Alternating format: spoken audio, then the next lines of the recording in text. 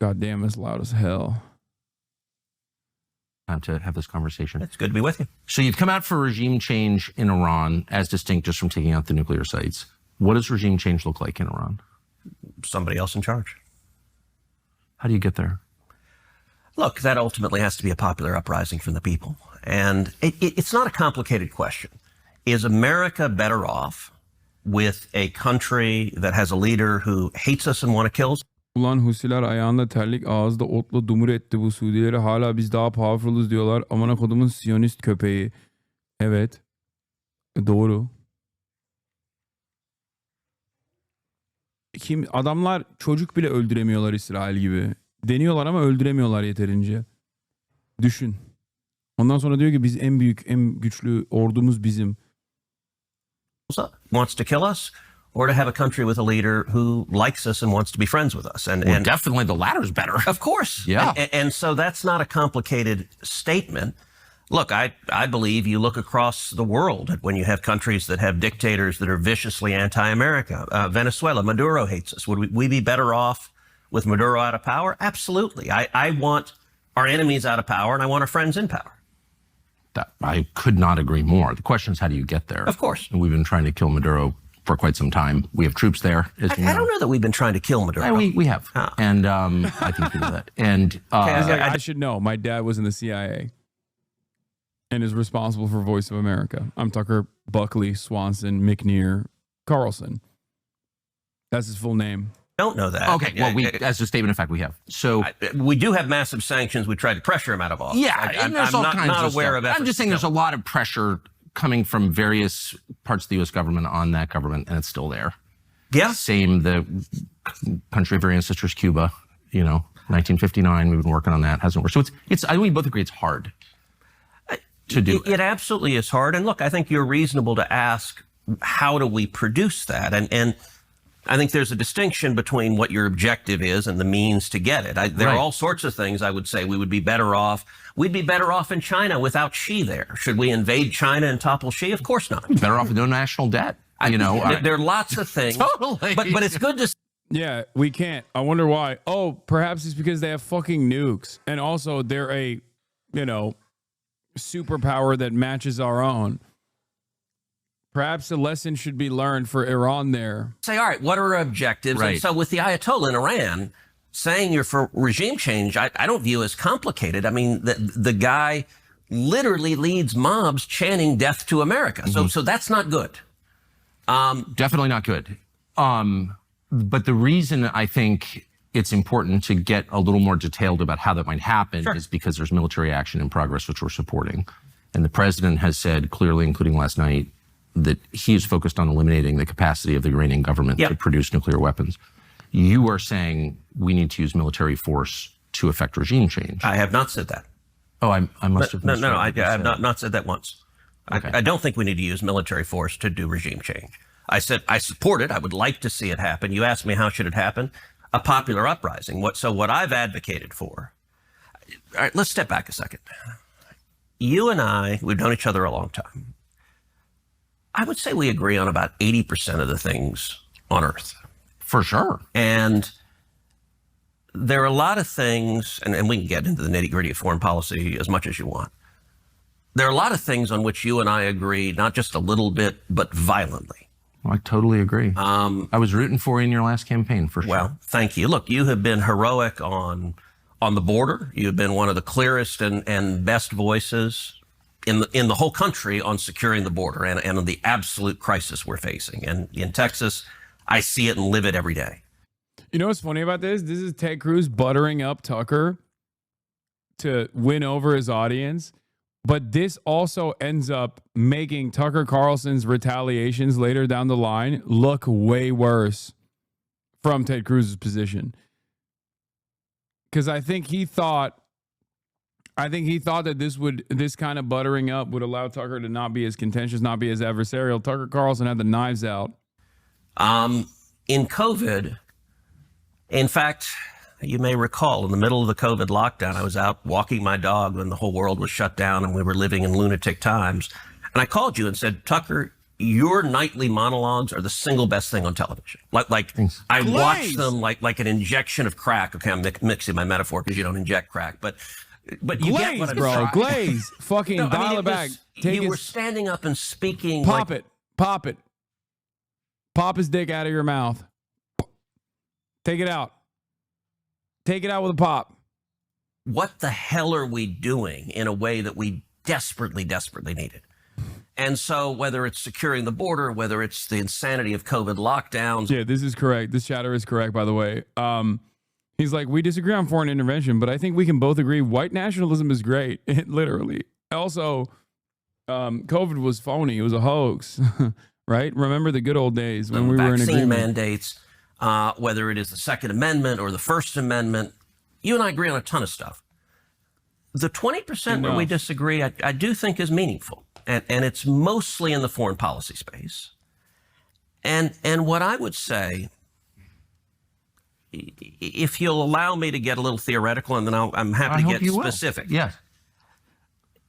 For a long time, people had perceived two different poles of Republican foreign policy. There have been interventionists, and those have been people like John McCain and Lindsey Graham and George W. Bush. And there have been isolationists. And the most prominent of those have been Ron Paul and Rand Paul, and there are others. And people perceive those are the two choices. You got to be one or the other. I've always thought both were wrong. I don't agree with either one.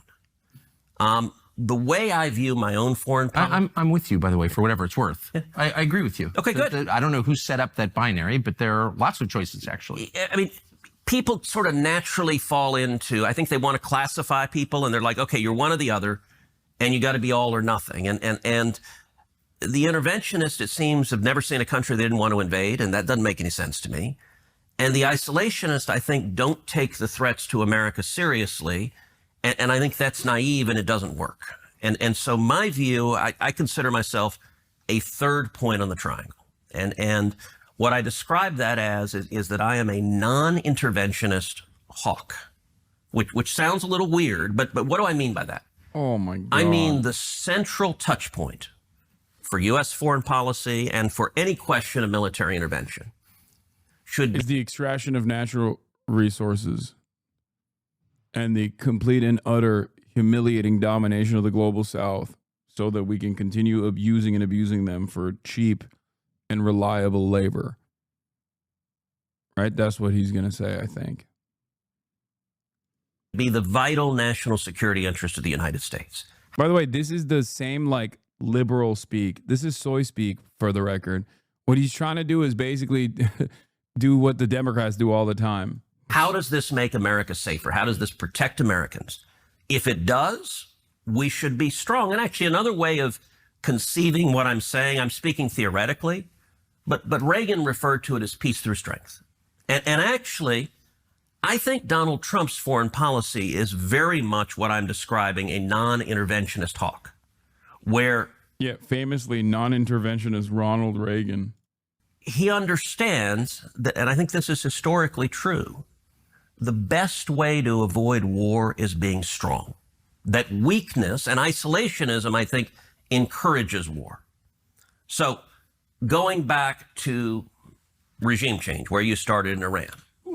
So just to make, I don't think I disagree with anything you've said, so we may not be that far apart, really, because you said that the single criterion for making decisions about America's foreign policy is America's national interest. Yes. That's it. Yeah. Which is also America first. That's another way of putting that as well. I think it's the definition of it. Yeah. It's hardly breaking news. The U.S. dollar has been gravely... Oh, get the fuck out of here. Listen. Today.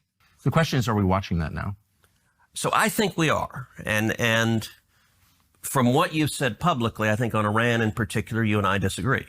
And all right, let me contrast it when Obama was president. When Obama was president, you remember he talked about wanting to have military action against Syria. Mm-hmm. And at the time, I tried to keep an open mind to it. I said, okay, let me listen to the commander-in-chief, describe to me how this is in America's interest and what your plan is. And Bashar Assad was a bad guy. He was killing his own citizens, and he had chemical weapons that were very dangerous. I could conceive of a commander-in-chief laying out a plan for, okay, we're going to go in and say, grab the chemical weapons and leave. Like, I could see that if there was a real threat to America and there was a plan to prevent that, I could see supporting that. So I wanted to hear what he had to say. And I listened both in classified briefings and public questioning. And number one, their public defense of it was incoherent. So John Kerry said, we're going to engage in an unbelievably small strike. I think that's a quote. I'm like, okay, and to do what? At the time, there were 9 major rebel Islamic groups in Syria. I'm like, okay, I agree, Bashar Assad's a bad guy. You topple him. And one of the 9 other groups takes over. 7 of them were affiliated with radical Islamic terrorism. You had Al-Qaeda and Al-Nusra. I'm like, wait, how is it better to... Yeah, good thing. Good thing those guys aren't in charge in Syria. Another spectacular W for American foreign policy. Ted Cruz, are you oblivious to what's going on?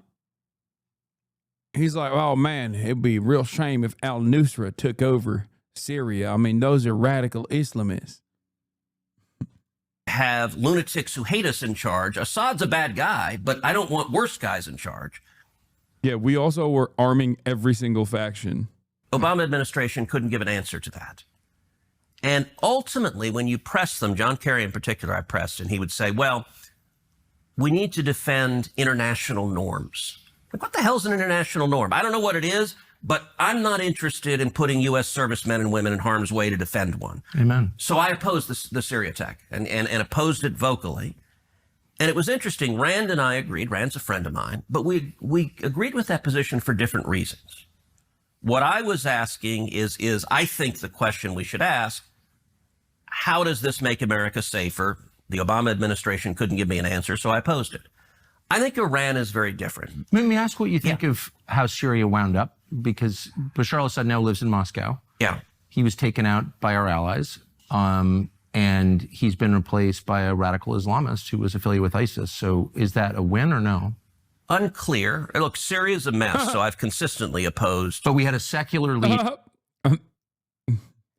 Yeah. Also, what is intervention in the mind of an American senator? Because, like, to say that intervention only comes in the form of direct strikes on Syria is insane. Syria is one of the most intervened nations. It was so intervened. It's like that meme of you know, the American Special Forces doing a strike, sending a strike team into a cartel territory and then ending up killing DEA agents. It's like the CIA and DEA fighting against the American Special Forces. That's basically Syria. We were arming every fucking side to the gills, sometimes directly, sometimes by way of Turkey, and offering them training. Like, we were a part of the belligerents in every side, with the exception, I guess, of Assad. So, is that not intervention? Do we consider that to be non-interventionist? Because I think that's intervention. We were intervening quite a bit, as a matter of fact.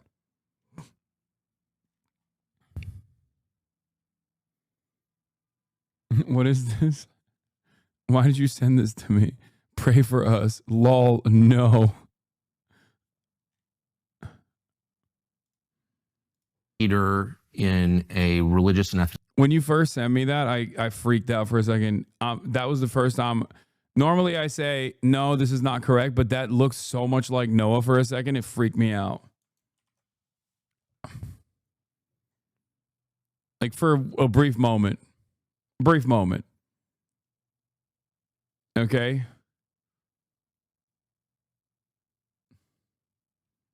Ethnically diverse country. Now we have a religious extremist, Islamic religious extremist, who's overseeing the purge of Christians and Alawites. Is that better? That doesn't seem like a win. One of the things you said is you said he was taken out by our allies. I don't think that's right. Israel didn't take Assad out.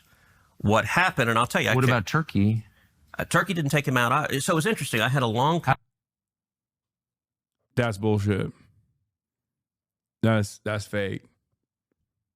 Who did then? Oh, it was just a popular mobilization. It was a popular uprising. How did Assad get kicked out? Because Yeah. when Netanyahu was in D.C. a couple of months ago, he and I sat down for a couple of hours. He's a good friend of mine. And we talked actually about Syria. He made an interesting point that I've not heard anywhere else, in that he said he believes what toppled Assad was when Israel took out Nasrallah. Nasrallah was the head of Hezbollah, and they took him out. And he made an interesting point. He said it's fascinating how a charismatic leader, and Bibi said, look, Nasrallah was a very effective terrorist leader. And when they took him out, that power base was supporting Assad. Only murderous war criminals that are aligned with America get to glaze Hassan Nasrallah. When I say something that is factually accurate, like he is charismatic and also was incredibly well-read and a solid tactician, everybody fucking turns around and is like, you're glazing, you're glazing, you're glazing, you're glazing. Fuck you, you love terrorism. But when fucking Benjamin Netanyahu is a far greater evil and a far larger terrorist than Hassan Nasrallah actually is, like an actual terrorist straight up, all of a sudden, when he says that, everyone's like, nah, that makes sense. He's just showing respect. And that ultimately, in Bibi's analysis, removed the support from Assad and toppled him. But they weren't. My view now, I don't know.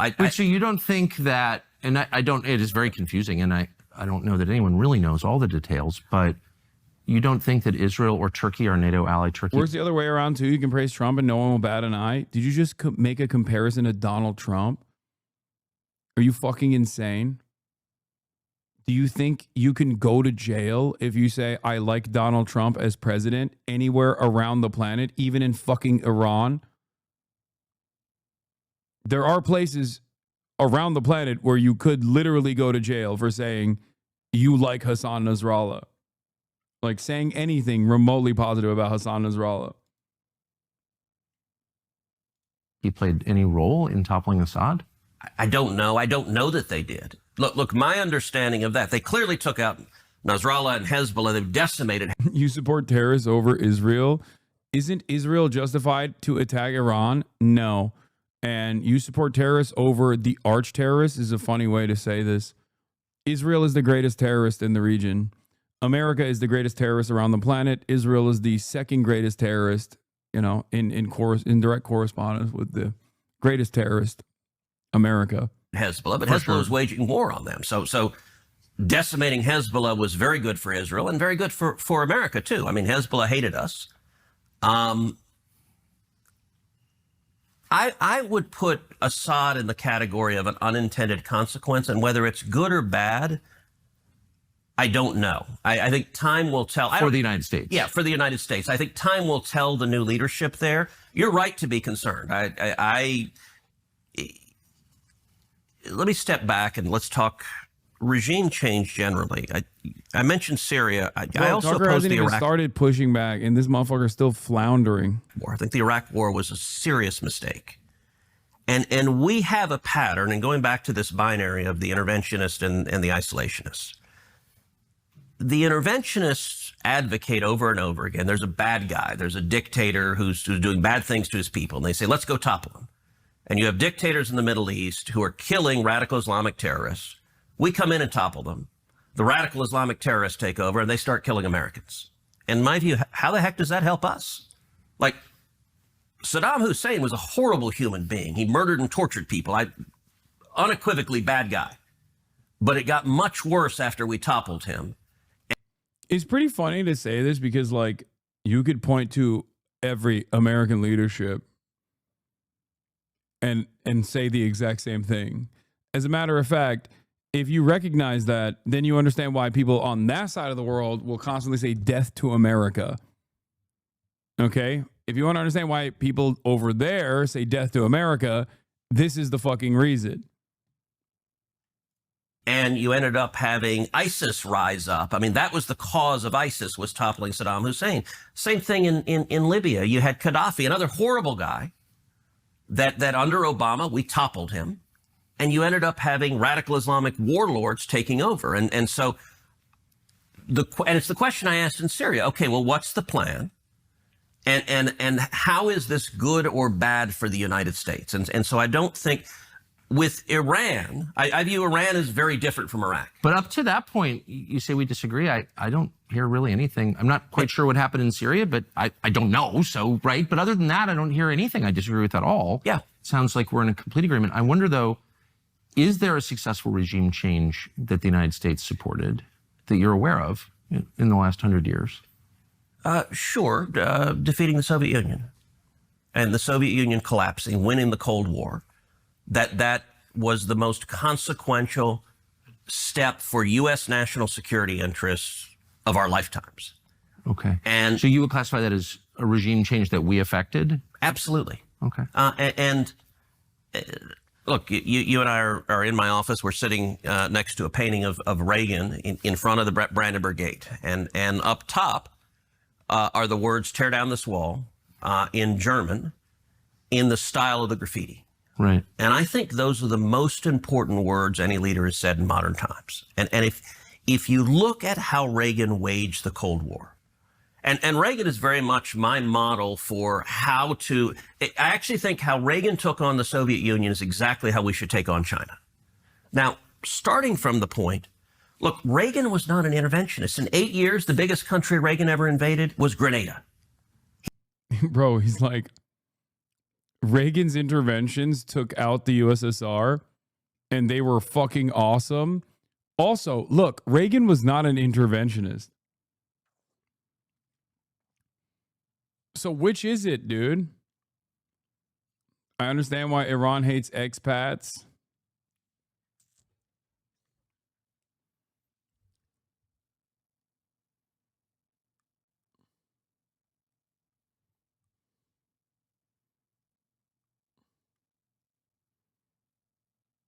Why isn't ICE deporting anchor baby Ted Cruz?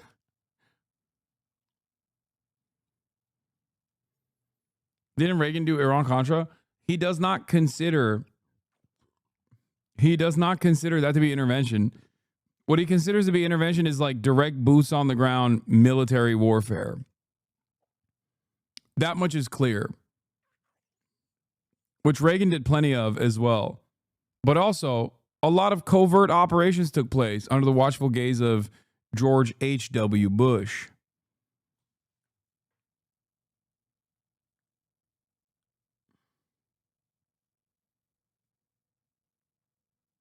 So, when he says Reagan was a non-interventionist, I think he means like we need more sophisticated.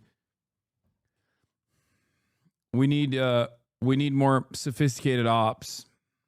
He was very reluctant to use U.S. military force. He didn't respond after the 83 barracks bombings. You're right. Yeah, he made the judgment that the risk exceeded the benefits. And that's a very rational decision to make. And it's reflected. Trump has made those same decisions where he is willing to use military force, but he very much asks, okay, is this good or bad for America? Does this endanger U.S. servicemen and women or not?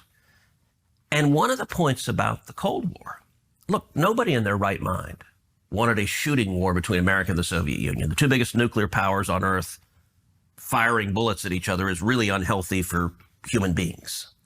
Same thing is true with China. Nobody with any sense says, hey, let's go to war with China. That's really dumb. Dude, you just said it. Dude, he is contradicting himself non-fucking stop. He's like, Reagan was not interventionist. His interventions took out the USSR. Well, nobody should go to war with China. We should actually take out China in the same way that we did USSR through a sequence of interventions during the Cold War. We should do a Cold War with China. Yeah, here is non-interventionist Ronald McDonald Reagan. These are the wonderful men he called he compared to the founding fathers. And a whole lot of people could die. But the Cold War showed we've got lots of tools short of sending the Marines to fight against a regime. And one of the most important tools is the bully pulpit.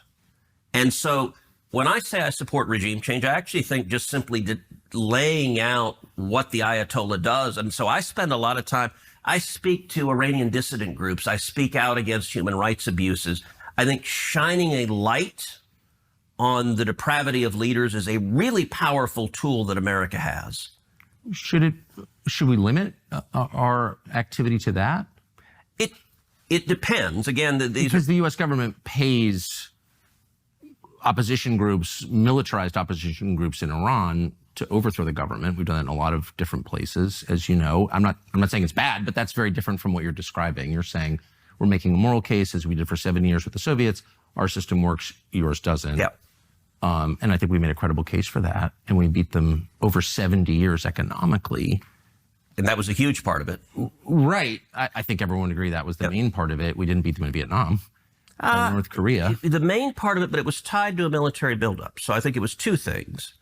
It was one, the clarity. So Reagan came in and he described the Soviet Union as an evil empire. Right. And dude, what a fucking silly assessment. Yeah, Ronald Reagan was a grade A yapper. Gay. That's how he did it. He had the gift of gab and he just yapped about, and that's how he was able to topple the USSR. Yeah, that's what it is. It's not like any of these covert ops, not the things that you're talking about right now that you're trying to do unsuccessfully in Iran. Okay? He literally just said, you know, I talk to dissident groups, Iranian dissident groups all the time. Well, what the fuck? What do you mean? Like, that's not an organic formation. The moment that you are involved in their activities, it turns into intervention.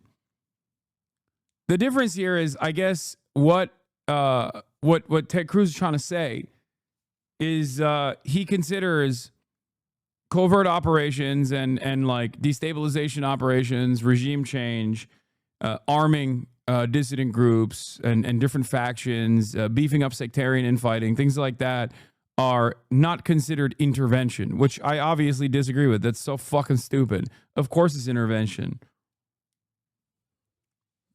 It's just, I guess, you know, the difference now is America doesn't have the same motion that it once did. All of the intelligentsia in D.C., all the Democrats, all the media, they're like, what a horrible thing to say. You can't say that. Reagan went to the United Kingdom and he said, Marxism, Leninism will end up on the ash heap of history. People were horrified. They asked him, all right, what's your strategy in the Cold War? He said, very simple. We win, they lose. And that was all viewed as sort of a Philistine simplicity. And I think it was exactly right. And laying that out, speaking, do you know the backstory behind the Berlin Wall speech? Yeah, I do. Yes. You probably know Peter Robinson, who was the speechwriter. Yes. So 3 times the State Department deleted those words from that speech. And 3 times Reagan wrote it back. And the State Department argued, they said, Mr. President, you can't say this. This is too bellicose. This is too provocative. And my favorite, they said, this is too unrealistic. The Berlin Wall will stand till the end of time. And Reagan said, look, this is the whole point of the speech. And less than 3 years after Reagan gave that speech, the Berlin Wall was torn to the ground. And it wasn't knocked down by American Army tanks. We didn't shoot missiles at it. It was shining truth and light that tore it down. It was also rebuilding the American military. It was what was then pejoratively called Star Wars, where the Soviet Union, their economy couldn't match our military buildup, and it bankrupted them. That's an example of peace through strength. I wonder, I mean, is there anybody who was alive in 1989 who wouldn't trade that America for the one we live in now? There's not one person, I don't think. Oh, sure. But, I mean, just the basic metrics, debt, suicide rate, life expectancy, it was, I wonder why after that victory, America didn't thrive in the way that we thought that it would, that I thought that it would. My family was involved in that. I mean, we were very focused on it in my house. Like, we won. And I wonder 2 things. Why didn't the United States kind of declare victory and make some sort of arrangement with Russia that allowed like mutual prosperity rather than continuing a Cold War? And second, I wonder why the United States didn't get a lot better. Like, why don't we have better infrastructure? Why don't we have fewer homeless? Why do we have all these drugs? Like, if we won, why does our country look like this? I walked across from Union Station this morning, as you do, I'm sure, every day. And all these people lying in this. Yes, his family was involved in that. His dad is CIA.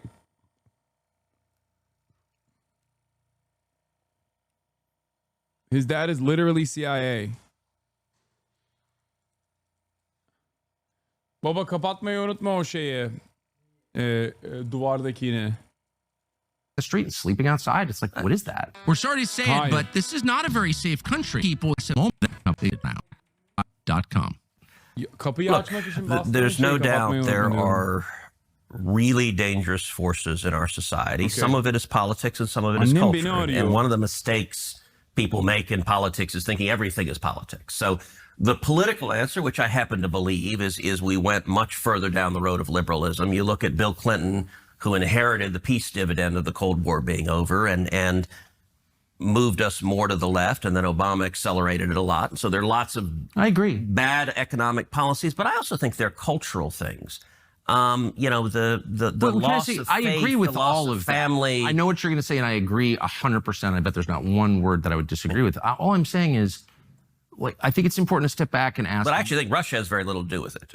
So, well, that's kind of the point that I'm trying to make, which is, like, we're all sort of focused on beating our adversaries abroad, but what is victory worth if our own country becomes what it is now? And maybe we're spending a little too much time focused abroad and not enough time focused on the people sleeping outside Union Station. So, look, I absolutely think we need to focus at home emphatically, and we need to focus on prosperity. We need to focus on reducing the debt, reducing spending, empowering people, low taxes, small businesses, American free enterprise. It's the most powerful force for fighting poverty the world has ever seen. I'm 1,000% there. Oh my fucking Lord. I also recognize it is a dangerous world. And part of the responsibility of leaders, part of President Trump's responsibility, is to keep America safe. Let's go back to where we started. But can I ask, you've been in the district a long time in D.C., so have I. And the city's way more dangerous, and Congress runs this city. No, it's a complete crap hole. So I'm saying, like, no Iranian's ever going to kill me, but I could get carjacked here. Well, and I just don't understand how the Congress could run this city and focus on the dangers of Iran when the city is like garbage. Okay. It's garbage. But Congress doesn't run the city. We could. Congress does run the city. It's in the Constitution. It's in the Constitution, but they've given home rule, so it's a Democrat mayor. You can take it back. You control the Congress. I'd vote for it, but it is a question of math. Okay, but I'm just saying, like, why? How can people ignore? It's like, if my own kids are drug addicts, but I'm focused on my neighbor's kids, it's like I'm neglecting my own kids. And there's a sense in which the Congress is neglecting the country that elected them in favor of this relentless focus on other people's problems. That's the way it feels as an American. Look, there are lots of problems in America that we need to fix. Why is D.C. a pit? Because you have a mayor and a Democrat city council that won't let police officers arrest bad guys. And in every city you see across the country, whether it's New York, whether it's Chicago, whether it's L.A., whether it's San Francisco, if you have Democrats, we see the L.A. riots where they won't let people be arrested. All right. Then why not work in regime change here? Why not use the bully pulpit? I do. What do you think I do every day? And I never see a Republican senator stand up and say, I just walked to work this morning over. We're going to shut this place down unless they fix it. They're mad about Putin. Like, what did Putin do to Washington? Nothing. Look, in terms of regime change, let's talk this week. The riots in L.A., I've made very clear that the cause of those riots are Gavin Newsom and Karen Bass. And when you elect communists who hate America, who stop law.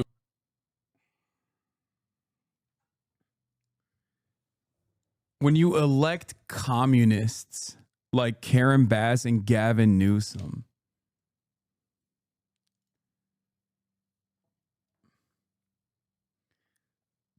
dude, what planet are right-wingers existing on? I will never understand. It's not this one, let me tell you. Okay?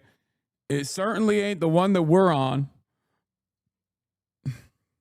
Force from arresting criminals, you get what you get on the street. Amen, I agree. My in-laws are Californians, and they're wonderful people. Heidi grew up on the Central Coast of California, and I remember I was texting with my mother-in-law, and I think I sent her a video of criminals going to a store and just looting in California. And her response, she said something like, well, this is really terrible. I wish we could, it's a shame we can't do anything about this. I said, yes, you can. Go in and arrest them. Throw their butts in jail, put them in handcuffs, 100%. and it stops. Exactly. And so we know how to fix these things. And D.C. is, I think D.C. voted, if I remember right, 92% Democrat. Democrat policies don't work, and they destroy every community that they are in charge of. Then why don't Republicans assert their constitutional authority over the city? Don't they control the Congress? Yes, I'd be all for it. Who's against it? Do you think? Susan Collins is really vocally against it. So on questions of home rule, so for example, let's take an issue you and I care a lot about, the COVID lockdowns. I had a couple of years ago in the middle of them. D.C. was proposing, the D.C. school district was proposing throwing out of school any child that was not vaccinated. And at the time, if I remember correctly, it was something like 40% of the African-American students in D.C. were not vaccinated. So they were talking about literally throwing out 40% of the kids at public school. And so I had a vote on the Senate floor to say, look, they can't throw kids out of school for this. And we ended up having a big... By the way, we interrupt this broadcast because here is footage from a ship that was apparently staffed by Indian personnel of the latest Iranian missile salvo against Israel. The footage appears to show impacts in the distance, although it was claimed that all missiles were intercepted. So remember, when the Israeli government says that all of the missiles are being intercepted, they're fucking lying, okay?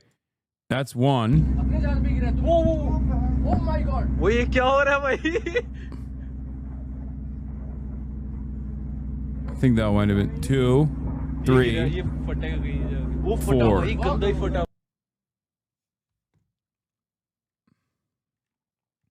I don't know if this is from a couple nights ago or from last night, but they constantly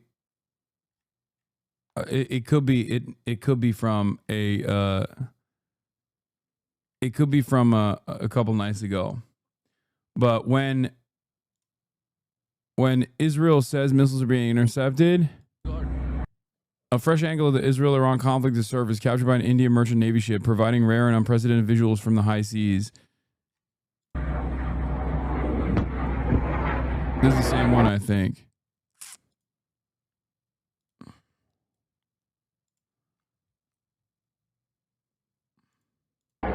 Seriously, यार.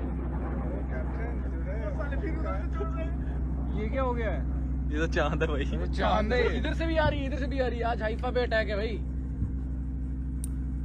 Haifa पे attack है, Haifa वाले पूरी घूम के नहीं. वो fuck है भाई ये तो. ये तगड़ा सीन सोम रिकॉर्ड करता है. Oh man, shot. Bloody fuck. Those are the big boys that are supposed to intercept, I think, the ballistic missiles.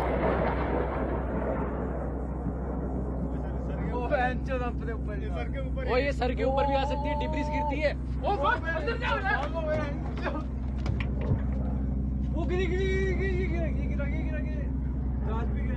जहाज पे गिरा है यार अपने.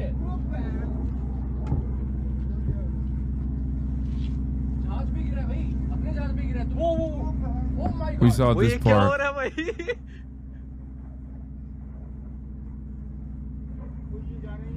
Damn, that one's fast as fuck. वो फटा भाई, गंदा ही फटा भाई. भाई ये आज वीडियो से थोड़ा ऊपर का scene.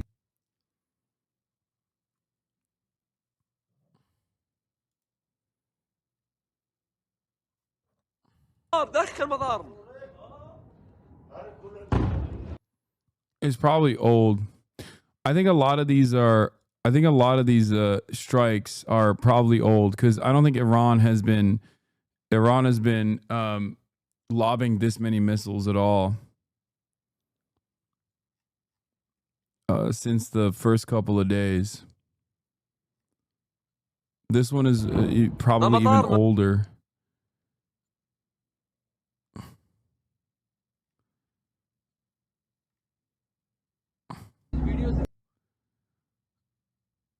But yeah, I mean, Israel is definitely that. I think that's from last night, the Indian ship.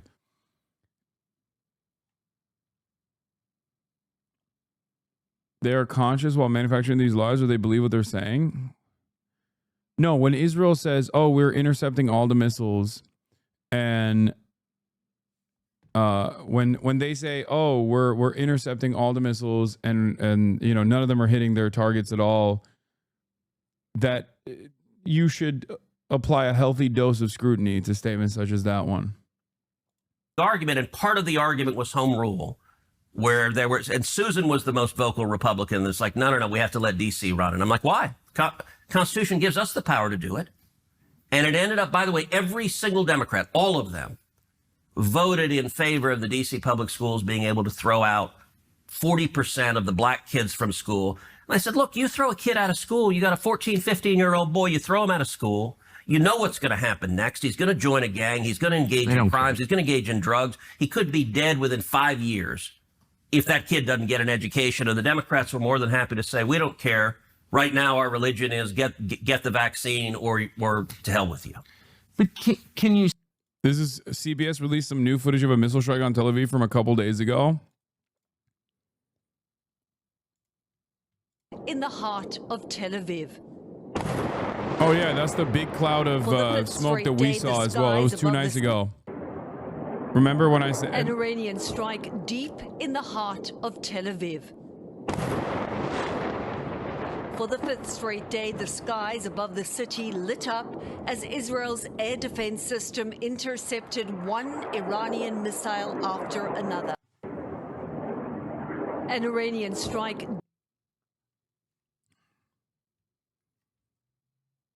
from a couple days ago. You see, I mean, once again, I couldn't agree with you more, but can you feel the frustration of people, including your voters, every American, at the emphasis on foreign countries and the threat we supposedly face, a lot of which is fake, obviously, over... Could the death toll be much higher than Israel was saying? No. I don't think so. If anything, they would say the death toll is higher than it actually is, if given the opportunity. No, I no way. The Israeli military censor does actually hold back on releasing IDF soldiers when they die, but they still always end up releasing that information. Remember, the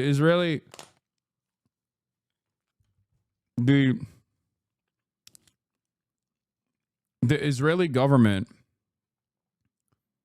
still operates to a certain degree with supremacist values. And at the heart of that supremacist ideology is having to not lie about its own citizens that die. Are you excluding military bases from the death toll? I'm saying that I'm saying that they would, if anything, not hide how many civilians die, because then they can beef up the victimhood narrative. What was on this anti-Semitic? Slow down. Yeah, I know. Saying that the religious ethno state has a supremacist fascist values, is deeply anti-Semitic. But I would say that even with like Israeli occupying forces that take damage, like there was a dude that just died. There was another fucking 20-year-old that just got smoked. Oftentimes they'll hold that information for a couple days and then release it after the fact, but they will always release it. A 28-year-old soldier got smoked in Gaza. I don't know why you guys are throwing Sages up. 20-year-old soldier that is in the process of doing ethnic cleansing to a starving population got smoked in the process.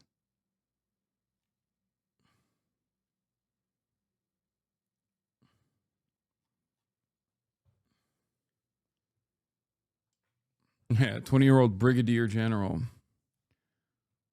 Post-mortem rank inflation. The kind of slowly unfolding tragedy of what's happening to our country. The dollars spent, the aid packages to Ukraine to pay the retirement of civil servants in a country that we have nothing to do with, the endless support for Israel, very expensive, when people are literally buying groceries on credit in the United States? Can you feel like it's nothing against Ukraine or Israel or any other country? All right, let's stop. You said the support for Israel very expensive. How much support do we give to Israel? Well, you tell me. You vote for it. Yeah, it's about $3 billion a year is the military system. 300 billion in the past 80 years, and a severe increase under the Biden administration that has only continued under the Trump administration. The United States government actually is responsible for 70% of all of Israel's offensive and defensive capabilities.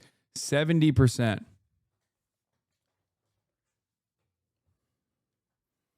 $300 billion since the inception of the state.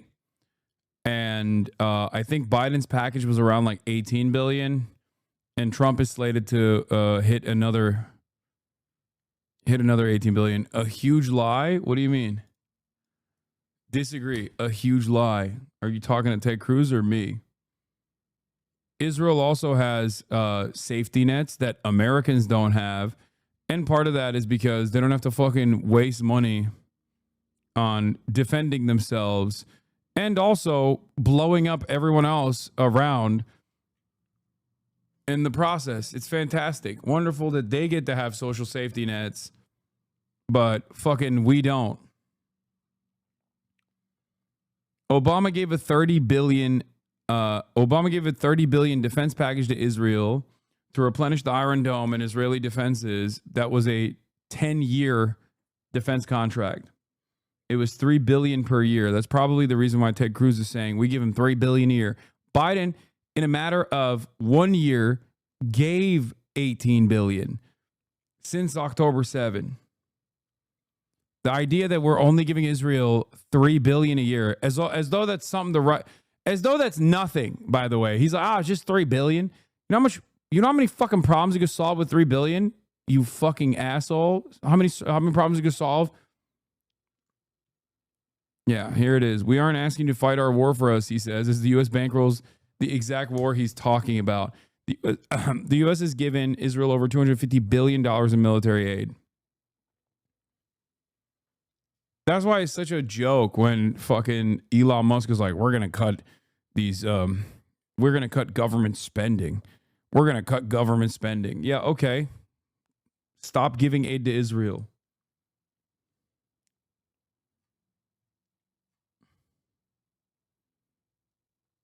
Yeah, look, guys, chill. Guys, chill. We aren't asking you to fight our war for us. Look what we're getting done all on our own.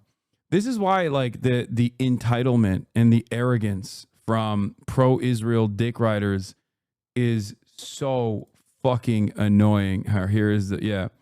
From Iron Dome to F-15s, U.S. provides 70% of Israel's war costs. A report by Brown University's Wasson Institute reveals that since the beginning of the war, the U.S. has spent more than $22 billion on military aid to Israel, from weapons and equipment to the deployment of aircraft carriers. Israel receives more U.S. military aid than any other country and is uniquely able to use that funding to spend on domestic goods. Israel finds it easy to engage in and expand endless wars because some other suckers are always picking up the tab. We Americans are the suckers. America first to get the bill.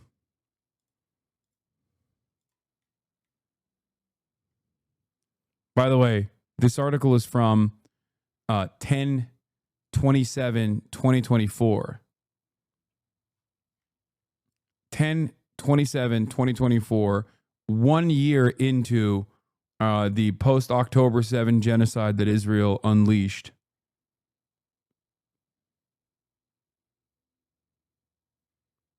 It's more. The total U.S. military support under Biden since October 2023 is approximately 50 to 55 billion. I think that also factors in the aircraft carriers and stuff like that.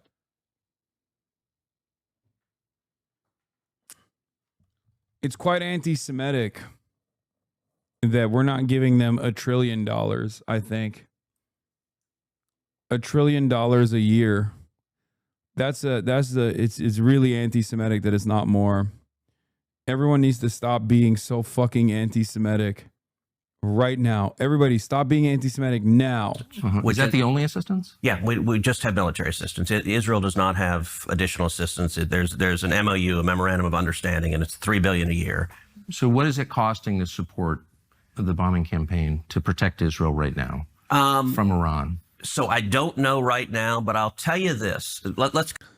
No, Obama cut them a 30 billion check, not a 50 billion check. Back to the touchstone on foreign policy, American interest. Our Wait, ask the direct question. How much is it costing us to defend them right now? He goes, well, let me tell you something, okay? It's about American interest. It's about American interest. He's fucking lying, by the way. It's not 3 billion. That was just a straight up lie. Right now from Iran. So I don't know right now, but I'll tell you this. Let's go back to the touchstone on foreign policy, American interest. Our support, our military support for Israel is massively in America's national security But what interest, does it and cost? it benefits us enormously. Well, before we can make independent judgments about whether or not that's true, and I'm certainly open to it, I think we need to know what it costs. So what's the annual cost of defending Israel? Do you know? $3 billion a year. No, that's the aid. But I mean, the cost of the weapons, for example, the cost of U.S. personnel there, the cost of moving ships to the region, which we're doing right now, the cost of moving tankers to the region, all of that. Do we know what the cost is? So look, the last week, I don't know. And there's some lag when the administration, under the Constitution, the commander-in-chief has control of the armed forces. And so President Trump has made some decisions that we'll know the cost over time, but I don't know the last week. I don't have visibility on that. Here is Counsel for Foreign Relations, okay? While Ted Cruz is just yapping and being like, I don't know. It's like, bro, you're fucking signing off on it. You don't know? I thought you were a fucking penny pincher. I thought you wanted small government. I thought you wanted to cut wasteful spending. And you don't know? You don't know how much money we're giving? Okay, here's the Council of Foreign Relations. Okay, Israel is, of course, the largest recipient of cumulative aid. Total aid from fiscal years 1946 to 2024, with constant U.S. dollars from 2022 adjusted to 2022 levels of inflation. Okay, the economic aid is at 80 billion total, and the military aid is 228 billion. Okay, so it's 320 billion adjusted to 2022 U.S. dollars. Now, you might notice that other countries have also a lot of economic and cumulative military aid as well.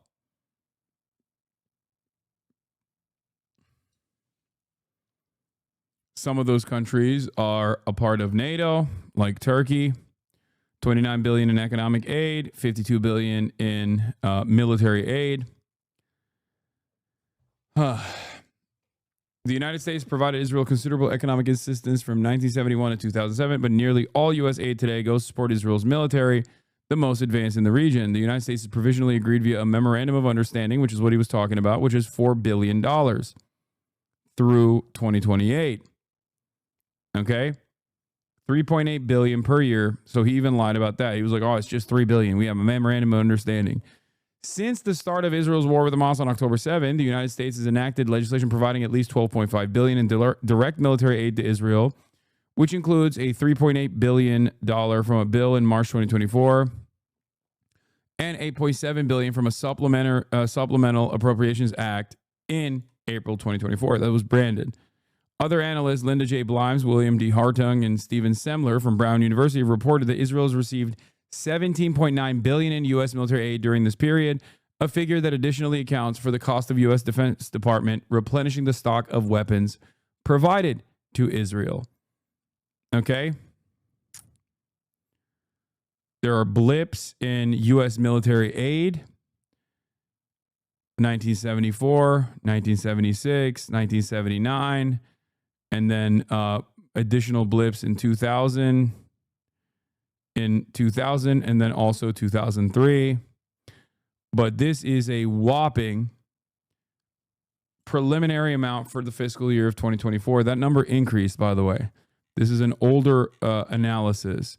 This is from November 13th, 2024. Okay, there have been months and months of additional aid to Israel as well, including the missiles that we send so that Israel can have defense. I would even factor in Egypt and I guess this doesn't like showcase Saudi Arabia or Jordan in this, but Jordan, Egypt, the weapons that we give to those countries, they also factor into aid against Israel, or aid for Israel, Egypt especially. The reason why I say Egypt is a vassal state, when you see, for example, images, when you see images of Egyptian police apprehending people that are trying to do a peaceful march to the Rafah border, and dumbfuck Zionist accounts are like, look, the Egyptians have had it with these stupid Western leftists. This is the reason. This is why, because it's a fucking vassal state. Okay? Huh.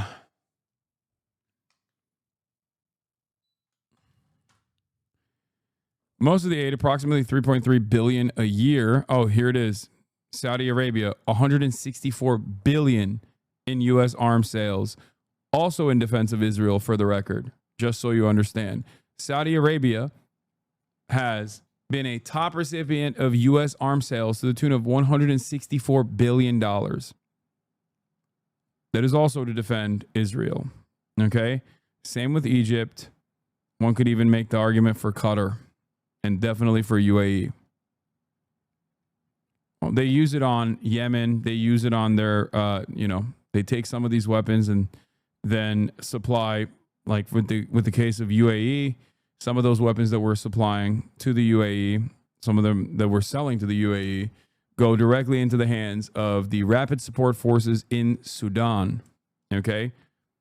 You know how like stupid dumb fuck genocide defenders will be like, why do you not care about Sudan? Well, there it is. Okay? Here's the mention of Sudan. Another genocide being conducted by America and American allies. Okay? Additionally, $500 million a year is slated for Israeli and joint U.S.-Israeli missile defense programs, in which the two countries collaborate on the research, development, and production of these systems used by Israel, including the Iron Dome, David Sling, and Arrow 2. Iron Dome was solely developed by Israel, but the United States has been a production partner since 2014. For instance, the U.S. military contractor Raytheon manufactures the Tamir interceptor missiles for Israel's Iron Dome at its facilities in Arizona. Are there any conditions or restrictions attached to the aid? Transfer U.S. military equipment to Israel, as to other foreign governments, are subject to relevant U.S. and international laws, would be something I would say if I was a stupid person. Because, no, of course we don't have any conditions or restrictions attached to the aid and the weapons that we send to Israel. That much is clear from the previous government and also the current one. Clearly. As a matter of fact, I wouldn't say that we have any restrictions for any weapons that we sell to any of these other countries, considering that Saudi Arabia is the largest recipient of U.S. arms sales, and those weapons ended up in the hands of literal Al-Qaeda militants in Yemen. I will repeat that one more time. The weapons that Donald Trump was selling to Saudi Arabia so that they can use those weapons in Yemen were ending up in the hands of Al-Qaeda militants. How did that happen?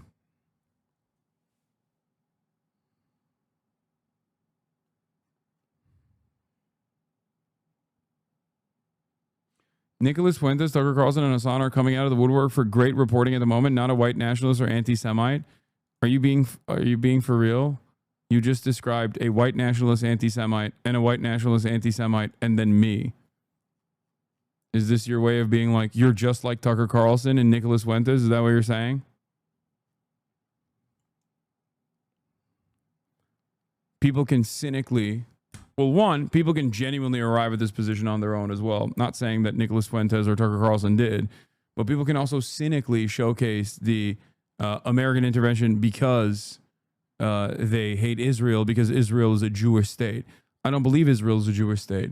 I don't believe that there is such a thing as an ethno-state that should exist. I don't think that Israel has a legal right to exist as an ethno-state or an apartheid doing a genocide.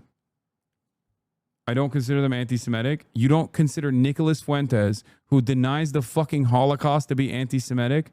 Are you stupid?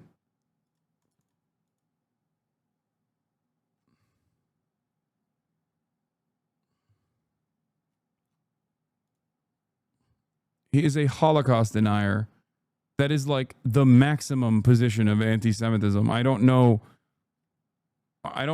how more anti-Semitic you can get. No, your reporting is insanely different. You clearly are not an anti-Semite, just strongly anti-Israel. He just had a Middle Eastern history breakdown I liked a couple days ago. He explained that Iran needs to bomb the nuke to keep up with Israelis' insane colonization and hegemony in the Middle East. Don't get duped by people who are clearly anti-Semitic just because they can present themselves as honest brokers in this process.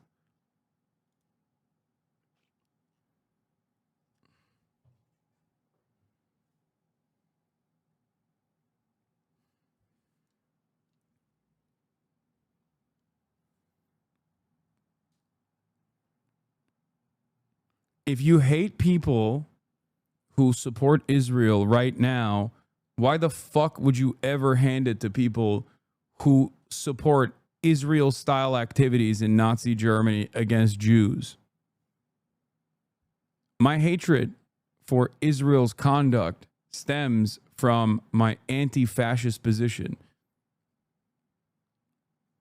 There is no group of people that I think deserve what Israel is putting the Palestinians through, and there is no group of people that deserves what the Germans put Jews and many other groups through during the Holocaust. Those people, on the other hand, are inconsistent. To be fair, they literally deny the Holocaust. No, they don't. They say it didn't happen, and then they say it would be really cool if it did. And if it happened, then more of it should happen. They're all over the fucking place. The goal is to misinform.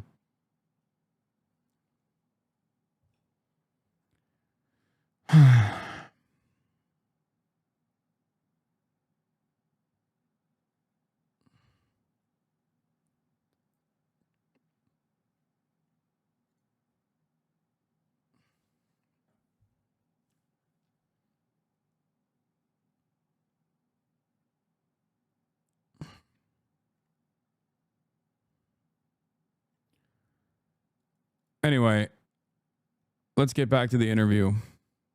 The annual cost is $3 billion. It's a 10-year memorandum of understanding, and that's the principal driver of the cost. But let me make a point. We get massive benefits from Israel. Israel shares the Mossad is one of the best intelligence sources on the planet.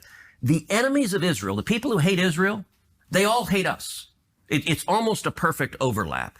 And so if we tried to recreate, if we're just trying to defend America, we tried to recreate the national security benefits of our alliance. Bro, this is literally Joe Biden's famous take. If Israel didn't exist, we would make one. This is identical. Yet another glaringly obvious example of the fucking uniparty position that the American politicians have with respect to Israel and with respect to American foreign policy, which Israel plays a formative role in. There it is. He is verbatim repeating the Brandon position. With Israel, it would cost, I don't know, $30 billion, $300 billion. So can you elaborate? And again, I'm going into this as someone who's always liked Israel and still does. But I also think at this point, given where we are, it's fair to ask rational questions about what the benefits are. Good. So does Mossad share all of its intelligence with us? Oh, probably not, but they share a lot. Really? We don't share all of our intelligence with them, but we share a lot. It's a close alliance. Do they spy domestically in the United States? Oh, they probably do, and we do as well. What do you mean probably? They absolutely do. Fuck you mean probably, bitch? You know that they do. You know that they do. What do you mean? Oh my God. So fucking cucked. Holy shit. Well, and friends and allies spy on each other, and I assume all of our allies spy on us. And that's okay with you? You know what? One of the things about being a conservative is that you're not naive and utopian. You don't think humans are all... Part of the reason socialism doesn't work is the mantra from each according to his abilities to each according to his needs doesn't work. As a conservative, I assume people act in their rational self-interest. So it's conservative to pay people to spy on you? It's conservative to recognize that human beings act in their own self-interest, and every one of our friends spies on us. And I'm not... Do you like it? That's my question. I'm not asking whether they have motive to do it. Of course they do. I understand that. And by the way, I'm not mad at them. But you're an American lawmaker, so I just want to know, hold on. I want to know your attitude. You said that your guiding principle, in fact, the only principle, the only criterion. I said guiding, the overwhelming. I wouldn't say only. Is it in America's interest? Is it in America's interest for Israel to spy on us, including on the president? It is in America's interest to be closely allied with Israel because we get huge benefits for it. And you want to see the clearest. But I just want to stop on the spying for a second. That it takes place, as you know, and including on the president of the United States and several precedents. And I just want to know if that's okay and why is it okay? Wouldn't an American lawmaker say to a client state, you're not allowed to spy on us? I'm sorry. I know why you want to. I'm not mad at you, but you're not allowed to. Sure. And I don't care for it. I don't want to be spied on by you. It's kind of weird not to say that, but you don't seem able to say that. Sure, I would say don't spy on us. They're going to anyway. And by the way, the Brits are, the Canadians are. Like, I don't think. Well, I'm not for that at all. Okay. I think it's disgusting. But we don't actually pay their. We're not their most meaningful sponsor. We're not sort of paying for the operations of the British government. So I got to say, and this is, it's weird. We're talking about isolationists, the obsession with Israel. Why is Israel? Oh, I don't think I'm obsessed with Israel. Okay, but I think a lot of people are. And like the question, Israel spies. Bro, straight up, Israel is at the heart of so many contradictions that it bricks every politician, liberal, Democrat, conservative, Republican alike. You start scratching the surface of the fealty and loyalty that American politicians demonstrate towards Israel and the allowance that the American government gives Israel to do a bunch of fuck shit. And you start talking about, like, why are they allowed to be this favored client state? And they just brick. Their brain fucking short circuits. This is perhaps the major reason as to why all of these conversations need to be stamped out before they're had. And the most effective way of doing that is by tying this back to anti-Semitism, which is ironically one of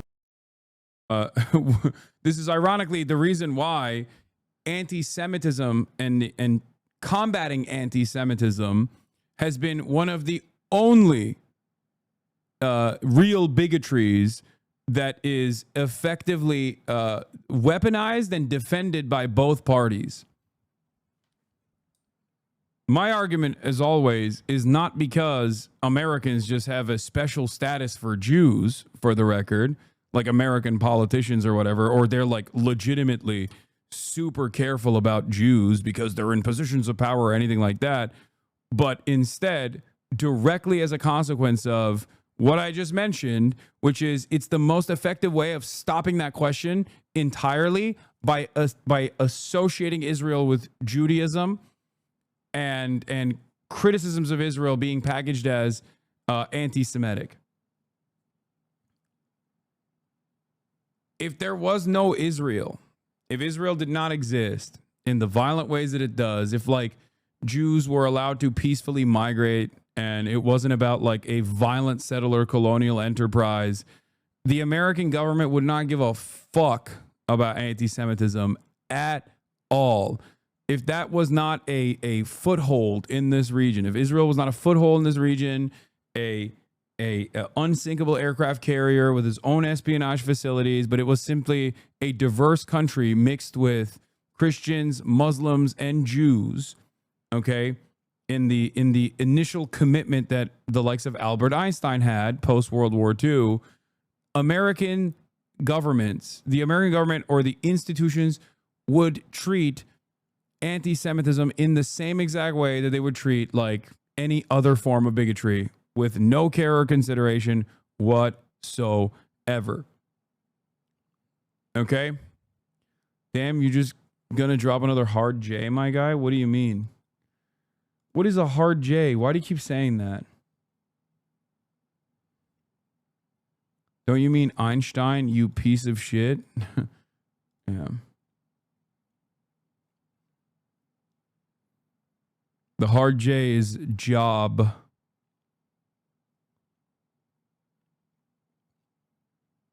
That's why there's no comparison between any other real bigotry, because anti-Semitism is a real bigotry, right? It has caused historically tremendous harm to Jewish people, from pogroms to the Holocaust. The reason why it has so much institutional power as opposed to any other kind of bigotry, and it's like also defended by Republicans and Democrats alike, is because of how it is used in modern American political discourse as a stopgap measure to stop people dead in their fucking tracks from ever investigating why America's foreign policy relies on Israel and why Israel gets to do all of these ridiculous things and why American politicians don't say anything about it.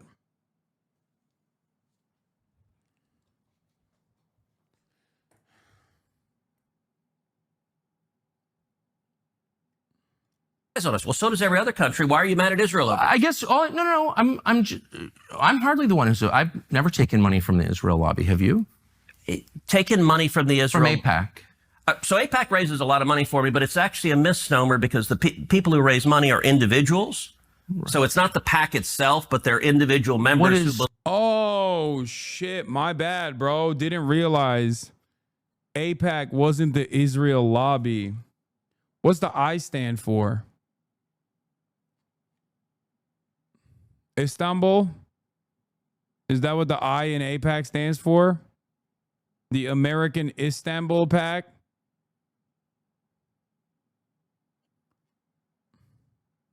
The I stands for I don't know.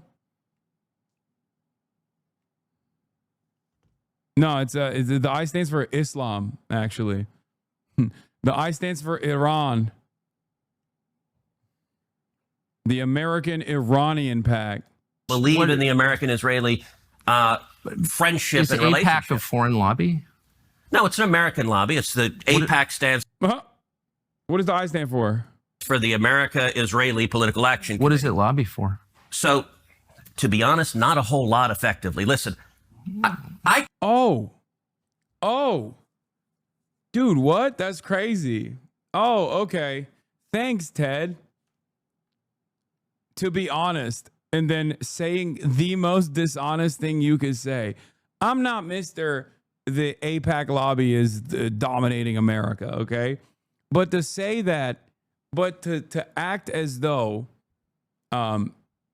social conditioning baked into so many of these fucking institutions that literally create the reinforce the notion that like Israel has to be violent, Israel has to be militant, you have to defend Israel. It's a phenomenally important part of American foreign policy. Israel's the most moral nation, all this stuff. That plays a big role.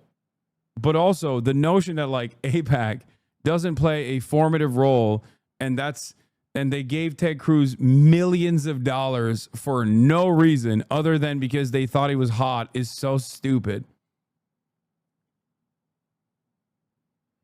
I came into Congress 13 years ago with the stated intention of being the leading defender of Israel in the United States Senate. Great. And I've worked every day to do that. AIPAC, a lot of times, AIPAC, I wish were much more effective. Like, there are folks online who are in the fever swamp of terrified of AIPAC, and AIPAC... I'm not terrified of AIPAC at all. You're the one who seems a little uncomfortable when I'm asking. No, not uncomfortable at all. I'm just asking what AIPAC does. My understanding, having known a lot of people who work at AIPAC, is that it lobbies on behalf of the Israeli government. Wrong. Oh, okay. America has thousands of colleges and universities, and a lot of them, unfortunately, are basically just scams. It's one of those Oh my God. Oh my God. Still.com to enroll for free. When was the last time AIPAC took a position that deviated from Prime Minister Netanyahu? All the time. Name one. Okay. Let me go back and give a little history. If you want to do a deep dive on AIPAC, I don't. I want to do a shallow dive that gets... No, I'm not going to do a simple... I want to get to the core question. AIPAC is lobbying for a foreign government. God damn it. I hate that he's the guy who gets to do this. I hate it because he is a fucking white nationalist piece of shit. I hate that he gets to do this. It sucks so bad. Like, are there no fucking American commentators out there in mainstream media? Really? You're ceding territory to fucking Tucker Carlson, I feel like he's back at Fox News and I'm screaming. It's 2016, 2017 again. And I'm screaming about how economic populism is a very effective way to galvanize the masses. And if the only mainstream source that is stating an economic policy, an economic populist policy is a white nationalist, then a lot of people are going to associate the Republican Party and MAGA with economic populist policies. I've done so much work on this. I've written extensively on this shit since fucking 2016. And yet again, here is Tucker Carlson, once again, taking a fucking 80-20 issue that no goddamn Democrat, no goddamn liberal in any fucking mainstream outlet is entertaining and making it his own.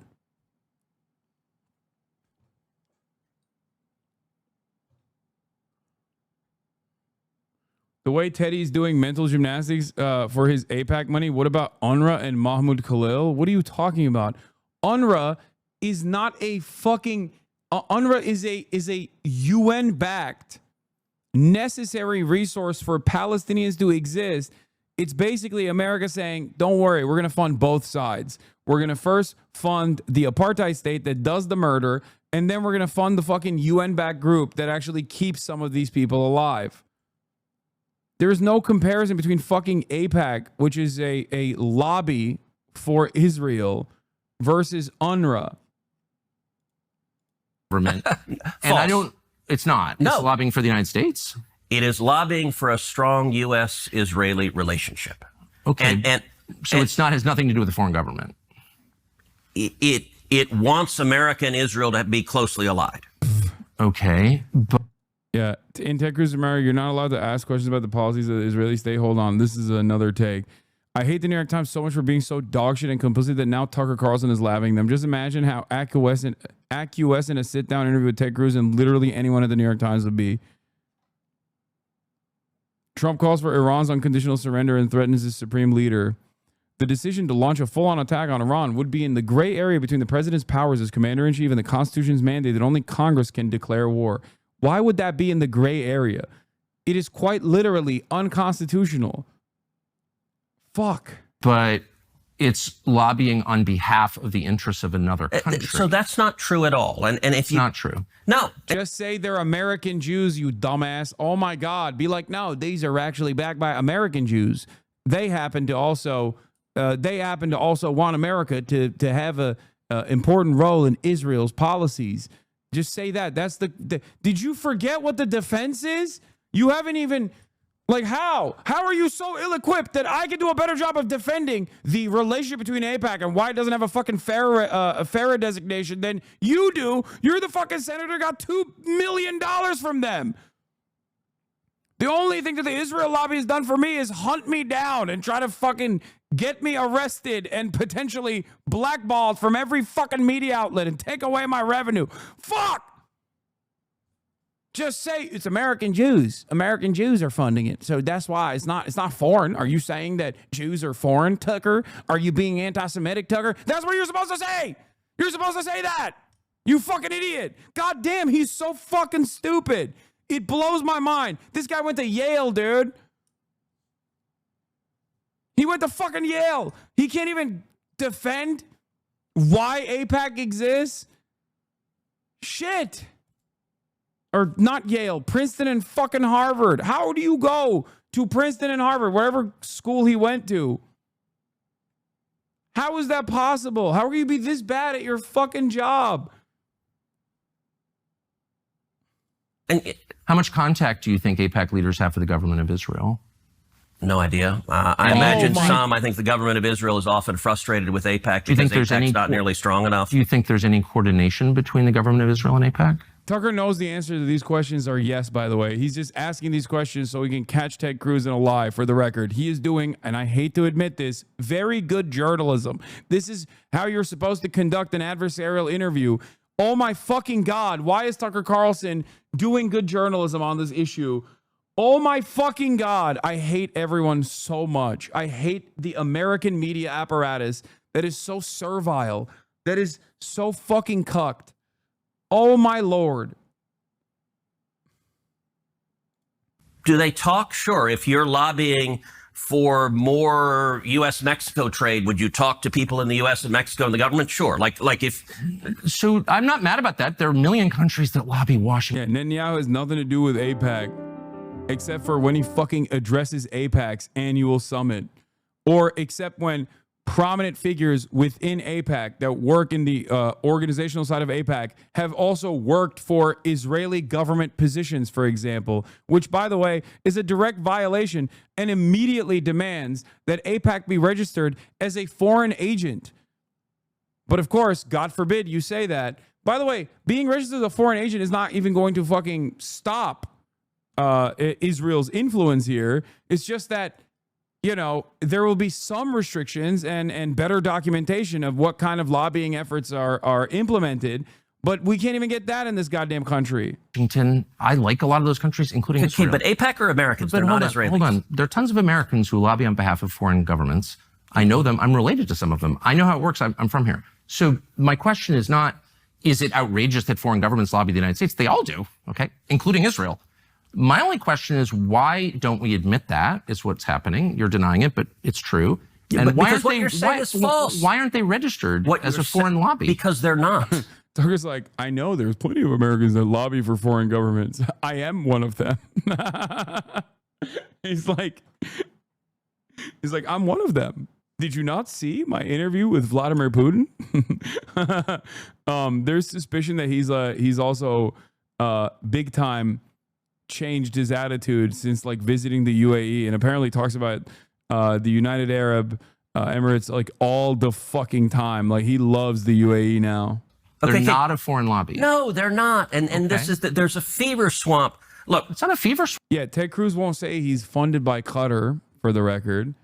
Ted Cruz will say he's funded by Qatar because Qatar is like the scary one. He won't say UAE. He won't say UAE because UAE is an ally. Qatar is also an ally, but at least Qatar is like seen as like a scary because of their neutrality position. Swamp, these are very reasonable questions, and you've accused me of being obsessed with Israel, which I'm not. I actually haven't. I've said and of being isolationist feverish about it, which I'm not at all. I find it's a very tender spot when you ask it, and I don't know why. So, Tucker, all right, let's go back. I'm also funded. The Piker Broadcasting Service is funded by you, the viewers. Also, many of you are from Qatar, the glorious nation of Qatar, a nation that withstood tremendous attacks from the not-so-glorious Kingdom of Saudi Arabia and UAE in joint operations. Qatar will rise up. Qatar will defend itself. Qatar also happens to have the largest U.S. base in the region.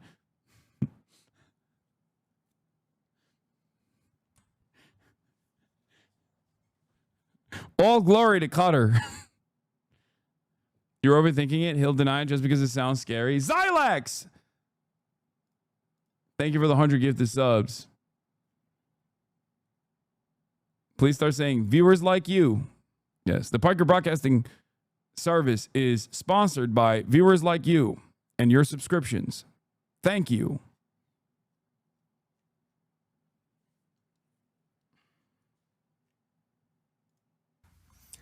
Oh, Tucker also interviewed the dude from Qatar. I forget who it was. But I was first elected to the Senate in 2012. I came in Obama's second term. And I actually saw AIPAC be badly wounded in a way they never came back from. And the second term is when Obama did the Iran nuclear deal. And the Iran nuclear deal, I think, and AIPAC went all in lobbying against it. Yeah. And they failed. And I was the leading opponent of the Iran nuclear deal. Oh, I know. They definitely failed, yes. They failed. And what happened, the Obama White House told every Democrat. Hasan, as a member of Ansar Allah, I'd like to thank you for the lobbying work you've done on our behalf. Expect another check soon. Yeah. I love being funded by Qatar and the Ansar Allah movement. Also, of course, the Islamic Republic of Iran. These are my three primary funders and supporters. Oh, also Hezbollah as well. but the Hezbollah checks haven't been coming in recently, but that's okay. And also Hamas. How can I forget Hamas as well? And Palestinian Islamic Jihad, and the Popular Front for the Liberation of Palestine, and the Democratic Front for the Liberation of Palestine. Also, the glorious nation of Pakistan. I'm also funded by China, the People's Republic of China. That's right, the Communist Party of China, at the glorious People's Republic. Yeah. This broadcast is sponsored by Titoist Yugoslavia. May the once wonderful nation return to its former glory under the banner of Tito. And viewers like you. Yep. This broadcast is sponsored by the Democratic People's Republic of Korea, the best Korea. It's true. When I got here, there used to be real... It's funny because like there are a lot of people who literally believe that. Like maybe not Titoist Yugoslavia, but like there are people who legitimately think that I'm funded by Hamas and Iran.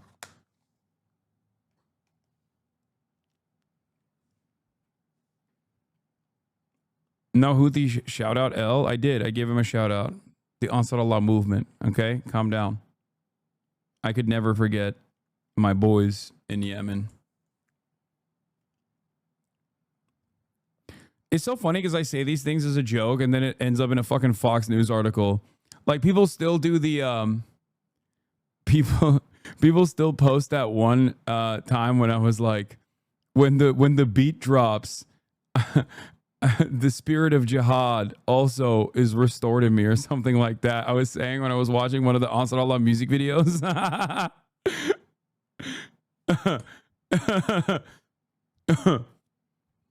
And someone unironically, like that's a clip that they use unironically, like over and over again. What was it? What did I forget what I said. It was very funny at the time. Bipartisan support for Israel. That has largely disappeared. And it's the Obama nuclear deal that caused it, because the Obama White House told every Democrat, pick. You either stand with Israel or you're a Democrat and you stand with the Obama White House. And almost every single Democrat member of Congress said, I'm a Democrat first, to hell with Israel. And then I watched as AIPAC, every one of those Democrats got reelected and AIPAC did nothing about it. And it dramatically reduced AIPAC's influence. I agree. I watched it happen. And by the way, I told AIPAC, I said, look, the analogy, if the NRA was supporting a bunch of politicians and cared about the Second Amendment, and you had politicians... Oh, I said when the beat drops, you can feel the jihad drop in your heart. Anyone that takes that seriously is the fucking stupidest person on the planet. ...that vote to confiscate people's guns. And the NRA turned around and raised money for the people who voted to confiscate guns. You know what? No one would ever care what they said again. So you're making the... He's saying he's a dick rider for Israel without the money, in the same way that many people are already pro Second Amendment unconditionally, and the NRA gives them a decent amount of money. It's not the actual lobby. He's not wrong, for the record. It's a little bit of both. But I always say this. These lobbies exist not for times of no conflict. These lobbies exist to write legislation, so oftentimes quietly, as AIPAC has, where there are anti-BDS laws in numerous states in America. But these lobbies exist in times like right now, okay? When politicians are pressured by the public to actually make democratic changes, and they choose not to because they are one, worried about like their opposition being funded, and two, they're worried about their money not coming down the line, and three, they've already developed loyalties to these lobbyists. That is the major role that AIPAC or the NRA plays.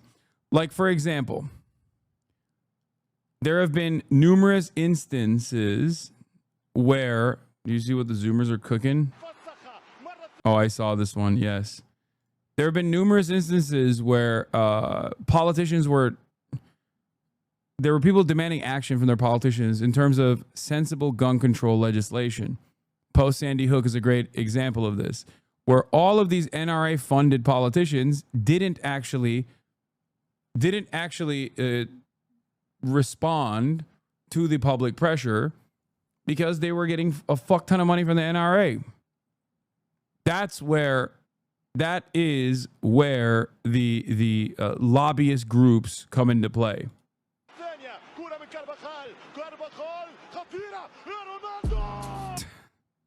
That's a million likes. That's crazy. The case that AIPAC is not as powerful as people say it is, and I completely agree with you. I've watched that, and I'm not making the case that AIPAC is all powerful and they're running everything and putting fluoride in the water. I'm not making that case at all because that's not true. I'm only trying to get to the question of what AIPAC is, and I don't think you're being straightforward about it. AIPAC is lobbying on behalf of the interests of a foreign country, and they're not registered. And you're saying, no, that's not true. You're saying that they don't coordinate with the Israeli government. Of course, I coordinate. Do they talk with them? I don't know what they do. But why don't you care? Isn't it meaningful if a foreign government? Hey, I talk with Israel all the time. I talk with foreign countries all the time. But the law is, and a lot of people have been prosecuted under this law, that if you are lobbying on behalf of foreign government, you must register. That's it. It's really simple. And I don't know why, if I'm working from Malaysia or Qatar or Belgium, and I'm working on behalf of its government's interests through a group of Americans who are representing the friendship between those two nations, I have to register under the Foreign Agent Registration Act. And if I don't, I can go to jail. And people have gone to jail, including people I know. So I don't understand why we don't just be honest and say they're lobbying on behalf of a foreign government. They're coordinating with the government. You know that that's true. That is not only not true, that is false. They're not coordinating with the Israeli government? Do you know how AIPAC raises money? What? For elected officials, like what they do, like what the actual mechanics is? I mean, they go to people who are sympathetic to Israel and raise money and then send it to candidates who agree with them. So what they'll do is, in my last election, AIPAC endorsed me. And they'll host a fundraiser. And they'll host a fundraiser in Dallas or Houston or Atlanta or New York or LA. And they'll do a fundraiser and they'll get someone who will host it. And it's usually a business owner, lawyer, doctor, someone who hosts it. And you get typically at an AIPAC fundraiser, 30, 40, 50, maybe 100 people who live in that city. Right. Who care about a strong U.S.-Israel relationship. Yeah. And if they have, 50 people, each of them writes $1,000 check and you raise $50,000. Yeah, I've been to an AIPAC fundraiser. I know what it looks like. But that is not, and by the way, there's no representative of the Israeli government there. You have, when you're in Dallas, you're meeting with... This is such a false and silly conversation. I know all this. The question is are AIPAC's goals shaped by the goals of the Israeli government to any extent? Okay, that's a really different simple from question. Lobbying on behalf of. It's a simple question. Are AIPAC's goals shaped by the goals of the Israeli government? And it's pretty wild that in order to try and defend this position, you have to behave like the audience is moronic. Like, I don't think there's a single person that will listen to this back and forth conversation and leave the conversation thinking, yeah, Ted Cruz did a really good job there, actually. Yeah, now I actually don't think AIPAC is the Israel lobby and is directly dominating American politicians. Like, it's just a series of polite, totally unrelated, circumstantial coincidences that happen to align perfectly, totally involuntarily, And all the people that work for the Israeli state that then go and work at AIPAC, that's just also a coincidence and totally, just a little mishap there. I'm just going to ask you a question straightforwardly. And if you say no, I think we both know that's not true. Hey, are they shaped by? Are they coordinating with the Israeli government? Are they talking with them? Yes. Is Israel directing them? You want to talk about FARA, the law on lobbying on behalf of someone? Yeah. It is, I hire you and you lobby on behalf of me. I direct you. Does Israel direct AIPAC? No, they are not lobbying on behalf of them. Do they care about them? Yes. For what it's worth, I don't think AIPAC should register as a foreign agent because AIPAC's problem isn't that they're a direct arm of the Israeli government. The problem is that they exist to destroy any form of questioning against the U.S.'s relationship with an apartheid state. Yeah, I mean that, but also I think, yes, AIPAC should be destroyed. It's like not not register as a foreign agent, I'll start with that, but I think it should be illegal. I think AIPAC should be illegal. It should not exist. No form of the Israel lobby should exist. No form of any lobby. If America is this like bastion of liberal democracy, no form of any fucking lobby that directly contradicts that should exist. And before people say, what about China? It doesn't exist, okay? And Americans would literally tell you exactly why it doesn't exist. And they would say that with a fucking straight face and be like, what do you mean a China lobby? You mean an authoritarian dictatorship like China could lobby our beautiful government? And it's like, okay, well, what about fucking Israel then? Yes, but do you think that it's just interesting because what you're now describing in a very defensive way, I will say, is foreign influence over our politics. No. And you began, and it's so transparently obvious to everybody. I don't know why you would be embarrassed of it. You've said that you are sincerely for Israel. I believe you. I don't think you have some weird agenda. You seem to. Did you say AIPAC doesn't have a right to exist? How dare you? I mean, wait till you hear what I have to say about the I in AIPAC and whether it has a right to exist. The answer is no, it does not. Okay. Just so you know.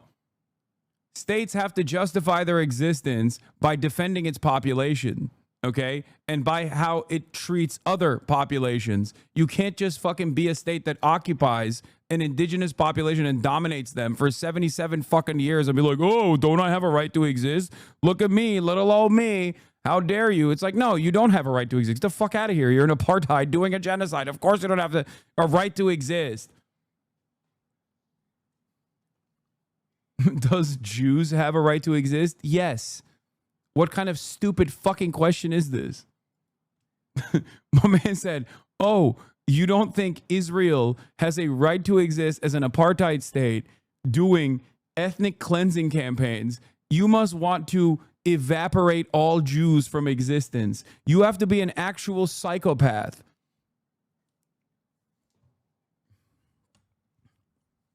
He said, does Jews. By the way, Tucker, it's a very weird thing. The obsession with Israel. When we're talking about foreign countries, it's hardly an obsession. You're not talking about Chinese. You're not talking about Japanese. You're not talking about the Brits. You're not talking about the French. The question, what about the Jews? What about the Jews? Oh, I'm an anti-Semite now. Senator, you're asking the questions, Tucker. You're asking, why are the Jews controlling our foreign policy? Senator, that's what you just asked. Hardly. Oh my God. This is amazing. He just hit the fucking hard J, okay? He hit that so hard. Oh, you anti-Semite. Oh, wow. You think Jews control the media, huh, Tucker? What's next? You going to tell me about all the Jews in executive positions in the media too, Tucker? It's like, dude, he's not. Normally, under different circumstances, he might say that because I do think he's anti-Semitic. Having said that, in this conversation, he has not said that at all. He simply said, why is AIPAC not registered as a foreign agent if it gets its notes from a foreign state? If it is directly aligned with the goals of a foreign state as opposed to any other fucking foreign nation state? Why do lobbyists for this foreign state, why do the lobbies of this foreign state don't have to register as foreign agents? Say Am Israel Hi, Tucker. I feel like you haven't said your Am Israel Highs this morning, sir. Saying that, and I have. That is exactly what you just said. Well, actually, I can speak for myself and tell you what I am saying. Good. On behalf not simply of myself, but of my many Jewish friends who would have the same questions, which is to what extent, and it's interesting you're trying to derail my questions by calling me an anti-Semite, which you are. God, I love fucking hog on hog violence, dude. I love hog on hog violence. Oh, it's so good. It's so fucking, it's tasty. I did not. Of course you are. And Rob. Yeah, now you can hit him with the woke sauce. Okay. He could be like, why are you being so woke? The W word. It's like, why are you doing identity politics, Ted Cruz? Are you doing a cancel culture, Ted Cruz? I can speak for myself Good. and tell you what I am saying. Good. On behalf not simply of myself, but of my many Jewish friends who would have the same questions, which is to what extent, and it's interesting you're trying to derail my questions by calling me an anti-Semite, which you are. I did not. Of course you are. And rather than be honorable enough to say it right to my face, you are in a sleazy feline way implying it. Or just ask. Oh my Lord. Oh, he's cooking them. Oh, it's flank steak. Oh, it's flank steak night at the Tucker, McNear, Swanson, Buckley, Carlson household. He's cooking him up like it's a fucking frozen dinner. God damn. A feline. He said you did it in a feline way. Doors open. Doors open. I'm nutting. That's amazing. Asking questions about the Jews. I'm not asking questions about the Jews. There's nothing to do with Jews or Judaism. It has to do with the foreign government. Isn't Israel controlling our foreign policy? That's not about the Jews. You said, I'm asking you. And by the way, you're the one that just called me, I think, a sleazy feline. So let's be clear. It's sleazy to imply that I'm an anti-Semite, which you just did. No, I just said, why is that the only question you're asking? You answer it. Give me another reason. If you're not an anti-Semite, give me another reason why the obsession is Israel. I am in no sense obsessed with Israel. We are on the brink. And so these are valid questions. But you're not asking about Iran or the If I can finish, you asked me why I'm obsessed with Israel. Yep. 3 minutes after telling me that when you first ran for Congress, you elucidated one of your main goals, which is to defend Israel. Yes. And I'm the one who's... God, it's such a perfect distillation of all things wrong with America. It's such a perfect fucking counter to everything. That's it. It's like all of these right-wing guys who will be like, I hate woke culture. They turn into a fucking hysterical SJW the moment that they have to defend Israel. They'll say, oh, I hate foreign governments controlling or trying to control America. They immediately are like, well, no, Israel's different. Israel's different. They talk about how they hate censorship. Oh, well, Israel's different. We have to do censorship. Like, that's it. It's such a perfect example because it's in this weird space where it is both America and not America at the same time.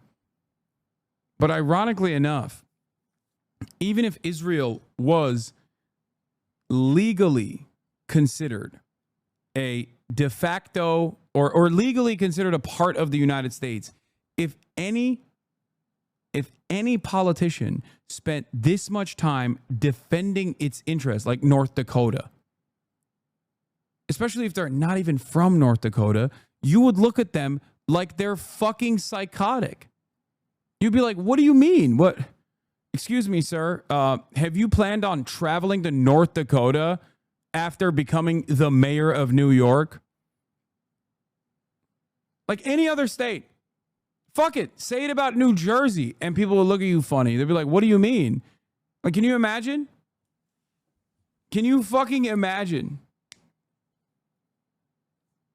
The New York mayoral primaries are taking place and someone's like, excuse me, if you don't go to Piscataway, you are literally anti-Jersey behavior. You're demonstrating anti-Jersey behavior. That's totally fucked up. It'd be like, that's the most insane thing anyone's ever fucking said. Like, what do you mean? What? Shut the fuck up.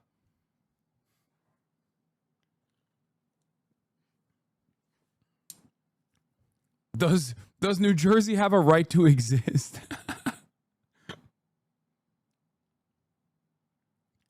Obsessed with Israel. I don't see a lawmaker's job as defending the interests of a foreign government, period. Okay. Any government, including the ones that my ancestors come from. So that's my position. That does not make me an anti-Semite. And shame on you for suggesting otherwise. And I mean that. And that's low, and you know it's low.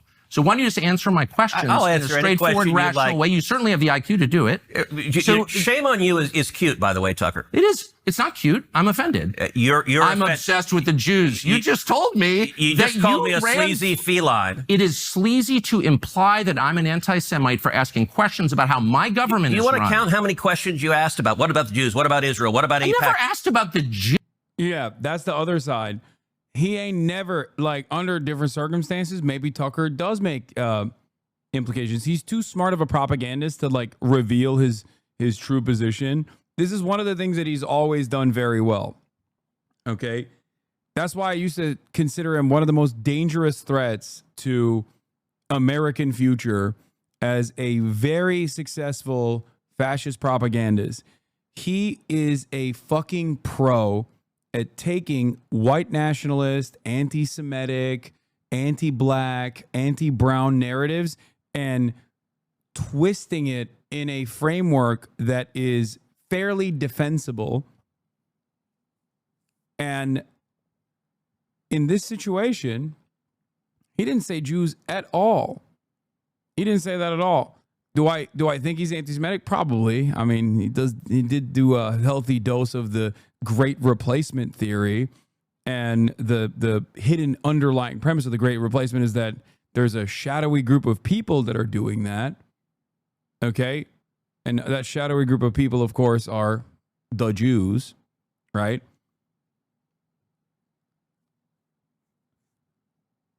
So there is a reason to assume that he is most likely anti-Semitic, but he's not doing that right now. He's not doing that at all. He's not saying anything that is even remotely anti-Semitic. Jews. This has nothing to do with the Jews, whatever that means. This has to do with a foreign government. And once again, shame on you for conflating the two. They have nothing to do with each other. I'm talking about the influence Israel of and Jews have nothing to do with each other? All Jews, or an attack on all Jews, which I am not, nor would I ever be undertaking now. I'm not attacking anybody. By the way, that's who Iran wants to kill, is all the Jews and all the Americans. And I'm totally opposed to that, okay? But now, because except you don't want to do anything about it, decisions need to be made. We can talk about those decisions. And I plan to. Good. But I just want to get a sense of whether you think, having described yourself as an America First person whose only criterion for judgment on foreign policy is America's national interest, to what extent you're influenced by a foreign government, which gives you a lot of money through its lobby, and you're claiming this has nothing to do with the foreign government. They're not coordinating. Yes, they're spying on us, but it doesn't bother you. And I'm sort of wondering, like, what is this? This is one of the weirdest conversations I've ever had. I'll tell you what, and I'll answer any question you like, but let's try. Yeah, it ultimately comes down to, why does Israel have this special status? And the honest answer for that is because it is immensely important to America's foreign policy goals in the region. Now, of course, that's the steelman position, but that's also the reality. Okay? That is the reality. And even then, though, it's still fucking indefensible how much Israel gets away with, which is precisely because it's not just about American foreign policy goals. There's also a healthy dose of Zionist ideology that American politicians and American Christians, American Jews that agree with this. Like, there is not only a material reason for it, but there's also definitely like an ideological predisposition towards defending Israel due to tremendous propaganda, because it is a very sophisticated network of influence. And that is precisely the reason why then you turn around and you say, okay, why don't you, why is this allowed? You can always point to other allied states and ask, like, if England did half the shit that Israel did, we would punish them. If England did half the shit that Israel did back to America, we would punish them. Like, outward, open fucking espionage at the behest of the British state, for example. Like, Jonathan Pollard was literally released and was able to fly in a private jet by Trump booster Sheldon fucking Adelson back to Israel. Jonathan Pollard was in American prison for spying on the United States of America at the behest of Israel. Donald Trump released him. Shame on you for agreeing with Tucker. Don't worry. Only because you finally agree with him. Shame on you for agreeing with Tucker. No, I feel deep shame. Not in the way that you think. I feel deep shame for the people that I know, actually very intelligent people in mainstream media, I feel deep sense of shame for the profession of journalism. Because Tucker Carlson should not be the person who is asking these questions. Everyone should be asking these questions. And it only took Tucker to lose his standing with mainstream media, with Fox News, to come out this way.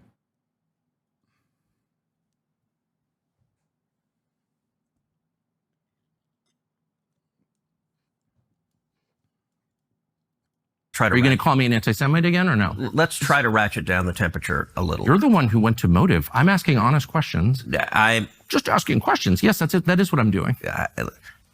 Let's try to ratchet down the temperature a little bit. Okay. Picture the house you're dreaming. God, he's so fucking fat. Gentlemen. No. It's this great movie. It's actually a fun comedy about politics. And Eddie Murphy in the movie is a con man who gets elected to Congress. And he's literally a con man who, the congressman dies, he has the same name, and so he runs and they get elected. And there's a scene in the movie where Eddie Murphy is a freshman member of Congress, and he's sitting down with a sleazy lobbyist. And he's asking the lobbyist, all right, what should my positions be on, I think they were talking about power plants and electrical transmission lines. And the lobbyist's like, well, what do you believe? And Eddie Murphy, the con man, said, I don't care. Whatever gets me the most money. I'll do whatever gets me the most money. And the lobbyist says, no. Pick a side. Doesn't matter what you pick. If you pick one side, we'll go shake down everyone who supports that side and they'll give you money. If you pick the other side, that's fine. We'll just go to the other side and shake. Wait, what's the anti-Israel lobby in this equation? Why is it that every side is pro-Israel?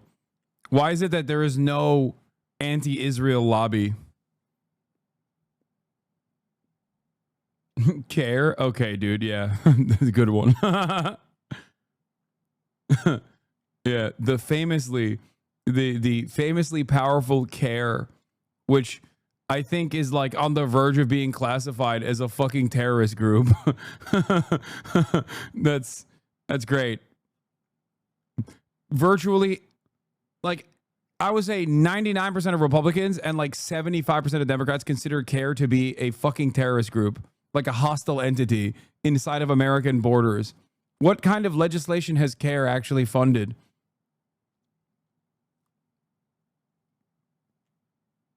Shake down that. That's a little bit the way it works. And you often get leftists in the media who say, for example, if you support the Second Amendment, as you do, and CARE is the Council for American Islamic Relations.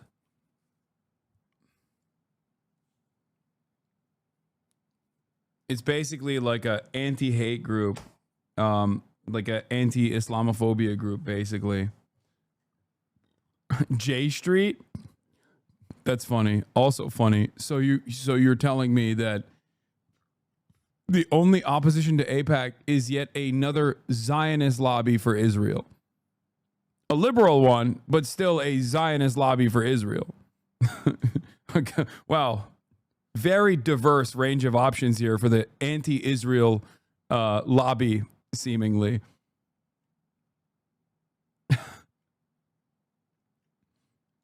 And I do. Well, you're just bought and paid for by the NRA. And that actually is backwards. I believe in the Second Amendment because I believe in the Constitution.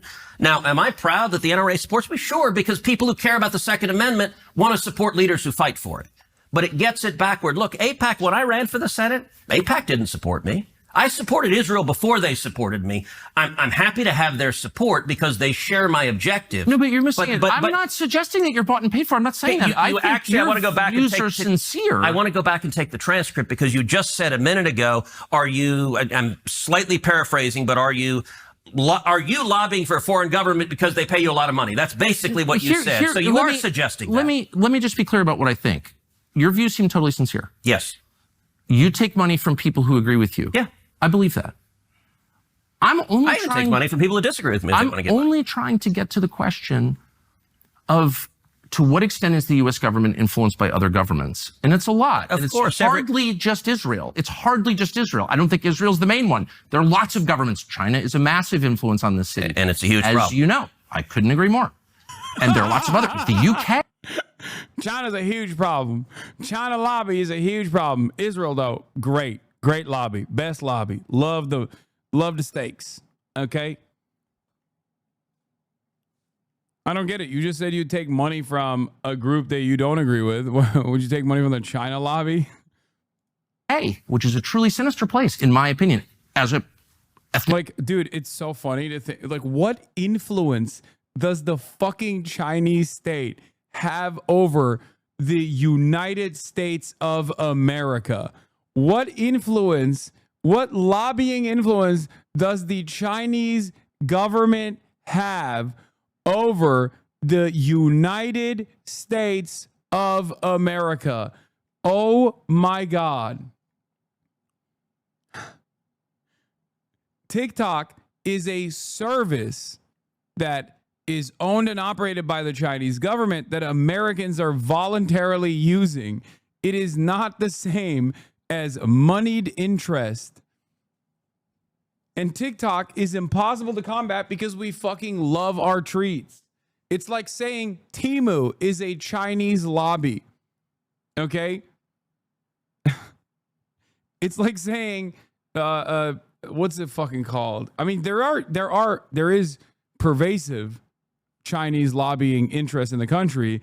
They're just not in the direction of the current Chinese government. If you want to talk about fucking Shenyun, okay, or Falun Gong, or Epoch Times, or NTD, those are anti-Chinese government influences. So that's a little different, don't you think? Yeah, it's like Labubus are a pervasive influence. Labubus have a pervasive influence, a stranglehold on the American population. It's the Chinese government's way of lobbying America.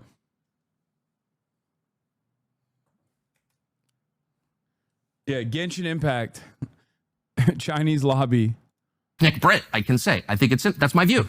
Maybe you disagree. I think they're on the wrong path. I love the Brits, but their government without even getting into that. I'm just saying, I don't think Israel's the only one. But it's the only one where you're instantly called an anti-Semite. Hey, how does it feel that literally no lefty journals will be that aggressive with a Democrat senator, especially while they're in power? Probably says a lot about the other side. Wait, what? Are you talking about me? Because if I had the opportunity, you think if I had the opportunity to fucking interview a Democrat congressperson, I wouldn't rip them? Are you crazy? And if you're pointing to like AOC or Bernie Sanders to get a fucking silly gotcha, this is an hour and 59 minutes long. Bernie and I sat down and talked for approximately, what, 10 minutes or 35 in the previous conversation that we had. Unless you're talking about CNN and MSNBC, at which point they're not real. Also, Bernie Sanders, when matched up with the rest of U.S. Congress, is infinitely closer to my position, as opposed to Tucker Carlson's position in this situation is, like Tucker Carlson and Bernie Sanders would sit down, rip Bernie Sanders to shreds on his position on Israel. Tucker Carlson is talking to one of the most pro-Israel politicians in the country.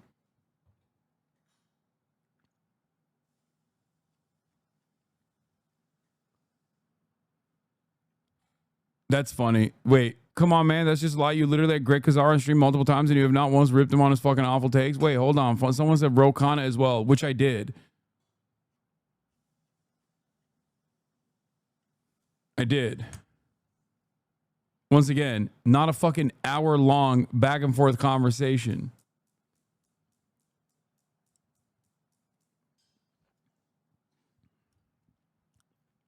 I told Ro Khanna that Israel was doing a genocide a year ago at DNC.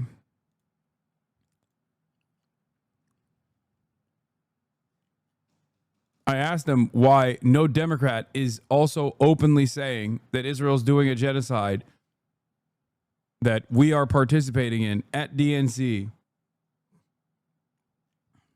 For asking questions.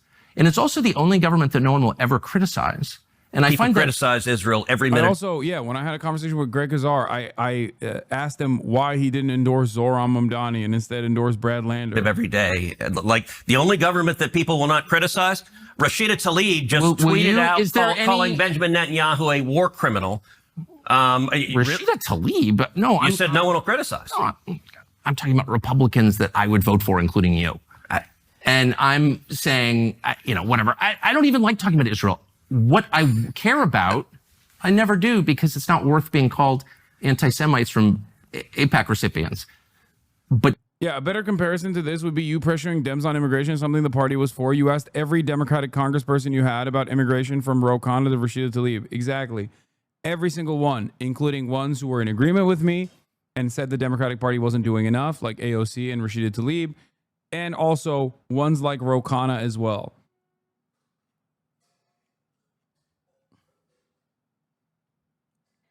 But that's not. I don't even like talking about Israel. What I care about, I never do, because it's not worth being called anti-Semites from AIPAC recipients. But now we are on the verge of joining a war, and I just want to be clear about why we're doing this. All right, so, and let's get into Iran momentarily, but you suggested it was a strange thing that I said a minute ago, that when I came in... Bro, it's not about ego. They were talking about the mainstream left media. No, I'm responding to someone else. I'm responding to other people who said you've interviewed Democratic congresspersons and you didn't actually call them the task. The first person also said leftists, and I thought they were being disingenuous because I didn't think that they meant MSNBC when they meant leftist media.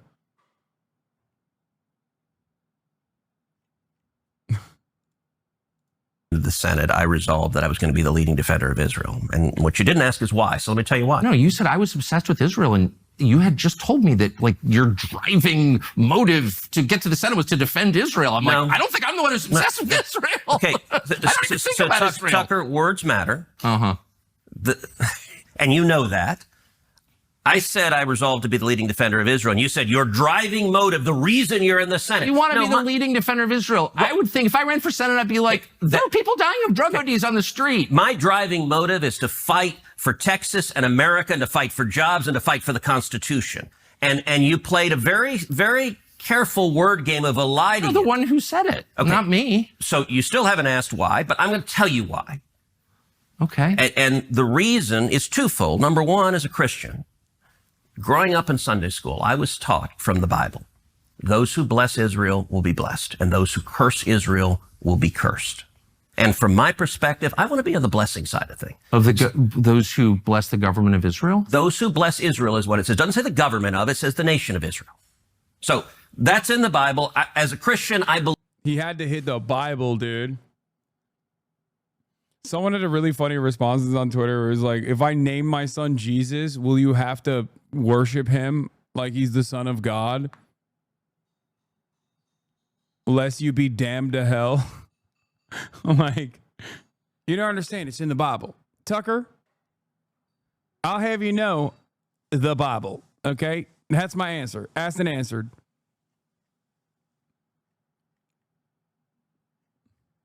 Believe that. Where is that? I can find it to you. I don't have the scripture off the tip of my... You pull out the phone and use the Google. It's in Genesis. But so you're quoting a Bible phrase you don't have... Damn. He's cooking him, even with the Bible stuff. God damn. Tucker Carlson taking the atheist debate lord position of knowing more about the Bible than the opposition that's just simply bringing up the Bible as a talking point. Classic take. He's not an atheist, obviously, but I'm just saying it's like that's a classic atheist move, atheist debate lord move. Context for it, and you don't know where in the Bible it is, but that's like your theology. It's Bible maxing. I'm confused. What does that even mean? Tucker, I'm a Christian. I want to know what you're talking about. Okay. Where does my support for Israel come from? Number one, because biblically we're commanded to support Israel. But number two, hold on. I'm not holding on. Hold on. You're a senator, and now you're throwing out theology, and I am a Christian, and I am allowed to weigh in on this. We are commanded as Christians to support the government of Israel? we are commanded to support Israel. And we're What does that told, mean, Israel? We're told those who bless Israel will be blessed. But what? Hold on. Define Israel. This is important. Are you kidding? This is a majority Christian country. Define Israel? Do you not know what Israel is? That would be the country you've asked like 49 questions about. So that's what Genesis, that's what God is talking about. The nation of Israel, yes. And so is that the current borders, the current leadership? He's talking about the political entity called Israel? He's talking about the nation of Israel. Yeah, nations exist, and he's discussing a nation. A nation was the people of Israel. Is the nation They're the God's descendants of referring Abraham. to in Genesis, is that the same as the country run by Benjamin Netanyahu right now? Yes. It is. Okay. And by the way, it's not run by Benjamin Netanyahu as a dictator. It's a democratic country that elected. He's the prime minister. Right. What? But just like, America is the country run by Donald Trump. No, actually, The Bible is clear on this, okay? 1948. The Bible says it. 1948, okay? It's the same country. That's what it's talking about. Also, Jesus walked on water. American people elected Donald Trump. The same principle This is there. silly. I'm talking about the political entity of modern Israel. Yes, and that is You believe Israel. that's what God was talking about in Yes. Genesis. I do, but That country's existed since when? for thousands of years. Now, there was a time when it didn't exist, and then it was recreated. No. Oh, God, I'm enjoying this too much. That's crazy. No, this is wrong. It feels fucked up. It's like the worst piece of shit dunking on an even greater piece of shit. Oh, I hate this. Oh, it feels fucked up. It feels a little fucked up.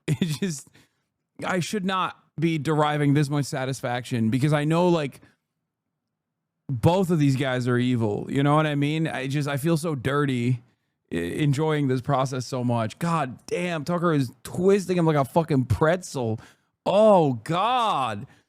Oh, my God. He is just fucking whipping him around. Created just over 70 years ago. I'm saying, Dude, every fucking unk in Malaysia is going to be doing replays of this. They're all diehard Tucker fans now. I'm telling you. Like all the Jackson Hinkle fans that live in like Bangladesh, they are now diehard Fedayeen for Tucker Carlson. 3 Muslim uncles sent me this. Oh, yeah. Oh, this is going crazy on the Muslim uncle space, okay? This is the clips from this fucking back and forth is going crazy in every WhatsApp chat, okay? I'm telling you right now, they're going wild.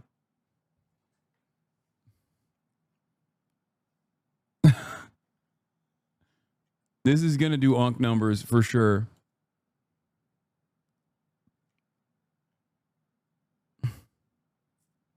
I'm a Bangladeshi unk and I'm sold already. Okay, make no mistake.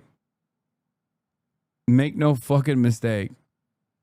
Tucker Carlson would destroy you. He would sanction off your death and destruction. If you are an unk in Malaysia, Indonesia, Bangladesh, okay? I'm telling you right now, Tucker Carlson would actively celebrate your demise. He is not a friend. He's a foe. Right now, he's cooking. I think most people understand that line in Genesis to refer to the Jewish people, God's chosen people. That's not what it says.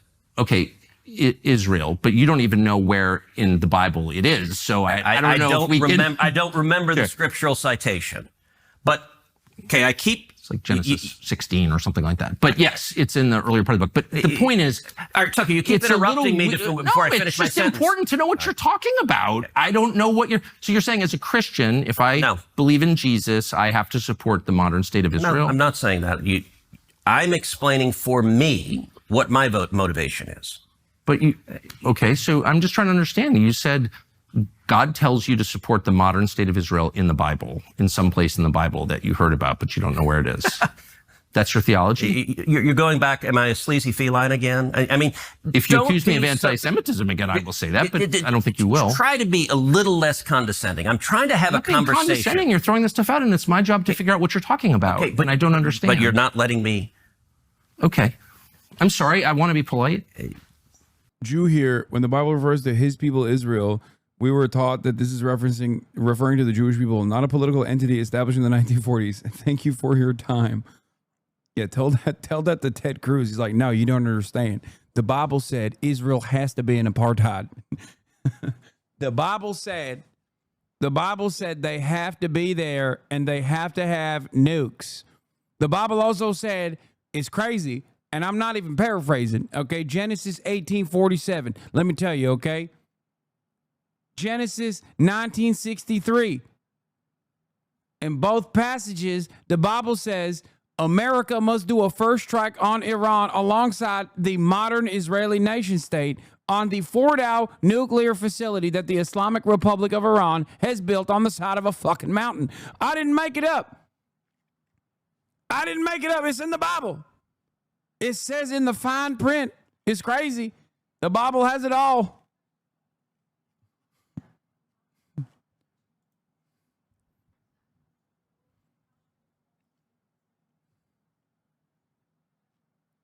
People forget. People forget these important passages. That is, for me, a personal motivation. But I also, what I was about to say, I don't believe my personal faith, not everyone who I represent is a Christian. It's not an argument for me to give that we should do this because of my faith. And so as an elected official, I don't give that as the reason we should support Israel.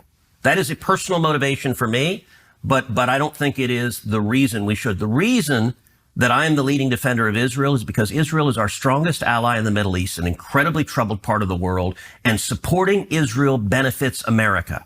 And the clearest illustration of that is what is happening right now. Can you, let me just make this point, and then, okay. then I'll just ask what you mean. That's it. Okay. Yeah.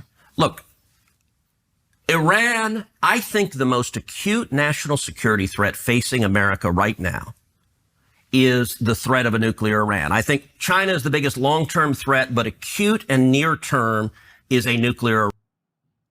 Do we think that Ted is smart enough to actually comprehend the difference between the biblical Israel and the decision to name the 1948 state Israel, a name which was literally among multiple candidates at the World Zionist Congress, or is he just incredibly fucking dumb? I think he doesn't know that. Like, I think if you were to add, like, a lot of these guys don't give a shit, obviously. They just don't care, right?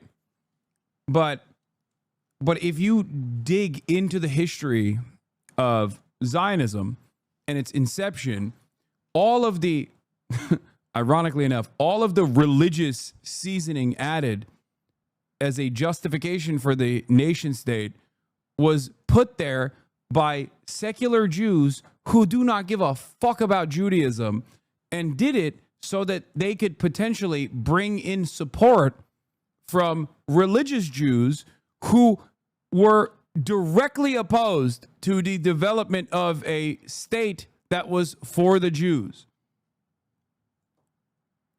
The notion that this is a 3,000-year project is so fucking stupid.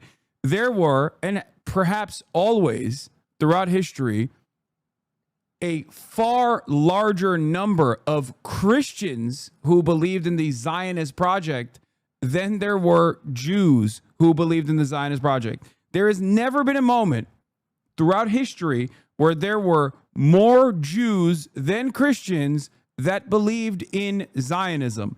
It has not existed till this it does not exist today, and it has never existed. The people that universally back Zionism as a project has always been Christians, overwhelmingly. You could say there are more Jews that believe in Zionism as opposed to Jews that don't believe in Zionism in comparison to Christians that believe in Zionism as opposed to Christians that don't. Fair. Okay. I don't know what the percentage breakdown would look like within Christianity, but by totality, by numbers, there has never been a fucking moment on the history of this planet from the inception of Israel or the inception of the Zionist project at the behest of developing a nation state for Jewish people, okay, from Theodore Herzl onwards until this very moment. There's never been a moment where there were more Jews that were Zionists than Christians. but are different religions, it doesn't matter. The purpose is the same. The purpose has always been the same.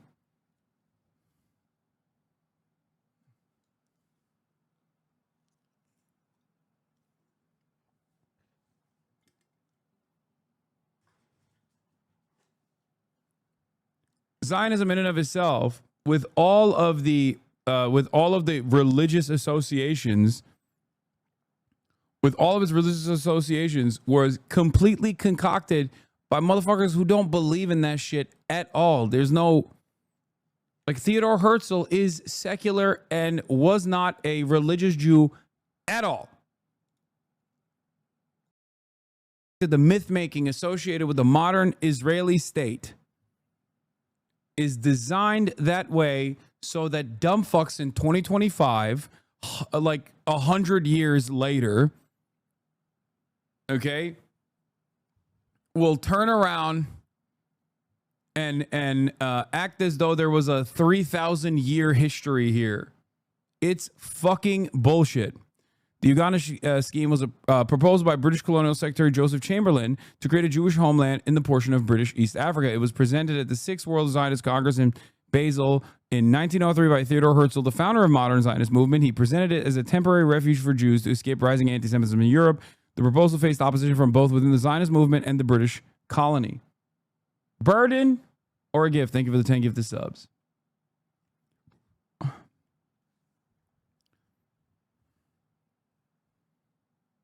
Ted literally thinks this. Look. Exactly right. And yes, Tucker really argued when the Bible says Israel doesn't mean Israel. Last night, Tucker Carlson acknowledged as a Christian the biblical mandate to bless Israel, but suggested the government of Benjamin Netanyahu was not biblical Israel. Seems to me a pretty misguided point that this son of a rabbi will try to address. Israel has always been Israel. It has always had leaders, some good, some not. The Bible has never qualified the mandate to bless Israel by who was leading it. That's not the whole point. And by the way, I support Netanyahu. Thanks, David. We didn't know you supported Netanyahu from the fucking multiple aneurysms that you get when you watch, like, I don't know, the Emmys or something, and someone has a fucking pro-Palestine pin. We know, David. We know you support Benjamin Netanyahu, David. We know. You didn't have to say that. David Friedman, supporter of Benjamin Netanyahu. Shocking. Stop the presses. Okay. The nation of Israel today comprises a people that praise in the same language, in the same place, with the same liturgy as in ancient times. It is faith. Its faith is governed by the Old Testament. It's the same nation of Israel referred to in the Bible. The return of the Jewish people from exile to statehood within the land of Israel is exactly the biblical prophecy of Ezekiel, Isaiah, and Jeremiah, and actualizes God's covenants with Abraham, Isaac, and Jacob. You don't need to believe any of this, but if you are a self-proclaimed Christian professing allegiance to the biblical covenants and prophecies but denying these principles, I don't understand your theology. Yeah, not the same language. But the liturgical language, I think, is what he's referencing there.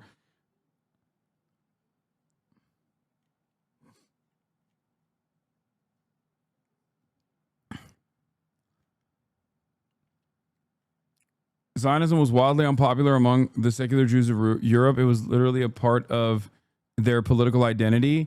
It's not just the secular Jews.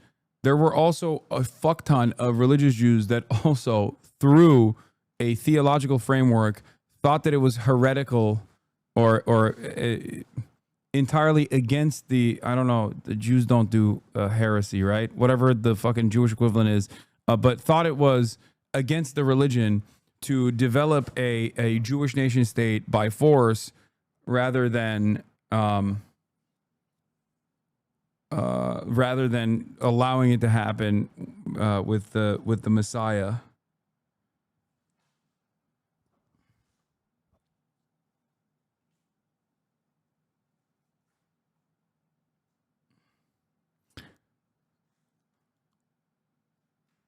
Exactly right. And yes, Tucker really argued when the Bible says Israel, it doesn't mean Israel. I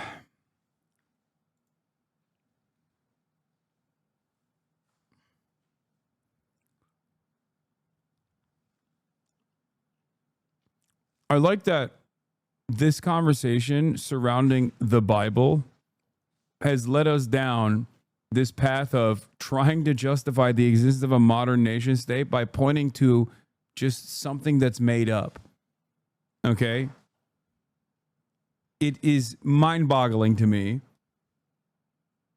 Who fucking cares? Like, oh man, shit, the Bible said so? Well, oops.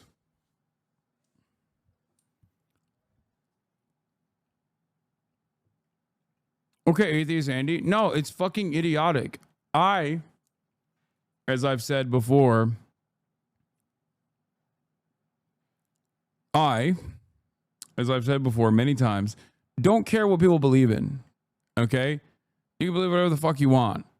As long as it doesn't, your beliefs don't justify doing violence to other people.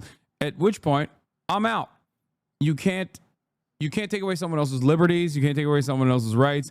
The application of a modern nation state that is literally ethnically cleansing the indigenous population is antithetical to my belief system. So, of course, that's an insane justification. Like, that's ridiculous. The moment where you're like, well, the Bible said so, and I'm like, okay, I don't care.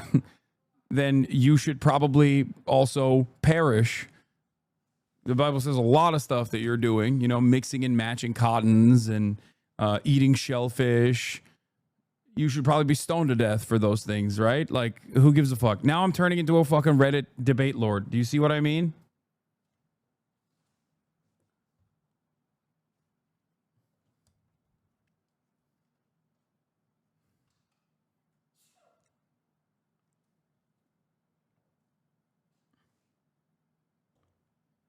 It just so happens that the Islamic Republic of Iran and Reddit atheists are aligned on this one particular issue.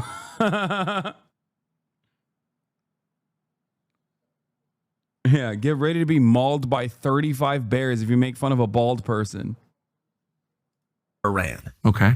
And I think Israel is doing a massive favor to America right now by trying to take out Iran's nuclear capacity. And the reason I view Iran differently, we talked before about Iraq. I opposed the Iraq war. We talked about Syria. I opposed military intervention in Syria. Yeah, there are Jews who moved to Palestine before Balfour or even modern Zionism. There's nothing wrong with that, or anyone moving there for personal, religious, or whatever purpose. The problem is when a genocidal apartheid state is created to exclude and displace rather than exist within the local population. But Israel writers act like hating the latter means you hate the former. Yeah, the idea that like Jews actually came not as a settler colonial enterprise from its inception, deliberately crafted by a fucking colonial entity that was in charge as Palestine, British Mandate Palestine was its bounty after World War I for defeating the Ottomans, as though this wasn't a deliberate attempt to displace the existing population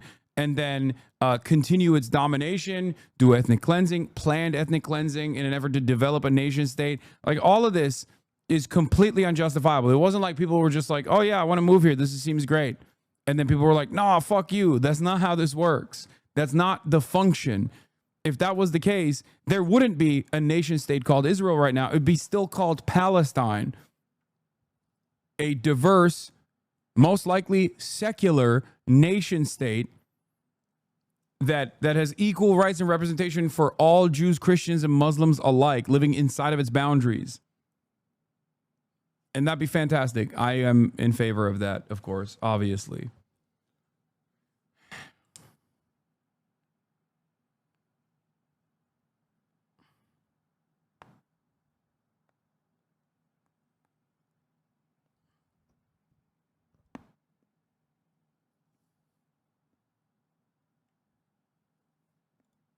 The reason for that is those did not pose a threat to the United States. I think Iran is markedly different. Number one, the Ayatollah is a religious zealot. He is a lunatic, but a particularly dangerous kind of lunatic because he's driven by religious fervor. When he says death to America and death to Israel, I believe him. Me, Ted Cruz, moments prior, Israel has a right to exist in the violent ways that it does because the Bible told me so. Of course, I'm going to unconditionally demand the ethnic cleansing of Palestinians so that the Bible-based Israel can exist in the violent ways that it does. Ted Cruz, 3 seconds later, people who actually get very mad at that sort of stuff and foreign intervention and say death to America as a call sign are religious extremists, and it's scary.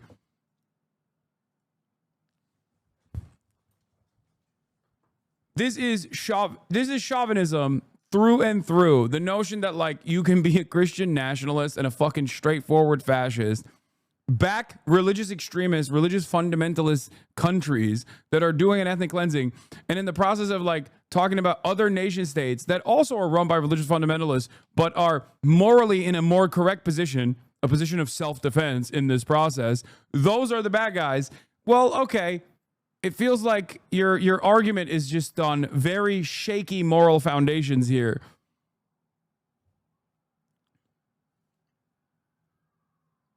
Him. And I think Iran is trying to get a nuclear weapon because there is a very real possibility they would use a nuclear weapon. So you want to ask, how does supporting Israel benefit us? Right now, this tiny little country, the size of the state of New Jersey. Oh my God. Oh God. Israel's small bean. Israel's so small. It's a small bean. It's got 400 nukes, man. Shut the fuck up. There's only one religious fundamentalist nation in the fucking desert that has the nuclear striking capabilities of targeting America and all around the world. And it's not fucking Iran. It's Israel, bitch. That's right. There's only one nuclear armed state led by religious fundamentalists that has the capacity to fucking reach America with its nukes. Only one. And that nation, no, not Pakistan, dummy. Pakistan does not have the capacity to reach America. What the fuck are you talking about? I'm using my words very carefully, chatters.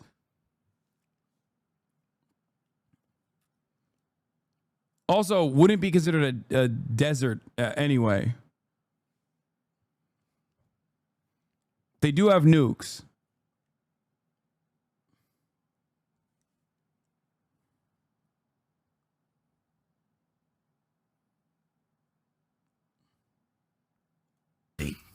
Is fighting our enemies for us and taking out their top military leadership and trying to take out their nuclear capacity. That makes America much safer. Guy whose party leader has a masturbation accountability app with his son is critical of religious zealot leaders. Yep. It's so funny. God, it's awesome. This is, again, a glaringly obvious hypocrisy.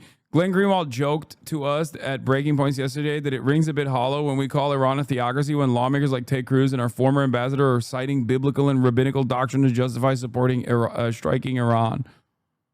It's true.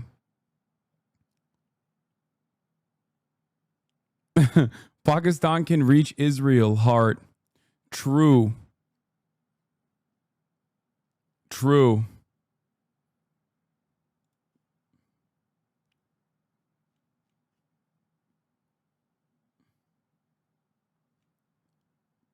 Why is Glenn Greenwald cooking? Glenn Greenwald has always cooked when it comes to Israel. Are you kidding me?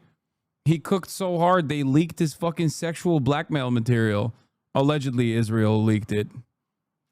Probably, though. Come on.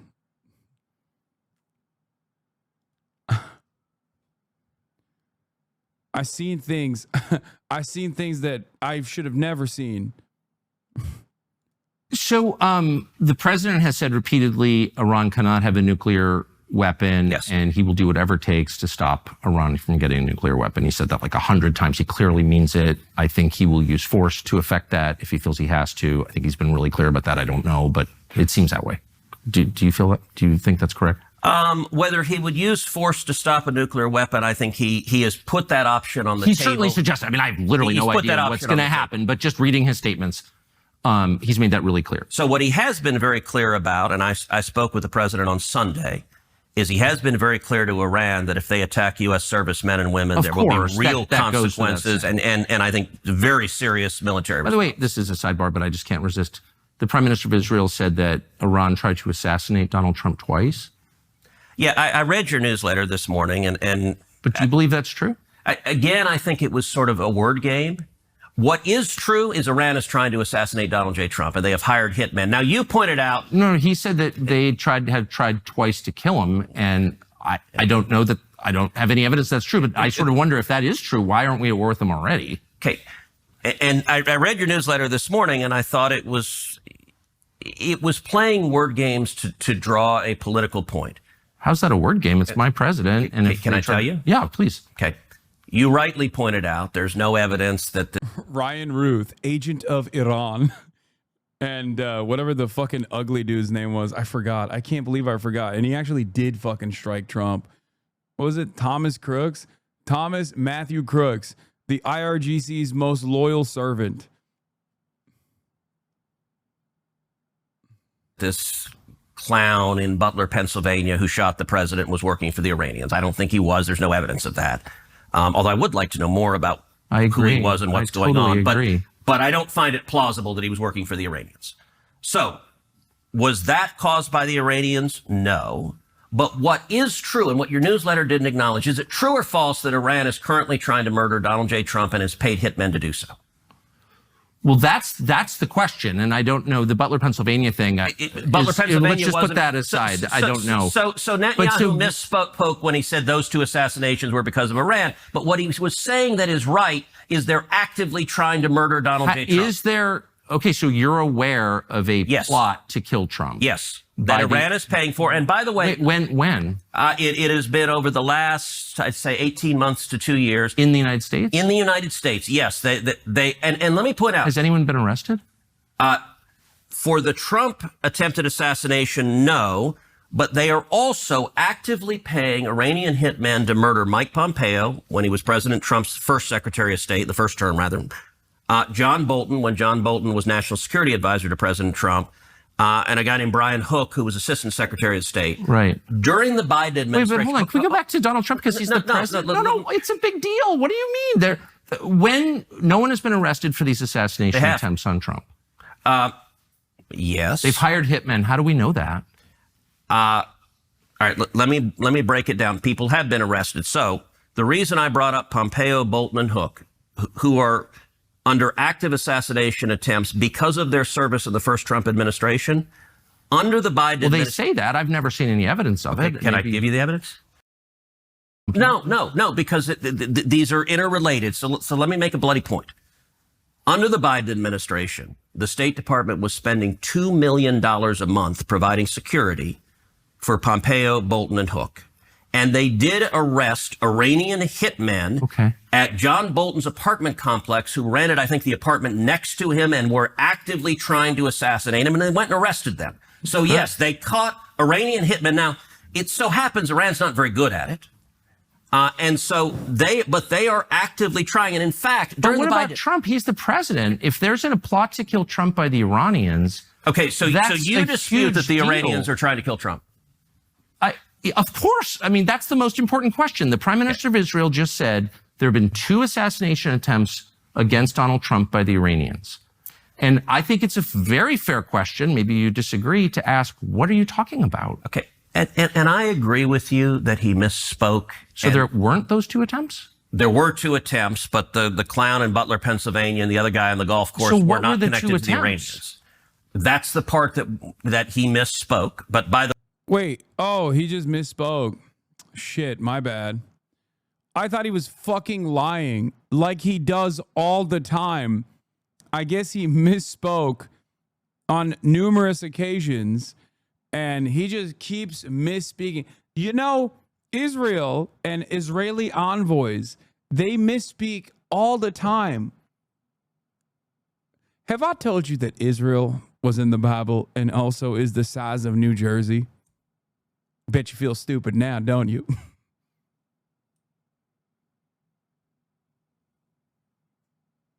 Yeah, bet you feel dumb now.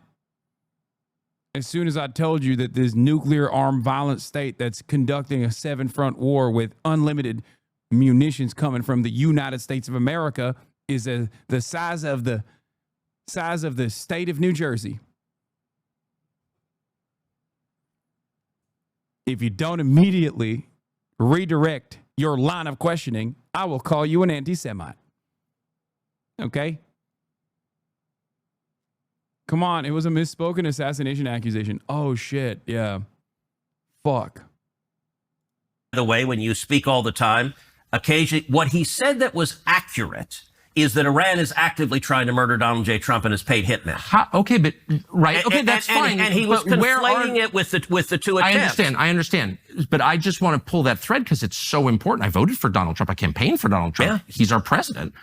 And we're on the cusp of a war. So if there's evidence that Iran paid hitmen to kill Donald Trump and is currently doing that, where's that? Like, what are you even talking? I've never heard that before. Okay. Where's the evidence? Who are these people? Why haven't they been arrested? Why are we not at war with Iran? That's a great question to ask. How do you know that that's true? We know that it's true because we have been told that by the military and our intelligence community for the last 2 years. We meaning who? Congress has and the public. I mean, we had multiple testimonies. I can send you testimony. Do we know the names of the people or where this happened or what they tried to do to kill Trump? We do not. We have not apprehended an Iranian hitman trying to kill him. We know that Iran is trying to do so. In the United States? Yes. And by the way, like Iran... This just seems like a huge headline, and you're acting like everyone knows this. I didn't know that. Iran put out a whole video about murdering Trump. Right, but I've never heard evidence that there are hitmen in the United States. I mean, trying to kill Trump right now, we should have a nationwide dragnet on this, and we should attack Iran immediately if that's true. Don't you think? No. If they're trying to assassinate our president? They have been for 2 years. Then why are we at war with them? Well, we are trying to Why don't we just nuke Tehran if they're trying to murder our president? There's nothing that you could do that would be worse for the United States than murdering Trump. And I just don't understand why you're not calling for the use of nuclear weapons against the Ayatollah right now. I'm serious. If you really believe they're trying to murder the use of nuclear weapons, see, whatever that's part it of the takes. problem of. So what do you mean? You don't seem to take the allegations seriously. I do. If you believe they're trying to murder Trump, we need to stop what we're doing and punish them. Can I ask something? And I mean this sincerely. So, all right, 20 years ago. That's crazy. It's a freak off. It's a hawk off. I mean, he's baiting him, to be fair. He's trying to show that Ted Cruz is not sincere in this situation. But, of course, he gets to entertain these hypotheticals because I don't think he would give a shit if we nuked Tehran. Tucker Carlson, I mean, because he has in the past advocated for that. But he's calling Ted Cruz's bluff. You were... I think it's fair to say, in the interventionist world, you were a vocal defender of the Iraq War. I was a promoter of the Iraq War. And you now, and look, I think you were mistaken. I think you were mistaken. That's okay. Look, people change and learn, and that's part of the journey of being human. Your views have moved, though, in my view. Gross, by the way. He said, no, I fucking promoted it. They've gone way too far the other end. And so I'm just totally confused. Why. I'm saying, hold on. Wait, this is one of the weirdest conversations I've ever had. I'm saying if it's true that Iran is trying to murder Trump, we need to move militarily against Iran immediately.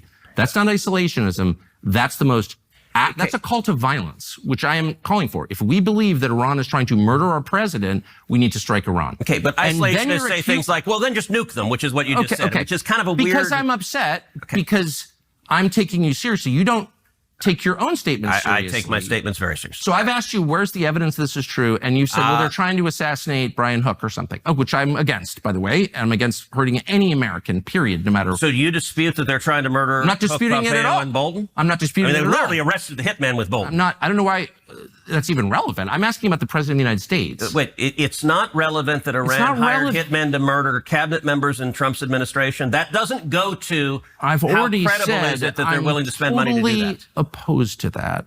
It's awful. I am against killing anybody, actually, and especially foreign government. Okay.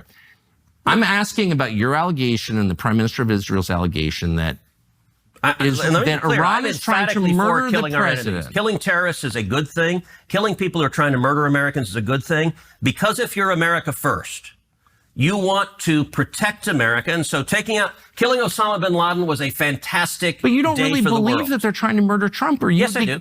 Yes, I do. Then why aren't you calling for military action against Tehran right now? Because they're not very effective. In terms of hitmen, their hitmen are not very effective. I do think... So they're hitmen, but not the bad kind, the efficient kind? No, what are you saying? They're a weak country who is on its knees, and I think we need to... Then why are we so afraid of them? Why are they the biggest threat if they're a weak country that's on its knees? Because they're trying... I'm trying to keep track. They're trying to develop...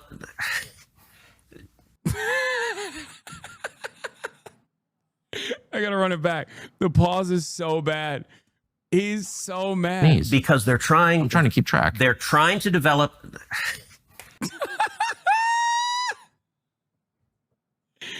Oh my God, bro. 1 hour of toasting. Dude, I can't. This is shameful. This is a shameful experience. It's like eating an ortolan. You know what I mean? I feel like I need to cover up because this is an affront to God. I am disrespecting God by deriving this much satisfaction from a white nationalist CIA reject cooking this worm-like individual is fucked up. I haven't watched a debate that I've been this satisfied with. I have yet to watch a debate that was this satisfying in so fucking long. Like, this is having the exact opposite of watching a Jubilee piece of content from Jubilee for me. It's crazy. It's been a long ass time since I felt this way watching a debate. Yürüyeceğim mi? Nereye?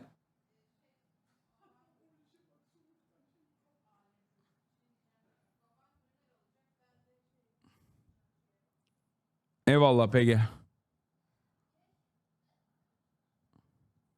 I think the last time I felt this way was watching Norm Finkelstein whip up Mr. Bonarelli.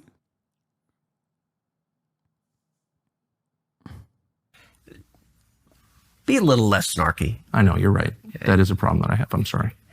They're trying to develop nuclear weapons. They are close to developing nuclear weapons. And even a weak country with a nuclear weapon. Look, I believe there is a very real possibility if the Ayatollah develops a nuclear weapon that he would detonate it either in Tel Aviv or New York or Los Angeles.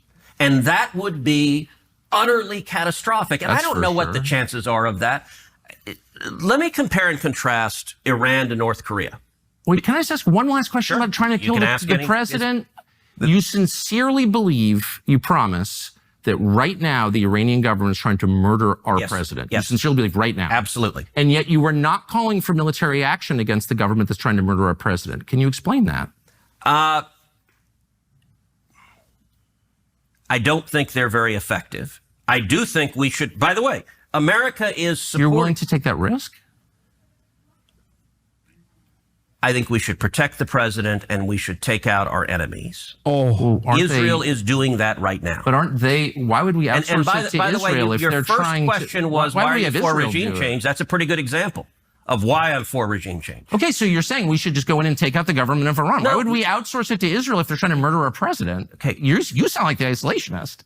What I'm saying on any military judgment is there needs to be a cost-benefit analysis of what are the risks versus what are the benefits. In this instance, I think it is enormously in America's interest to do what Israel is doing right now, take out Iran's senior military leadership and take out their nuclear capacity.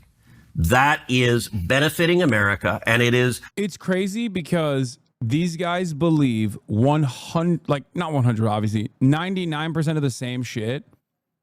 But on this one issue, Tucker Carlson does not agree with him. So I guess like maybe this is me coping, but like it's two maximum white nationalist, racist, possibly anti-Semitic individuals, but one is pro-Israel and one is anti-Israel. So the anti-Israel one is the clear an obvious voice of reason in this situation. I do not believe, for the record, that Tucker Carlson actually called up Trump to apologize.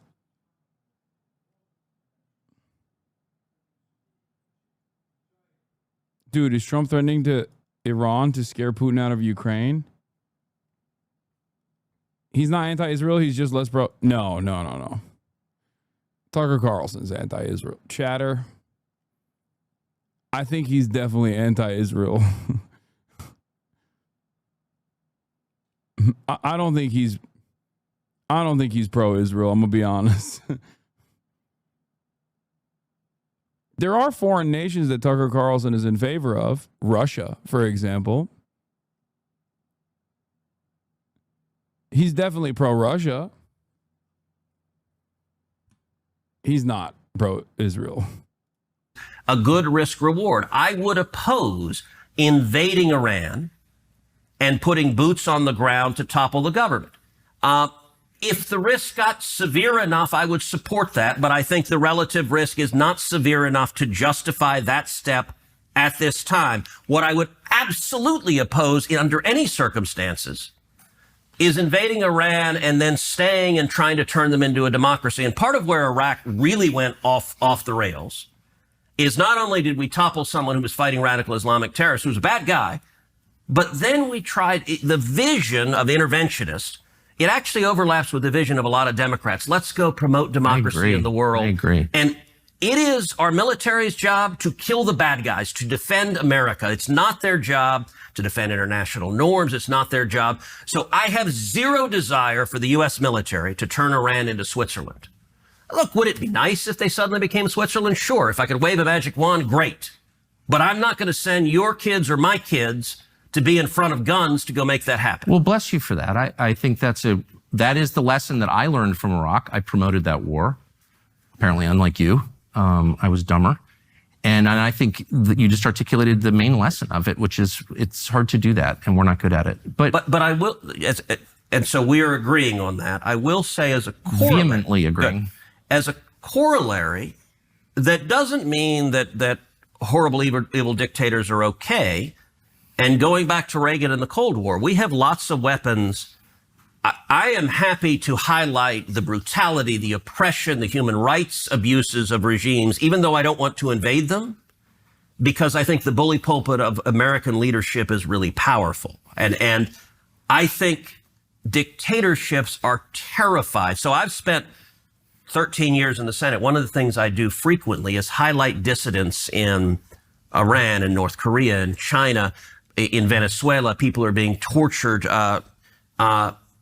Miriam Ibrahim in Sudan, who was sentenced to 100 lashes and then to be killed for the crime of being a Christian. And I repeatedly went to the Senate floor and shined a light on the government of Sudan. It was corrupt. It was evil. I practically begged Barack Obama, say her name. Ultimately, I felt that way with the J6 prisoners. Yeah. Look, yes. Look, there is power to speaking out, and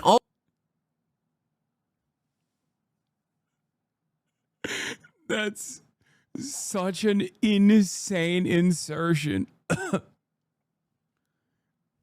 I felt that way about the J6 prisoners is a psychotic thing to add into this conversation.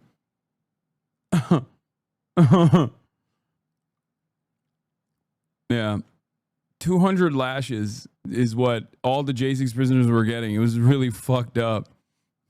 Ultimately, Obama never did say her name. He would not say her name. Ultimately, there was enough international condemnation. The government of Sudan let her go.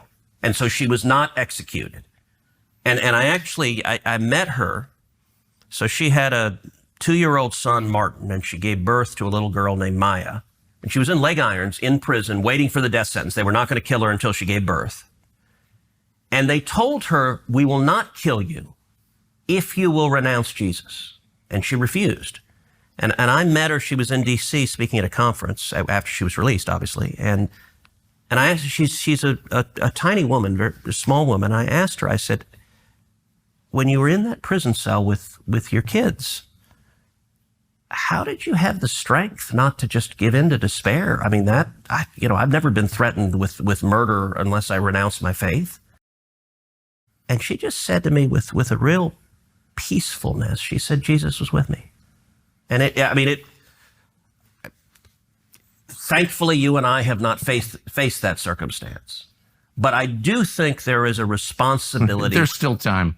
There is, and I hope we don't. What fucking planet are these guys on?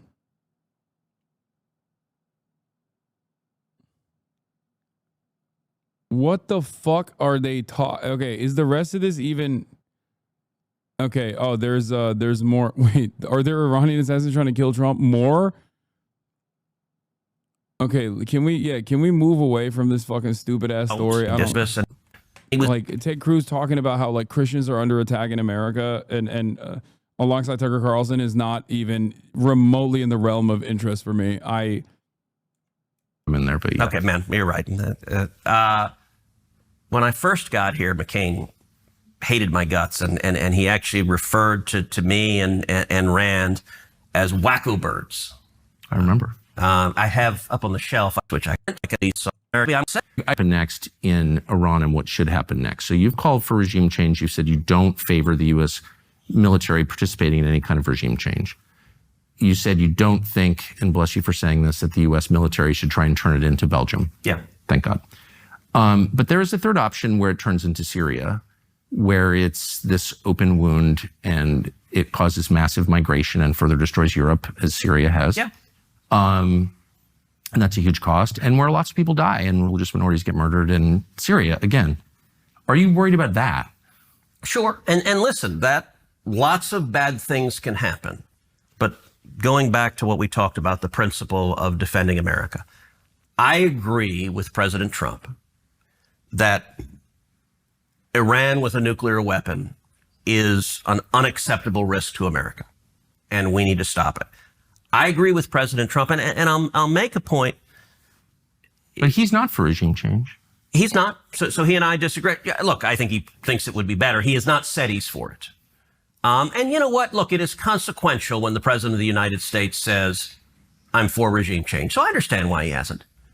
What he has said is he's drawn a red line and said, Iran will not have a nuclear weapon, and the only acceptable outcome is complete dismantlement. So they have centrifuges. They're enriching uranium right now. They're trying to develop a nuclear weapon.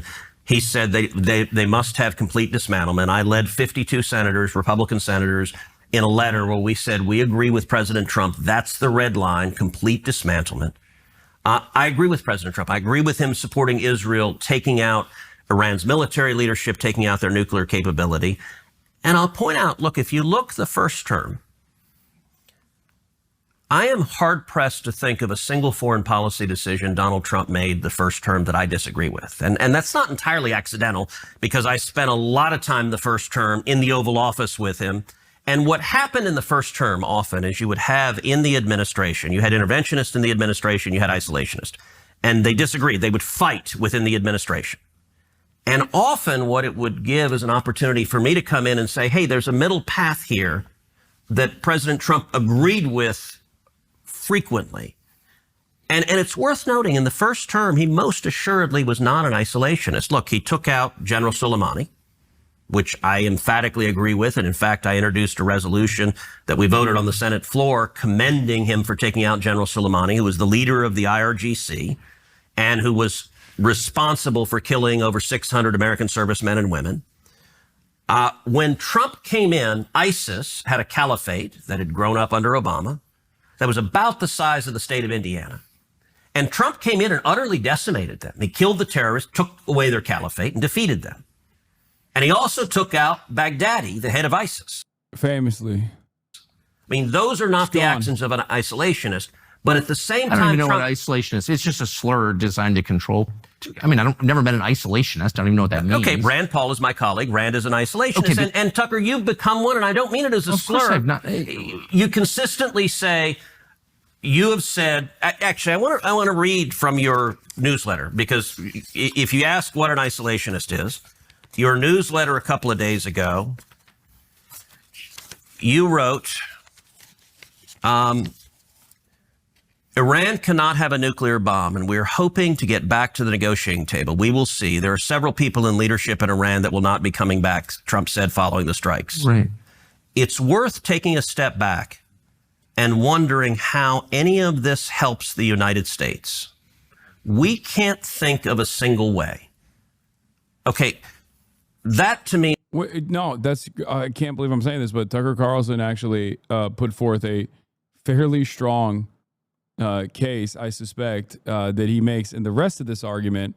But even judging by like what the thing that you just read from your foldable quote that you printed out is that going to war with Iran is not in the best interests of America. Further destabilization in the region is not in the best interest of America. Getting your notes from Israel and putting Israel in the driving, behind the steering wheel of our ambitions in the region is not a smart thing to do, especially considering that they already have an incredibly costly ethnic cleansing campaign against the Palestinians that is even creating more enmity towards the United States of America in this region, and is going to make it even harder to maintain stability in this region with leadership of these countries maintaining some structure of like a monarchy or different forms of autocracies that will always remain stable. Eventually, this will unfold in uncontrollable acts of violence and potential even regime change. America is too short-term focused to think that they can continue death and destruction campaigns in the region in perpetuity and basically destabilize all these places,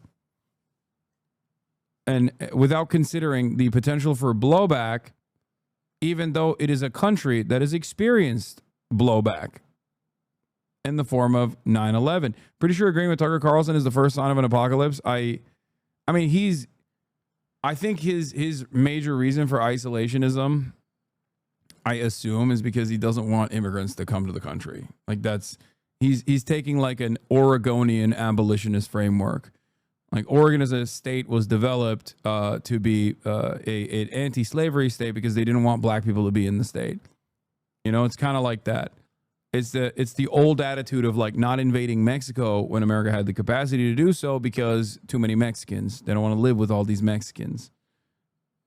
There have been isolationist right wingers in the past that think that more war means more refugees, more brown people coming here. He said Syria ruined Europe and he doesn't want Iran to be Syria. Yeah, it's basically like that. Is this position, let's stop bombing the Middle East so they stop coming here? Yes. Ironically enough, you can make the same argument about destabilization in Latin American countries as well. Like literally a big component of migration from Latin American countries. Strawman argument, nice. Sorry, you're right. I should have said Tucker Carlson actually is an anti-imperialist after spending his entire fucking career defending every single war that America has waged, including against Iran, that he said were as a nation state developed by primitive apes that we need to bomb back to the fucking Stone Age. Or maybe he said that about Iraq. He said similar things about Iran too. Tucker Carlson, with his CIA father and his 40-year track record of advocating for U.S. empire's interests, all of a sudden had a change of heart. No, I don't think he had a fucking complete change of heart where he genuinely now is an anti-imperialist because he cares about the people that are going to be murdered. I mean, he not once mentions the Iranian civilians and the death toll that would be insurmountable, impossible to contend with if America were to do a first strike on Iran. He called Iraqi semi-literate primitive monkeys on the Bubba the Love Sponge show. Yeah, He said something similar about Iran as well. He said that America is the only non-interventionist country on the planet. America is the only country on the planet that has no ambition of being a global hegemon. That's what he said. And that we should destroy Iran because they have ambitions like that.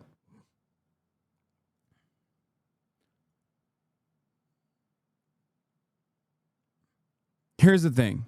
Either Tucker Carlson sees the writing on the wall about the popular resentment against the state of Israel and wants to get ahead of the wave and is no longer contracted by mainstream media and therefore doesn't have the same career ambitions, or he is isolationist because he doesn't want the destabilization, the immigration that takes place after the destabilization.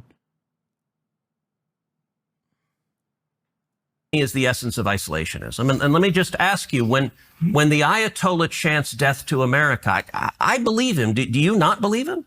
Do you think he doesn't mean it when he says death to America? Well, I think he hates America, for sure. And I'm opposed to that. And do you think he's willing to act on it? It's not just hate America. He also is... Like, notice how the difference between me and Tucker Carlson is if someone were to be like, oh, well, this person said he hates America.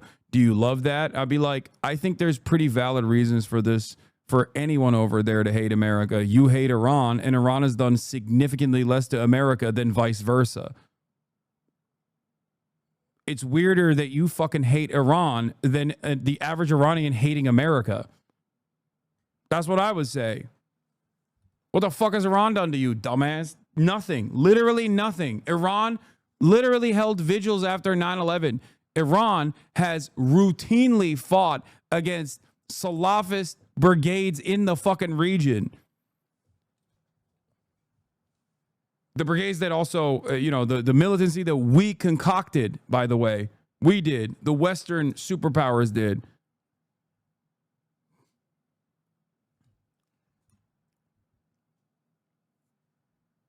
There was this Tucker Carlson debate. No, I mean, he's not debating Ted Cruz. He's asking a couple good questions.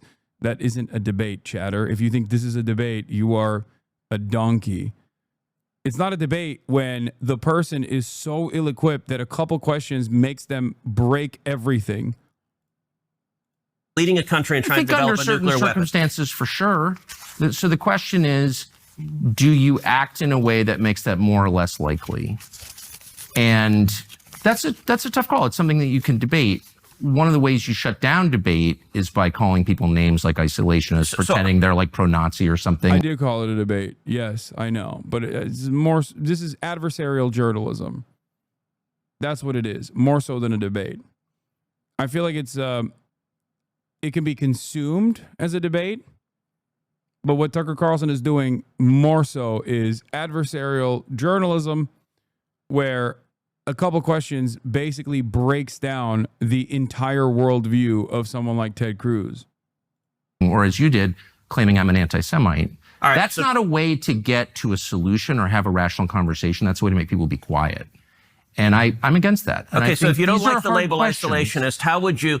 Look, Rand, and I serve with Rand. Rand is a friend of mine, but Rand opposes every military action in every circumstance. Of course I don't oppose every military. This whole thing is infantile, and you know that it is. It's a way to call people names. So which of Trump's military actions do you support, and you disagree with them all? And make them be quiet. Give me another name. If you don't like that, I'm not trying to have you be quiet. We've been talking an hour and a half. I'm asking, if you don't like the name isolationist, how would you describe it?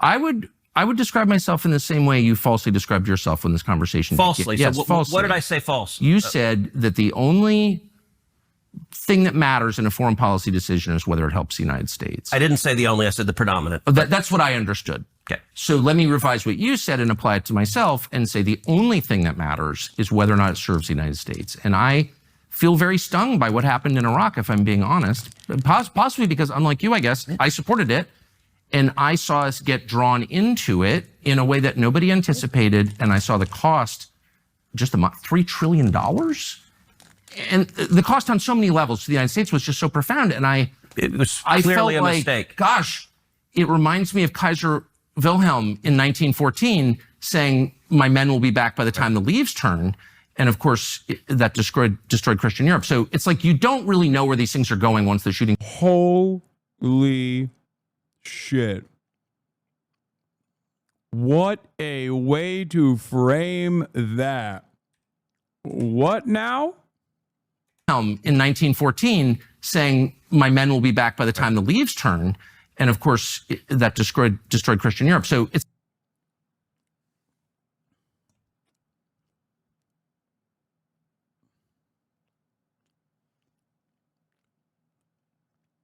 He must be pro-Ottoman too? No.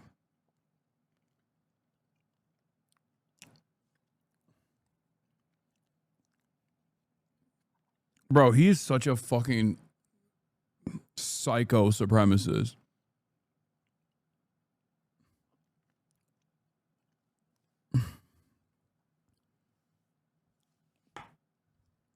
Like, World War I destroyed Christian Europe.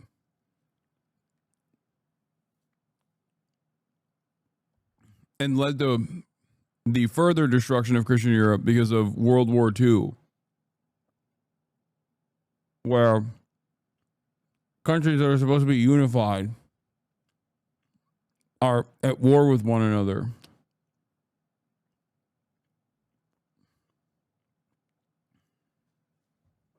My man is just really fucking loves the Habsburgs. Dudes rock hard for the Austro-Hungarian Empire.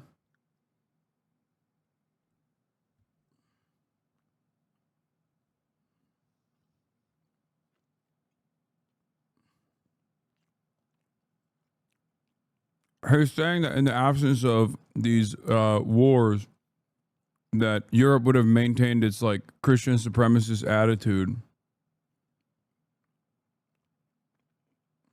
It's like you don't really know where these things are going once the shooting starts. That's my only point. And calling people names, anti-Semite, isolationist, to get them to stop is not the way to serve your country. That's all I'm saying. So look, I'm trying to have a real and serious conversation. Right. And look, a lot of this has been contentious. I wish it had not, because as we started out by saying, you and I agree vehemently on 80% of the issues. This discussion is focused on the 20% where He's saying that Russia's participation in World War I led to the Bolshevik Revolution, which should dismantle Christianity because he thinks the Bolsheviks were Jewish. And also a lot of, you know, secular democracies were designed in the aftermath, or all the events that unfolded led to World War II as well.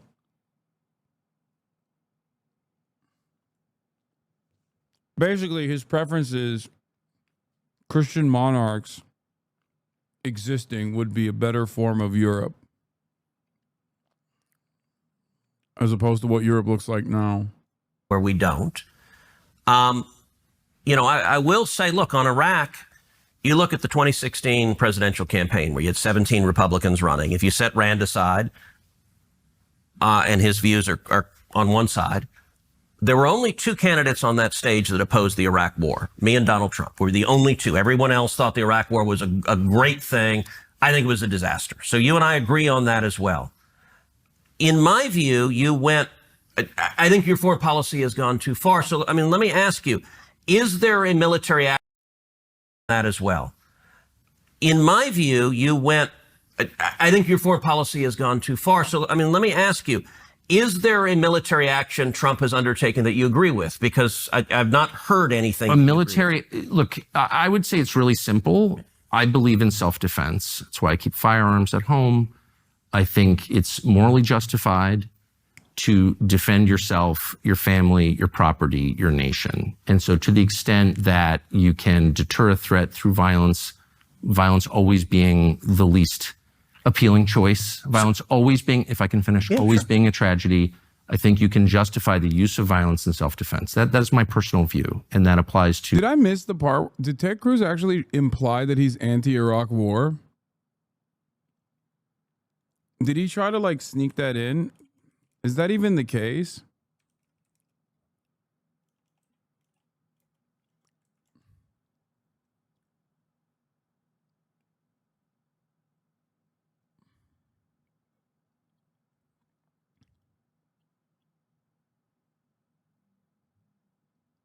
In 2015, he said, of course, the Iraq war was a mistake.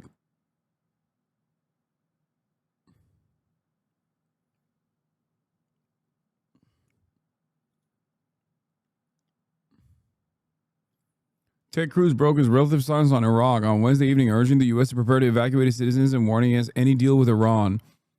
Wait, Ted Cruz? We have to be very clear that any mission we might undertake in Iraq is directed to protecting the national security interests of the United States, not based upon the ephemeral goal of achieving political reconciliation in Baghdad. Whatever the history of U.S. intervention in Iraq, our priorities now should be able to protect our people and defend our national security interests, not to try to resolve an intractable religious divide some 1,500 years in the making.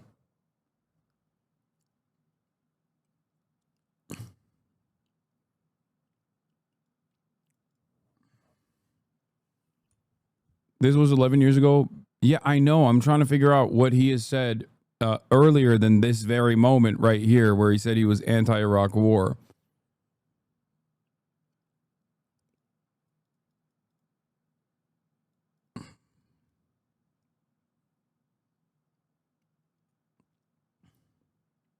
Take the quiz? No. I will not be taking the Theodore Jebediah Cruz quiz.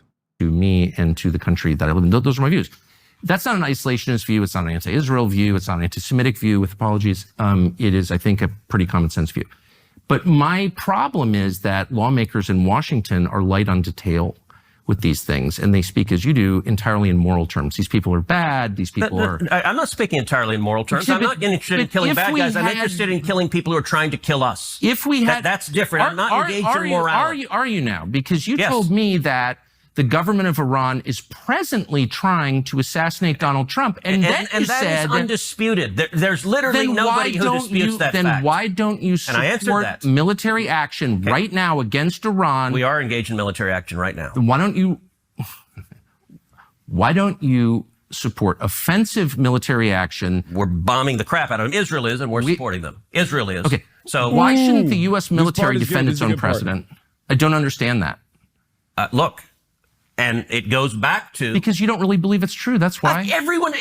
nobody disputes it, Tucker. Did you also... Did we land on the moon? What other conspiracies do you not believe? Was 9/11 an inside job? I mean, like, what? So what I've asked you the names of these people. I've asked I don't you how know the you names know of the Iranian hitmen. I know it because the U.S. military and the intelligence agencies have testified before Congress repeatedly... And what did they say? That Iran is trying to murder Donald Trump and has hired hitmen. Do I know the name of the hitmen? No, I'm sorry. And I don't think we do either, because we would apprehend them if we knew their names. Then why don't you take it seriously enough to support killing the Ayatollah in response to protect our president?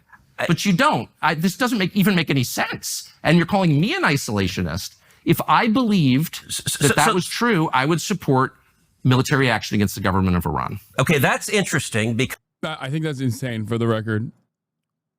Like, what do you mean? You would be in support of military action against the fucking head of state of Iran is a psychotic thing as well. Because there is literally... You can't kill our president. All right, out of 535 members of Congress, I am not aware of one who disputes that Iran is trying to murder Donald J. Trump. That's not even the looniest Democrat doesn't dispute that. So I don't... You're saying if you believed what is, I think, a fact that they are trying to... You think it's a fact? Yes. What is the fact? How are you still covering this? Brother, how many times do you get to see a porky little succulent pig right up on the barbecue getting toasty? Like, how many instances do you think we get to watch Ted Cruz get fucked on camera, but in a way that is actually pleasing to the eyes?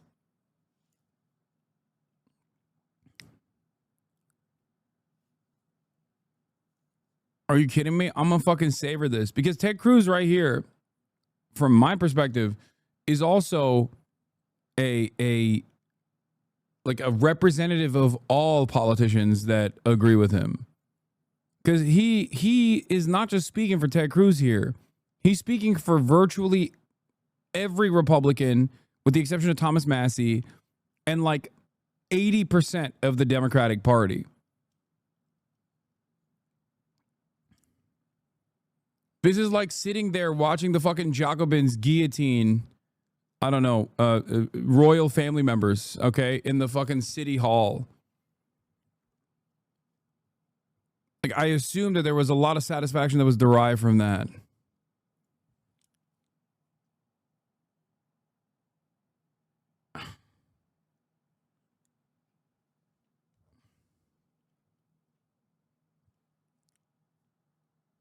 let us fucking appreciate this moment, because Ted Cruz is a representative for all politicians here who, with regular frequency, avoid this kind of conversation. This never happens.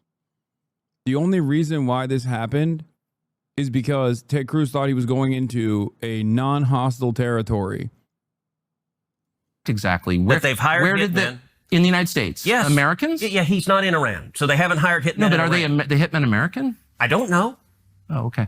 I'm telling you what, and by the way, I'm not the CIA. I'm not the Department of Defense. I'm telling you what they have told us. I'm not disputing it. I'm merely saying We are, that but I'm not. I'm saying the logic train has a massive hole in it. If you believe that's true, then you should, by definition, support killing the people trying to kill our president. But you don't support that. Now, Tucker, so I'm wondering what's going on here. Tucker, you took offense to the word isolationist, and I genuinely don't mean it as a pejorative. I disagree with it. But if you don't like that term, I don't know how else to describe what is a coherent foreign policy that says we're surrounded by two giant nations. By the way, isolationism has long been a school of foreign policy. I believe in self-defense. I'm not okay, but not into the slurs, the anti-Semite stuff. I just don't like that. I'm telling you what I believe. So, but is there a single military action Trump took that you agree with? So, did you agree with taking out General Soleimani? Soy right, by the way. Calling isolationism as a slur is soy right. It's like saying, oh man, tanky is a slur. If anyone were to pull that shit in my chat, I would laugh at them. I would make fun of them. You'd be the dumbest person of all time. No, it's just like a catch-all term. It's a pejorative. It's a way to deflect from the points that you're making by signaling all of the things that your opposition is making up about you that you supposedly believe.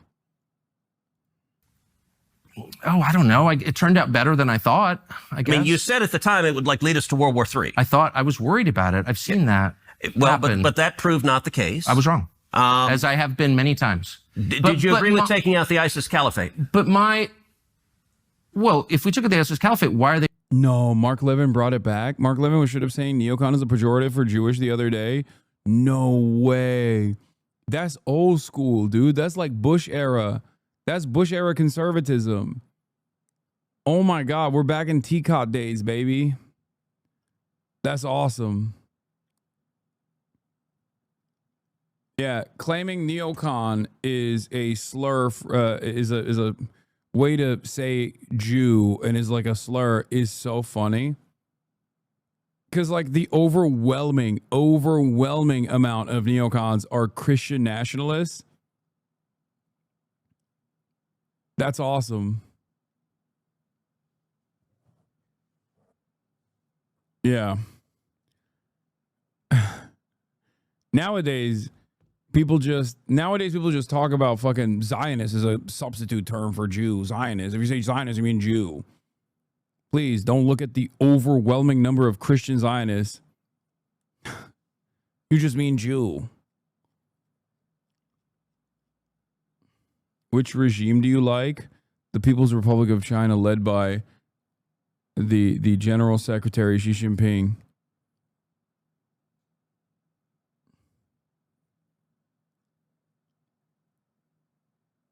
The Communist Party of China. Cap? Yeah.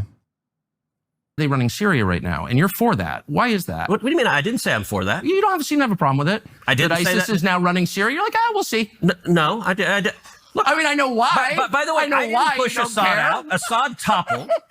It's hilarious. You know why I don't Assad care? is bad, but no, ISIS runs Syria, but that's fine. We'll just kind of wait and see on ISIS. Not a big deal. You know not why? A big deal. They're trying to kill Trump. Hold on a second. I want to get back.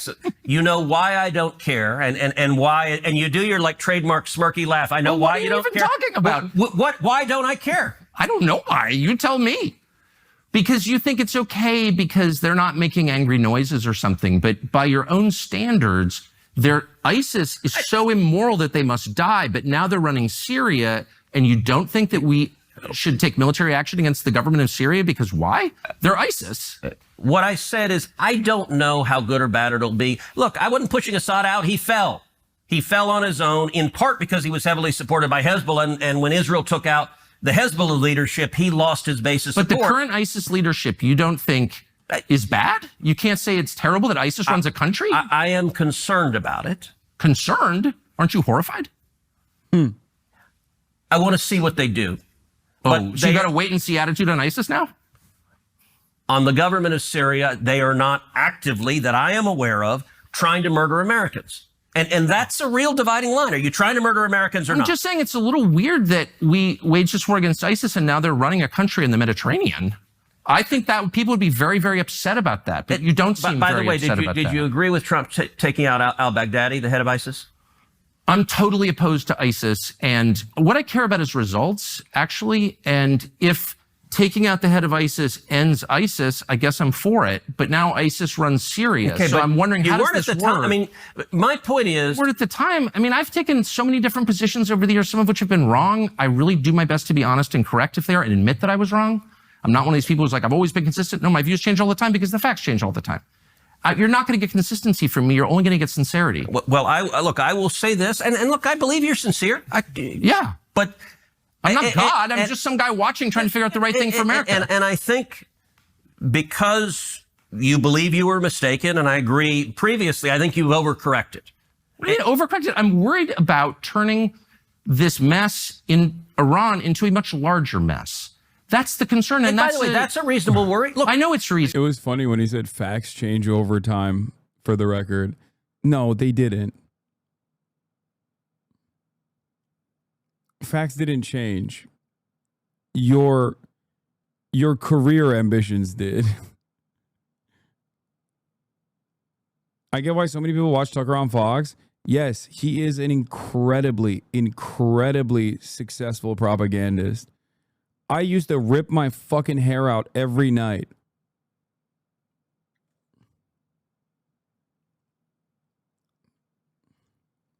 He speaks at a frequency where, and at a tune where he can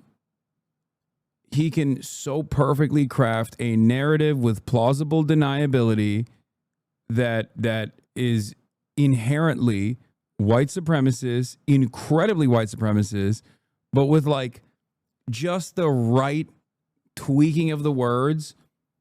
I used to do compilations of like Tucker Carlson side by side with like Jared Taylor and all these other like prominent white nationalists. And he just channels their worldview so perfectly in a way that is palatable. It's terrifying. And he was endlessly successful.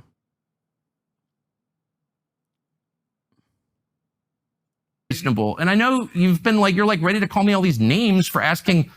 So is what he's saying here true since you're not saying anything about it? Yes. He is. He is. The way I described it is like it's two racist white nationalists arguing with one another. They're both Christian fascists as well, but one is anti-Israel and one is pro-Israel. And the anti-Israel position is the correct one here. So Tucker Carlson is arguing not on the same boundaries that I would argue, because like I would talk about the human toll, civilian casualties. He doesn't care about that. But because the situation with Israel is so untenable, it's so indefensible that he can argue even from like this weird concocted isolationist white nationalist perspective and still come across as the correct position. Just asking questions. Yes, I am. So here's my question to you. If the Ayatollah is killed in Iran, and he very well could if there's a war. I have just read in the paper this morning that Israel tried to take him out twice and Trump told them not to. Would you consider Tucker an isolationist? Not even. He's just, I don't even think he is. I'm sure these guys are never actually like anti-war, right? I would never say that they're anti-war, for example. I wouldn't even say he's isolationist, because most of these guys will do this indecent thing, like Marjorie Taylor Greene does this, where they'll say, this is not a war worth waging, right? If you're a leftist, you believe no war but class war. If you're anti-war, if you're anti-imperialism, that's what you believe, okay? these guys will say this is not a war that is worthwhile. The hidden implication there is that there are wars, oftentimes imperial ambitions, imperial conquest, that is worthwhile. So Marjorie Taylor Greene, for example, will say, why are we doing all this in the Middle East? Well, why are we giving so much money to Ukraine? We should stop funding Ukraine. Why? Because we should redirect all of our resources to Mexico. For Tucker Carlson, I suspect the war worth waging is with China. Okay? At the domestic front, the war worth waging for Tucker Carlson and Marjorie Taylor Greene and people like that are with, first, internally against socialists, radicals, right? People who don't mind that America is a diverse nation. And ultimately, the international war that needs to be waged is against China. Now, of course, ironically enough, I believe that Ted Cruz, Donald Trump, and the Democratic Party are aligned with Tucker Cruz on the notion that the real war that must be waged is against China. I think that they just have different methods of how to wage said war. Did I say Tucker Cruz? Ted Cruz and Tucker Carlson. Okay, guys, I'm on almost 9 hours here. Okay, calm down. Calm down, everybody. Yes, I said the wrong name. Haha, I mixed their names. Calm down. Read that. I don't have independent confirmation one way or the other. Do you think that they should take him out? So I actually talked about it. As you know, I do a podcast every week, Verdict with Ted Cruz, and I actually talked about it in the latest podcast. And I said, look, I've seen the reporting that says that Trump asked them not to take out the Ayatollah. And what I said in the podcast is I think it's reasonable for them to decide not to try to take him out. What they've done is targeted just about the entire. Bro, I put my head down for like 20 seconds and there's still motherfuckers spamming Tucker Cruz in the chat. That's crazy. Y'all are so one note. That's crazy. There are still people spamming Tucker Cruz in the chat. What is happening? Also, yeah, you guys noticed that plug. Tucker Cruz did a plug on the Ted Carlson show. Top level of the military, the people that actually conduct the war. I can see an argument that taking out both the head of state and a religious leader could make him a martyr and could cause more problems than it's worth. And by the way, if you take out the Ayatollah, I don't know if the next guy isn't just as bad. And so I am. What happens to the country? I don't know, but you mentioned before, and I want to go back to this. You said something like, oh my God, this is an interesting moment where oh my God, I almost said Ted Carlson again. Tucker Carlson almost by accident mentioned what happens to the country, as in, for a brief moment, we almost got them to think about the civilian death toll. Just for a moment, 1 hour and 26 minutes. And this was about to be the first time that they talk about the population of Iran or any of these countries that America is like bombing or facilitating the death and destruction of. Almost. We got this close and they're moving on. You, like most other politicians, are engaged in moral terms. And let me be clear, I am talking about national interest. I am talking about protecting America. So there are bad guys on planet Earth that I don't think we should take out, even though they're bad guys. Good. I'll call them bad guys, but I'm not willing to use U.S. military force to take them out. In this instance, what Israel is doing is taking out their capacity to build nuclear weapons. Why? Because they judge the risk is too high if they got nuclear weapons. I understand that. I mean, I understand that. I think it's in progress. I think it'll probably be achieved, probably with U.S. military support. Who knows? But the president said he's for that. And by the way, where the military support is most needed is Fordow, which is it's a bunker that's built under a mountain. Right. And Israel's taken out most of the rest, like Natanz, which is their big enrichment site. They bombed the hell out of it. Fordow was deliberately built deep into a mountain so that Israel couldn't take it out.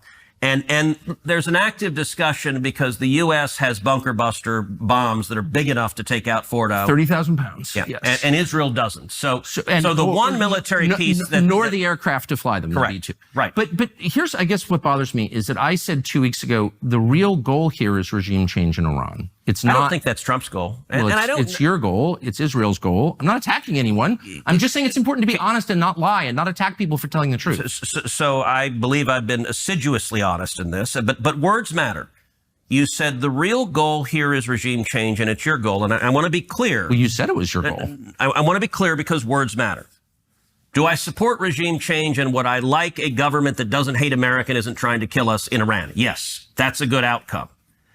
Is that the objective of these military strikes? I don't think necessarily. I don't know if it's Israel's. It's not my objective. My objective is taking out. U.S. If Israel decides we're going to decapitate the government and try to foment an uprising against it, should the United States participate in that operation in any way? Look, I have not called for killing the Ayatollah, and Pussy.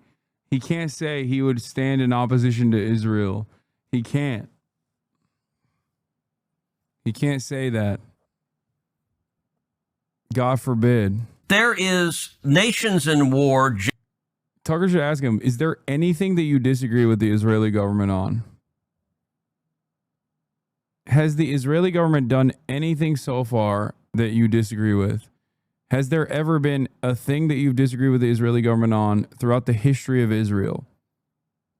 Do you think there are things that the Israeli government can do in the future that you would disagree with vehemently, so much so that you would actually come out and say, this is a bridge too far? Generally refrain from attacking and killing heads of state. Now, the Ayatollah doesn't. He's trying to kill Trump. We talked about that. But we shouldn't punish him for it. Look, the government, sure. Like if... Oh, fuck. So... We were like... necessarily. I don't know if it's... We're going to States killing the Ayatollah. And there is... I caught it. Nations in war generally refrain from attacking and killing heads of state. Now, the Ayatollah doesn't. He's trying to kill Trump. We talked about that. But we shouldn't punish him for it. Look, there has been a long-standing... Nations in war have refrained from killing heads of state. I have not publicly called for killing the Ayatollah. What I've called for is doing whatever is necessary to stop him from getting nuclear weapons. In the first Trump term, what that meant was maximum pressure. So in the first Trump term, I spent a lot of time urging the president to withdraw from the disastrous Iranian nuclear deal that Obama had. President Trump agreed with me. He did that. And then I urged him to end the oil waivers and to sanction the hell out of the country. And it ended up crippling their economy. So Iran at the time was selling 2 million barrels of oil a day, 1 million barrels of oil a day. When President Trump ended the oil waivers, it cut their sales to 300,000 barrels a day. At the end of the Trump term, the Iranian economy was in shambles. They had massive inflation. I think the regime was teetering. I think it might have fallen. I would use economic sanctions and I would use moral suasion to try to effectuate if you regime topple, change. Okay, so you topple the regime and by whatever means, what happens then? How many people live in Iran, by the way? I don't know the population. At all? No, I don't know the population. You don't know the population of the country you seek to topple? How many people live in Iran? 92 million. Okay. Yeah, How could you not know that? I don't sit around memorizing population tables. Well, it's kind of relevant because you're calling for the overthrow of the government. Why is it relevant whether it's 90 million or 80 million or 100 million? Why is that relevant? Because if you don't know anything about the country... I didn't say I don't know anything about Okay, what's the ethnic mix of Iran? They are Persians and predominantly Shia. Okay, this is cute. It's not even... You don't know anything about Iran. So okay, I am not the Tucker Carlson expert on Iran. You're a senator who's calling for the overthrow of the government. You're the one who claims anything about the country. Cinema. That's it. I mean, it's a... In this day and age, I don't think this tanks people's candidacy ever. Like, I don't think this will hurt the support that Ted Cruz receives, but it's such a fantastic gotcha to showcase the absolute depravity of American politicians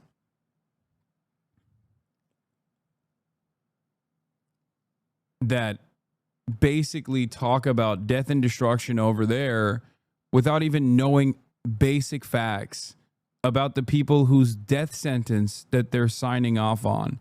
This isn't to make it so that, like, if Ted Cruz knew off the top of his dome, what the number of people are in Iran, but the very fact that he doesn't know makes it all that more damning.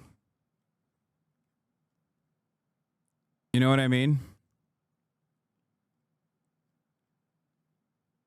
Like, I wouldn't be on board with Ted Cruz saying that that he'd be on board with like regime change or bombing Iran, bombing the Iranian nuclear sites with American weapons if he knew the exact number or the ethnic demographic breakdown of Iran.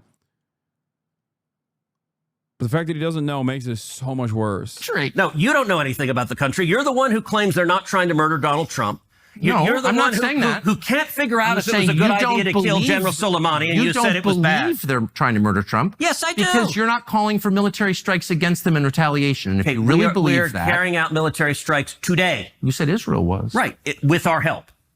I said we. Israel is leading them, but we're supporting them. Well, you're breaking news here, because the U.S. government last night denied, the National Security Council spokesman Alex Pfeiffer denied on behalf of Trump that we were acting on Israel's behalf in any offensive capacity. No, we're not bombing them. Israel's bombing them.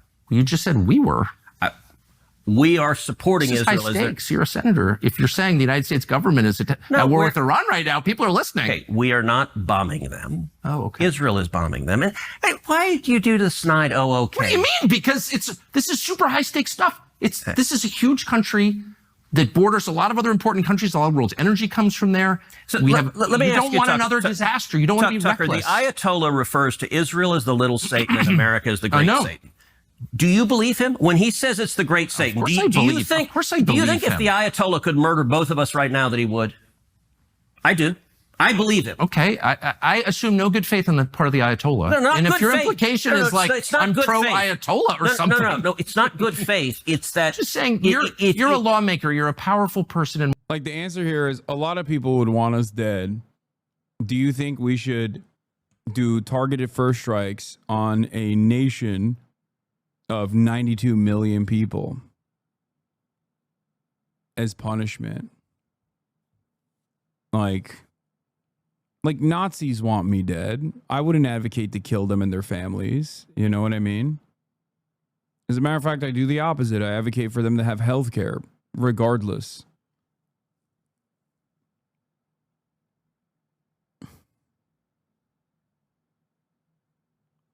In Washington, this is the most powerful country in the world. If you're calling for toppling in government, it's incumbent on you to know something about the country and to think through the consequences of that. And you haven't, and you don't. And I'm saying that's reckless. Okay, you engage in reckless rhetoric with no facts. And to be clear, I'm not calling for the overthrow of a government. You put out a newsletter attacking Donald Trump and calling him complicit. I've never attacked Donald Trump. Yes, you have. And by the way, I campaigned for Donald Trump. Okay, yes. And this is after anti-Semitism, this is the last refuge. You're an anti-Semite and you hate Trump. Okay, I love Trump. I will read. You put out a whole newsletter saying Trump has abandoned America first. And here's what Trump said in response. Well, considering that I'm the one that developed America first and considering that the term wasn't used until I came along, I think I'm the one who decides that. For those people who say they want peace, you can't have peace if Iran has a nuclear weapon. So for all of those wonderful people who don't want to do anything about Iran having a nuclear weapon, that's not peace. One model for the action that Trump's allies have discussed privately in recent weeks is his 2020 decision to assassinate top Iranian commander Qasem Soleimani. The strike, while still a serious escalation that drew reprisals from Iran, did not cause all-out war, they argue. Oh, my Lord. Oh, they're just looking for justifications. A key voice in Trump's ear has been General Michael Kurilla, commander of the U.S. Central Command. He's a real freak. In recent weeks, some U.S. military leaders, including Kurilla, have requested more resources to defend and support Israel as it continues to trade fire with Iran. Oh. Yeah, they're looking for ways to sell it.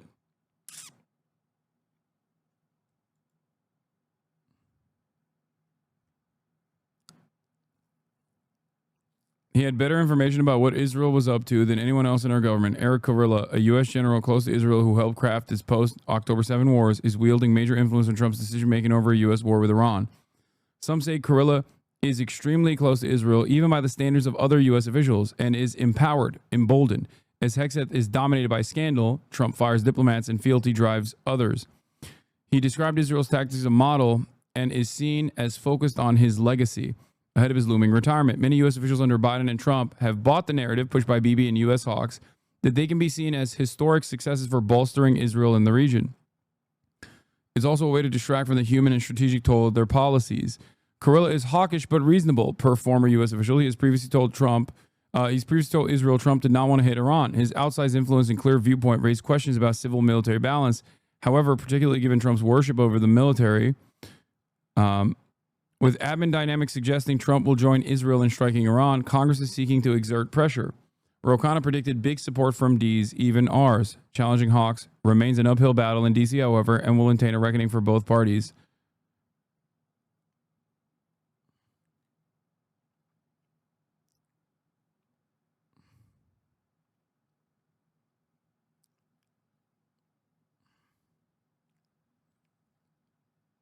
Oh, brother.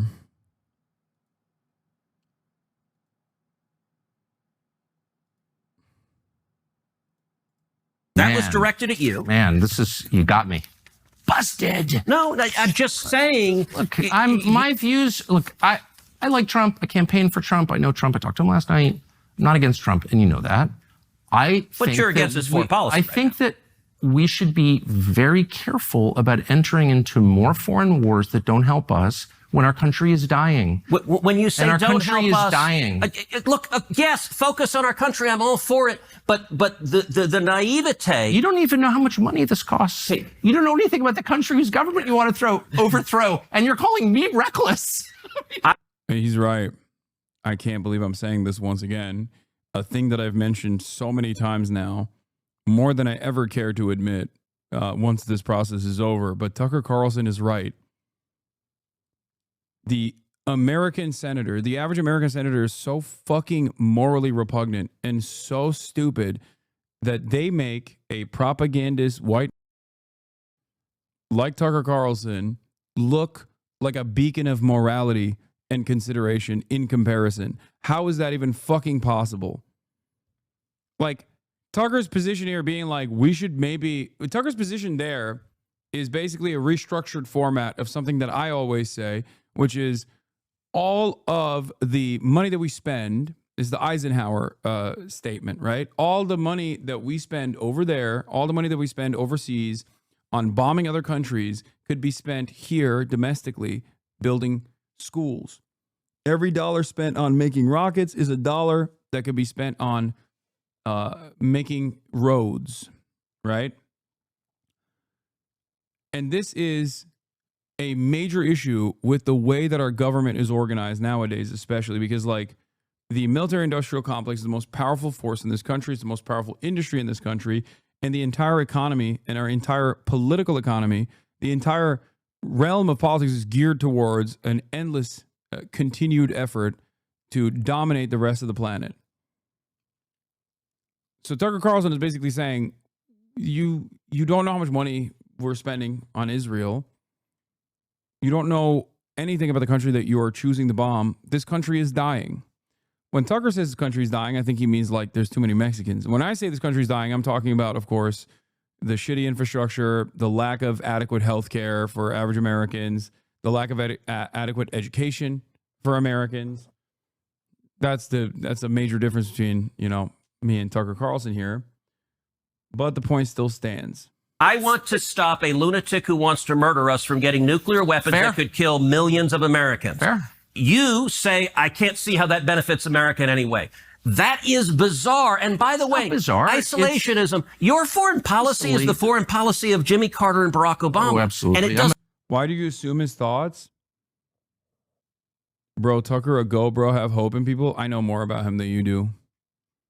That's it. I've spent a big chunk of my political career covering his statements and his worldview. That's it. It's as simple as that. I don't think this person's a Nazi, chatters. I think Tucker Carlson is a mischievous devil with a silver tongue, and a lot of people fall for his shit.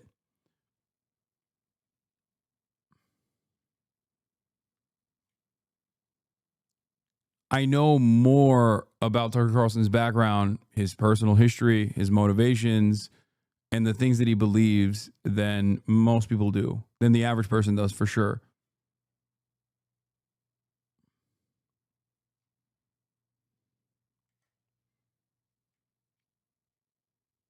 I was hard right-wing before, but I've changed so much since I came to the U.S. Well, there it is. There you go. Tucker is a snake oil salesman, but he's also a whisperer for people like yourself. Doesn't work. Yeah, I'm a big leftist. This is so silly. I'm Jimmy Carter and Barack Obama. Okay. Let me just say one last thing. So how is your foreign policy different from Jimmy Carter's? Seriously. Please. But I asked that question seriously. I don't even know what you're talking about. Jimmy Carter? So what century is this? I am the product of the last 25 years, watching carefully, being involved in the periphery, and I see an unending string of foreign policy disasters that have impoverished and hurt our country. Unending string. Unending string. They would include Afghanistan, Iraq, Libya, Syria, and our inability to stop the Houthis, by the way, in Yemen, which exposes us as weak, and I grieve over that. So these are failures. You helped preside over some of them as a member of the Senate. What failures, foreign policy failures, have I presided over? Well, we were unable to beat Russia in the war that you supported against Russia. You've been spending the last 3 years telling us that Vladimir Putin is evil and we're going to beat him with other people's children, and 1 million of those kids are now dead. You've never apologized for that. That was a full failure. By the way, look, the level of number of falsehoods you lay out just in one statement are rather You haven't supported stunning. the war against Russia? Are rather stunning. So the war against Russia. I mean, he's also, again, he's not entirely wrong on that front. I mean, he's pro Vladimir Putin. He definitely is he definitely is a propagandist for the Russian state. He's gone to unimaginable lengths to defend Vladimir Putin, directly interviewed him and sucked him off. The rest is Russia talk. Was caused, which I have explained at great detail, by Joe Biden's weakness. But you supported the... Crazy how much they called out Russia for attacking another sovereign country while they're now doing the exact same thing, just a different excuse than Putin. I mean, is it even a different excuse than Putin? It's kind of the same reason when you think about it. Vladimir Putin was like, this is historic Russia. This is ours. And that's kind of what Israel says too. If anything, there was a time frame, there was a period of time that was not that long ago that Vladimir Putin could draw back from, whereas for Israel, you have to go back 3,000 fucking years. Not that it matters. I'm not saying that Russia's ambitions is just or anything. I'm not saying that at all. But like, it is kind of similar. Yeah, Russia said, there's Nazis over there. We have to kill them. And also, this was Russia not that long ago. It belongs to us. And we're going to liberate our brothers in this area that used to belong to us historically by destroying the fucking Hamas Nazis, Azov Nazis and Nazis in general in the Ukrainian parliament. The only difference is, like, in terms of conduct, Russia has engaged in certainly a shit ton of war crimes as well, but not to the same degree as Israel has, because Russia is outside of the sphere of American influence. Israel is firmly in the lap of American influence. And as long as you are an extension of America, you get to do whatever the fuck you want and no one can say a damn thing. But that, of course, that juxtaposition happening in real time, in direct, in sequence, one after the other, and America's response to one versus America's response to the other has created this perfect showcase. Because like I remember in the beginning, like the way people used to talk about Russia invading Ukraine, there were a lot of people, myself included, that tried to talk about like the American hypocrisy and talk about like how differently we view Palestinians. But at the time, Israel was just simply doing an apartheid. There wasn't like the extra ethnic cleansing that it's been engaging in since October 7. So when people like myself made that point, everyone was like, why are you defending Russia? I was like, no, I'm not. I'm not defending Russia. I'm actually saying Russia's doing America shit. And this is to criticize both Russia and the United States of America. But people couldn't comprehend it back then. But then Israel did what Israel's been doing for the past year and a half. So now that juxtaposition is impossible to ignore. That hypocrisy is now impossible to ignore from the perspective of like average citizens that are onlookers, that are watching. You know? War. Now, if you want to talk, we can talk Russia and Ukraine. I'm happy to talk about it. Do you think that's been a success?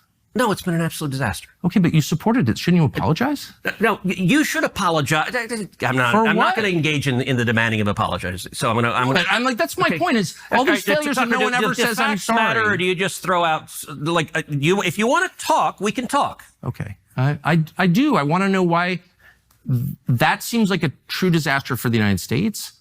You have supported it. Do you believe Joe Biden's weakness caused the war in Ukraine? I think Joe Biden's aggression caused it. His aggression? What aggression? He demanded that Ukraine join.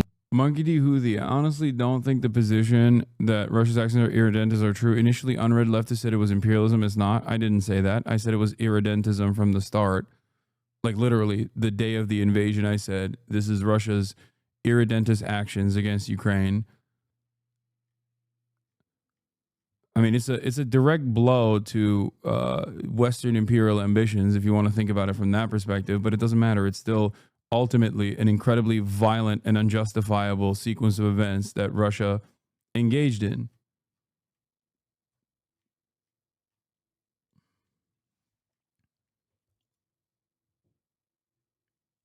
And the reasoning for why it's doing it,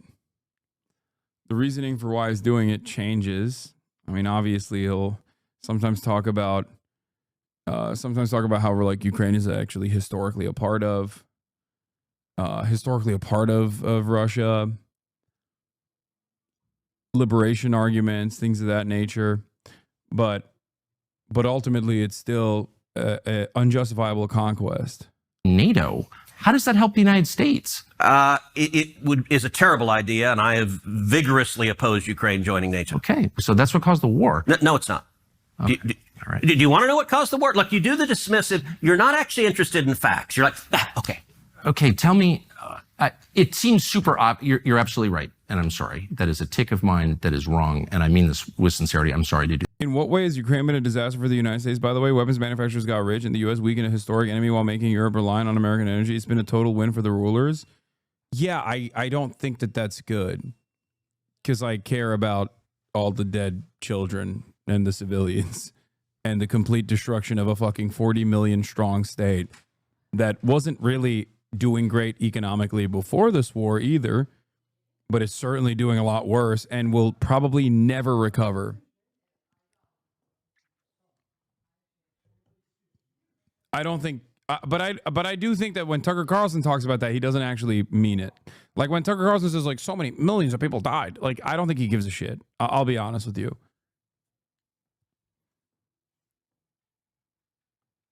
Yeah, for the record, that chatter is not saying it was good for.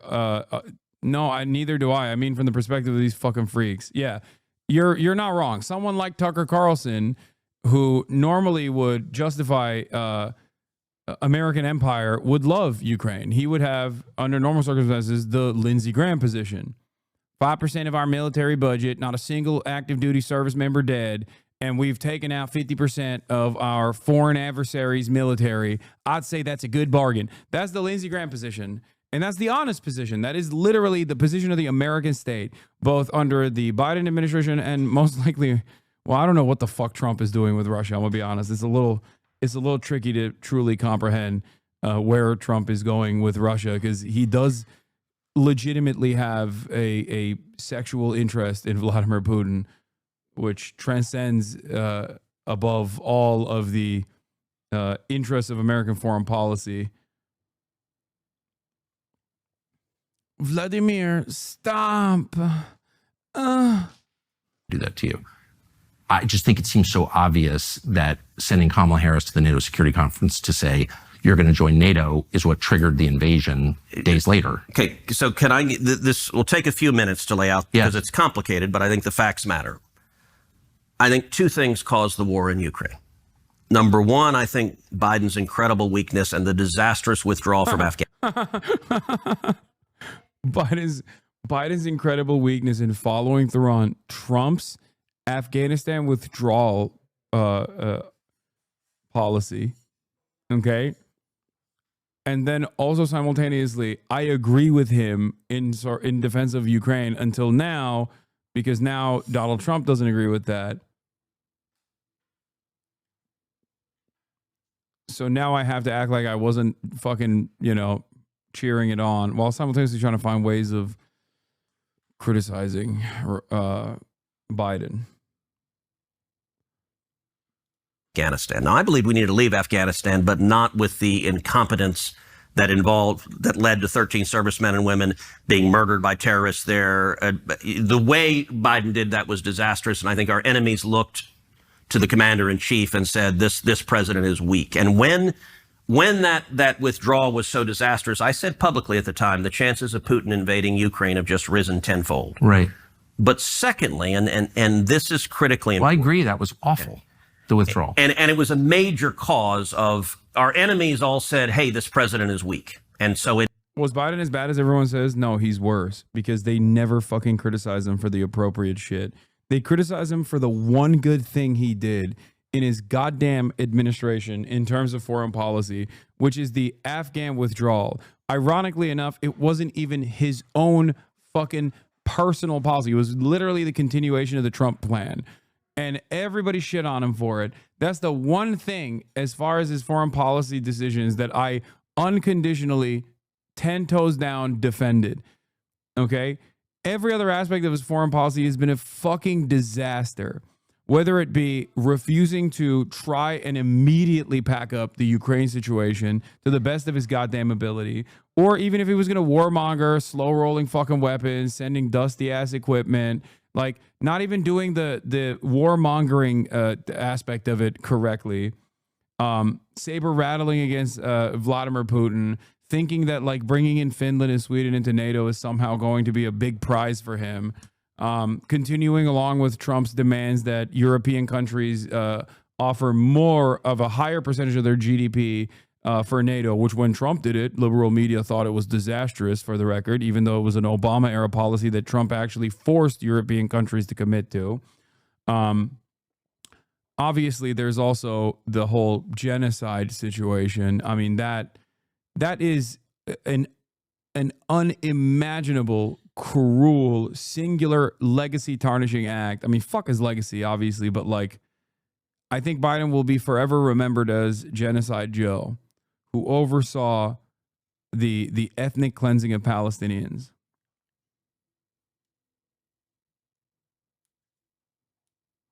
Biden still executed the Afghan withdrawal poorly? No, he didn't. That's cope. It still sucks how he executed it? No, that's just cope. That's bullshit. No, he didn't. Remember, numbers on the board. 13 of our best soldiers died, right? 13 of our best soldiers died. Okay, 67 soldiers died in Afghanistan when Donald Trump was overseeing the Afghan withdrawal that he never actually committed to. If anything, the Afghan withdrawal was fucked up because we killed an aid worker on the way out and his whole family.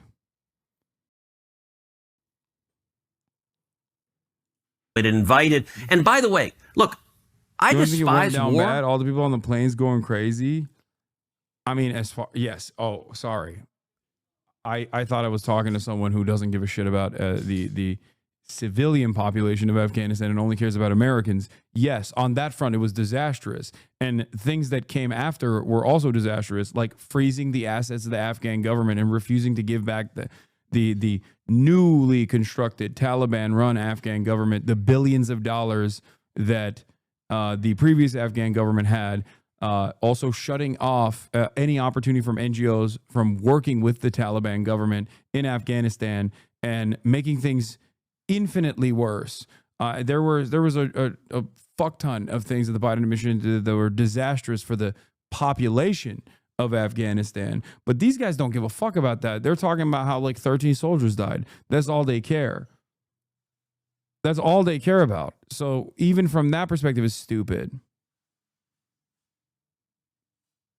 You're wrong about Afghan withdrawal. He left Bagram. That was the main mistake, and the U.S. Embassy was built to facilitate quick access to Bagram. Pussy-ass take, but I see your angle. He kicked me out for refusing COVID shot with separation 2 days prior to the AF mandate. Now Trump is giving grants to schools for not mandating. What?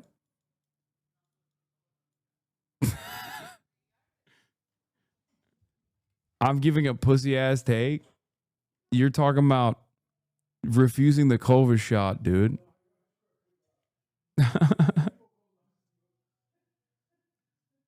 What's gonna happen? You're gonna become more autistic? Like,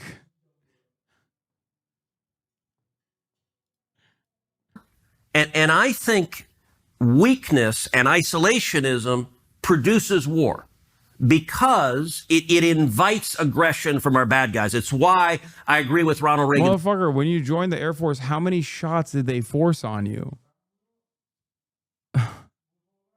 Why is this the one where you're like, I won't take it? Like, it's so funny to be a dude in the American military and get like at least at minimum 8 fucking shots, okay? But then this one shot, you're like, COVID? Nah, that's a bridge too far. Bro, they test out, I can't speak for the Air Force, but they test out new shit on the Army, at least, like shit that you definitely should not, shit that if you consume, your heart explodes. And motherfuckers, grunts in the military use that in combat. And it's the one shot, the one COVID shot that like every wealthy person on the planet literally cut the line to get before you. And you're like, nope, television man told me this is wrong and scary, and I will not be doing it.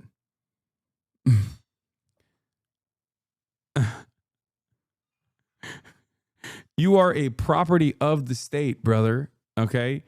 You are a property of the state. Therefore, they will put whatever the fuck they want in your body, and they do. Sometimes they won't even give you the proper medical care for years and years and years after you developed cancer because you fucking sat in a base where there were burn pits next door. Like, what do you mean? It's so funny to be like, you know what? The COVID shot's a bridge too far. The most popular vaccine on the planet. Like, maybe not the most popular, but you get the point. Like, people literally, rich people were literally fighting. Rich people were literally fighting to get the COVID vaccine before anybody else. And this one guy's like, nah. Yeah, you literally stand in line at boot camp with a bunch of nurses poke you with like 15 different needles.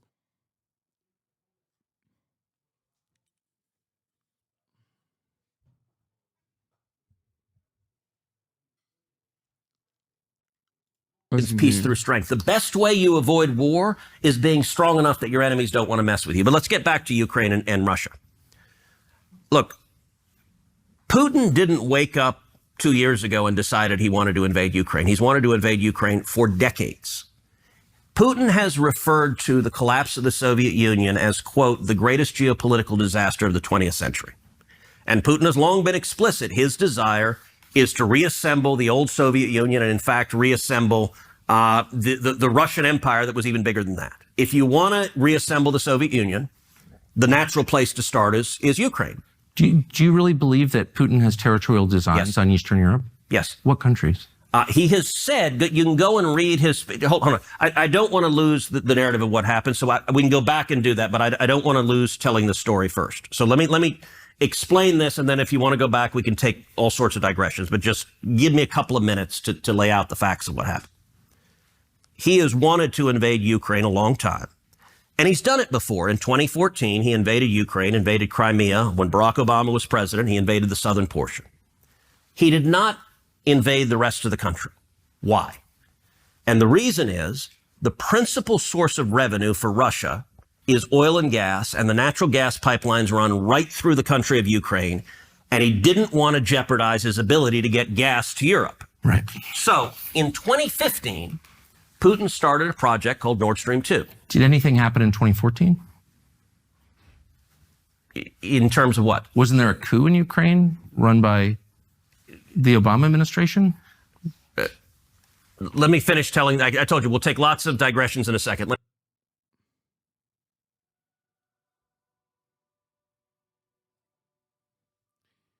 My position is, in spite of any sort of ambition that America has in Ukraine, Russia's invasion of Ukraine is still ultimately unjustifiable. Make no mistake.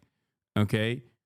Whatever Tucker Carlson says about Euromaidan, I think ultimately the best possible thing for Russia to do in that process, in order to continue maintaining its sovereignty despite American and Western encroachment, was to pull a China, continue maintaining trade, and continue developing decent relationships, make yourself irreplaceable, which would have been fine. But no. Also, an American mainstream broadcaster that is as popular as Tucker Carlson talking about Euromaidan is, I assume he is an agent for Russia at that point. Let me finish telling the narrative. No, it's not that he's talking to Jeffrey Sachs. He's been saying this from before. Putin began building Nord Stream 2. Nord Stream 2 is an undersea pipeline that runs from Russia to Germany. The entire purpose of Nord Stream 2 is when it was completed and turned on, it would let Russia circumvent Ukraine and get its gas straight to Europe. In 2019, Nord Stream 2 was almost complete. And the conventional wisdom in Washington was, this is terrible, but there's nothing we... Wait, what is this fucking argument? This is so dumb. Who gives a shit? What do you mean? You're mad at Russia for developing pipelines? What? Doesn't this also make Biden the GOAT then? From your estimation, he blew it up. It blew up under his watch, at least. Like, what? How are you anti... I don't understand how he's like fucking anti-Biden, but also is let's see where he goes with this. I didn't believe that. So I drafted sanctions legislation that was targeted to stop the pipeline. My legislation passed the Senate with overwhelming bipartisan support. It passed the House, and Donald Trump signed it in law. Can I just ask, why wouldn't you want Germany to have cheap energy? Because it empowers Russia. And I believe in making our enemies weaker and our friends stronger.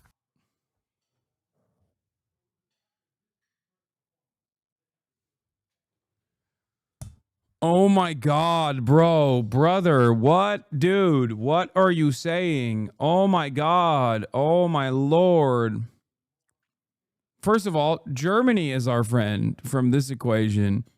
I think they would benefit tremendously from cheaper gas.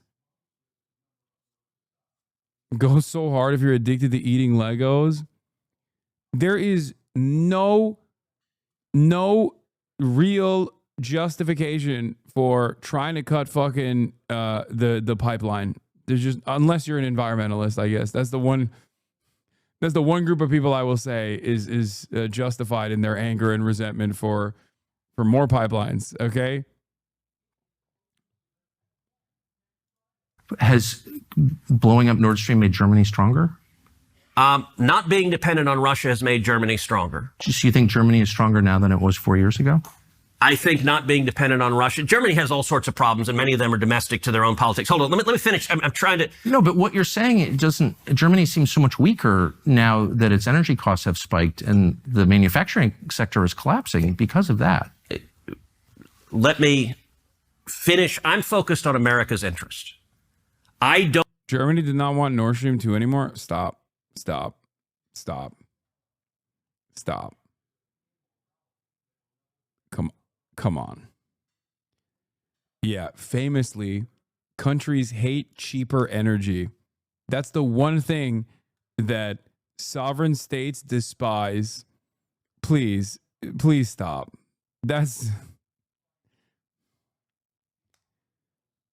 It became an issue of major political consequence, even at the domestic level.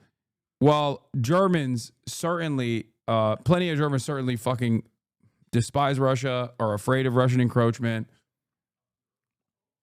We depend on it, but didn't want to buy it from Russia. No, man, that's the cope that your government fucking tells you so you can feel less angry. So that you can be like, no, you don't understand. My fucking energy bill is like way higher, but that's for a good cause, a higher purpose. I would much rather get it from what? America? The moral authority on the planet? What country is providing energy to Germany that you think is a beacon of morality, chatter? Quick, answer. This is if we even assume that nations don't. This is even if we assume for a brief moment, we suspend our disbelief and we assume for a brief moment that countries actually operate with morality. Countries operate. Oh, you mean, Qatar. So Qatar and Iran.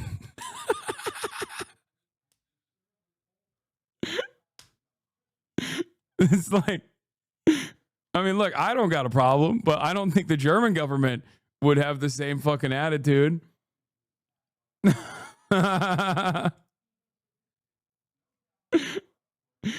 Anyway, it doesn't even matter. Yeah, you get it from Qatar and the Gulf Arab states plus the US. They're totally way more moral than Russia. No, listen. My point is, morality doesn't even factor into the equation, as evidenced by the fact that most of the energy providers are not exactly fucking beacons of morality themselves. Okay? But the notion that Germany was not happy with getting cheaper gas is such a funny cope. They hated it. They were like, man, this cheap ass gas is so fucked up. I hope someone blows this pipeline up. We hate it. I hate lowering energy costs. America will genocide an entire population so that gas at the fucking pump is $2 cheaper. And this man is trying to tell me that the German government places morality above cheaper energy.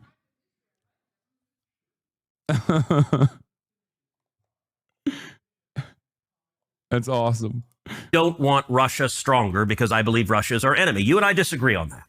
We can talk about that. But I want our enemies weaker. I don't want to go to war with Russia, but I want our enemies weaker. I don't want Europe dependent on Russia. Also, okay. I'm done dunking on Germany after this last part, okay? What happened last time the German economy suffered tremendously as a consequence of war that they waged? I feel like Germany is the country that hates inflation the most. They really tweak out over there when they experience a cost of living crisis, at least historically. Okay. It's the one country that we should, for safety purposes, always offer cheap, reliable energy, I think.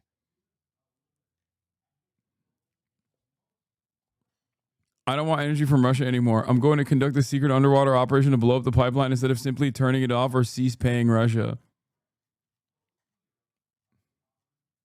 Don't want Putin rich with oil and gas revenues and able to invest in his military and pose a threat to America. So the sanctions legislation that I authored, it passed. Putin stopped building Nord Stream 2 literally the day that President Trump signed my sanctions legislation into law. He signed it, if I remember right, at 7 p.m. on a Thursday. Putin stopped construction at 6:45 p.m. So the sanctions legislation worked, and it killed the pipeline. The pipeline lay dormant for over a year, just a hunk of metal at the bottom of the ocean. Joe Biden came into office. He was sworn in on January 20th, 2021. Putin resumed deep-sea construction of Nord Stream 2 4 days later, January 24th. He did so because Biden had foreshadowed weakness on this issue. That foreshadowing was accurate because several months later, Biden formally waived the sanctions on Nord Stream 2 and let Putin complete the pipeline. In January of 2022, I forced a vote on the Senate floor to reimpose sanctions on. Last time Americucks were actually nice to the Eurocucks was when they were like, all right, at least we'll let you get cheap energy. Fuck it. That was the last thing that Biden did until he was like, never mind, I'm going to blow it up, Jack. Nord Stream 2. The week of the vote, President Zelensky in Ukraine publicly called on the Senate, please pass this sanctions legislation. It is the last best hope of stopping Russia from invading Ukraine. At the same time, the government of Poland put out a formal statement from the foreign ministry to the Senate, calling on the Senate to pass my sanctions legislation, and said, if you do not, Putin will invade Ukraine. The day of the vote, Joe Biden came to Capitol Hill. It's the first time in his presidency he had done that. He went to the Democrat senator's lunch, and he personally lobbied. AFD's popularity is partially due to high energy prices. I don't know. Like I said, you make up your own mind, but I feel like unprecedented economic volatility paired up with German history turns into, I don't know. Germans got one note. Whenever the cost of living crisis increases, Germans tend to move in a very weird way. And considering that they're also developing a weapons industry now, who knows? Who knows how things might work? If I was an Austrian right now, I'd be kind of scared. I'd be looking at Germany real weird, okay?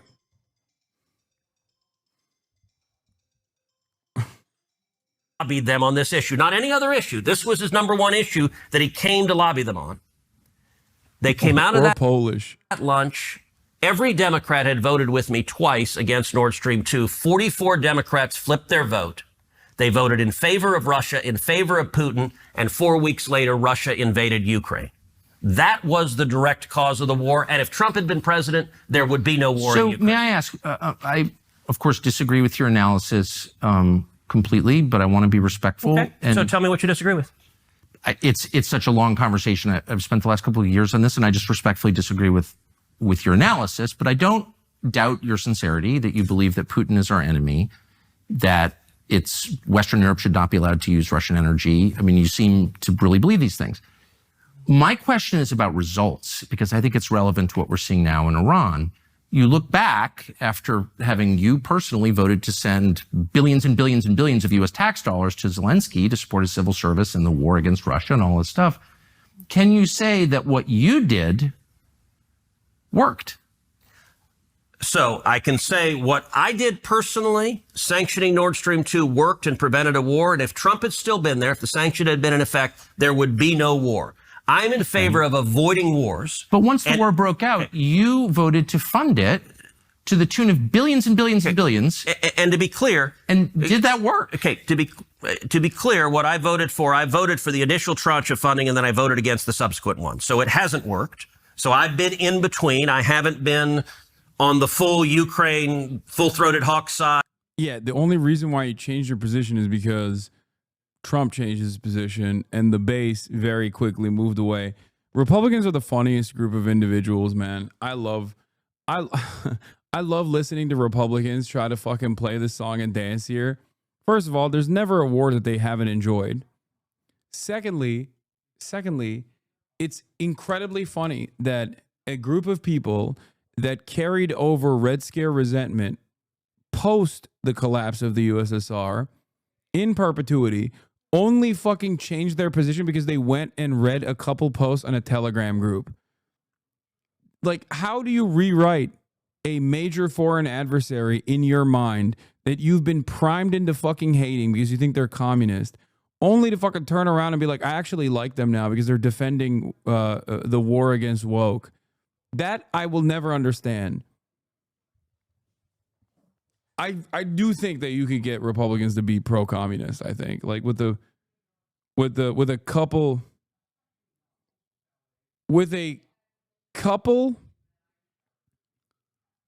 tweaks in the messaging, I think you could get Republicans to be on board with communism, like full gay space luxury communism. Not even like MAGA communism. I'm talking like straight up. I mean, think about how they fucking tweaked on tariffs, trade protectionism. They were speaking like a fucking 1990s anti-NAFTA union leader. They were taking it up to the streets, being like, "Yeah, fuck NAFTA. We need to do trade protectionism right now." And then a day later, Trump was like, "Never mind." And then they were like, "Brilliant, masterful gambit, sir." I swear to God, if Donald Trump was like, "I'm a communist now," there would be a significant boost.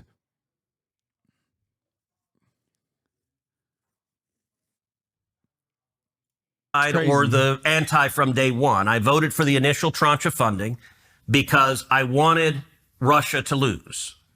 I think the Biden administration administered it in a horrible way. I think they wasted a ton of money. And I think what they did was actually incoherent because they were funding both sides of the war. I was very vocal and among other things, flooding $100 million to Iran, which was used, among other things, to help the nuclear program, but also to make drones that Russia used to fight. So here's my concern. I'm not going to defend the Biden administration.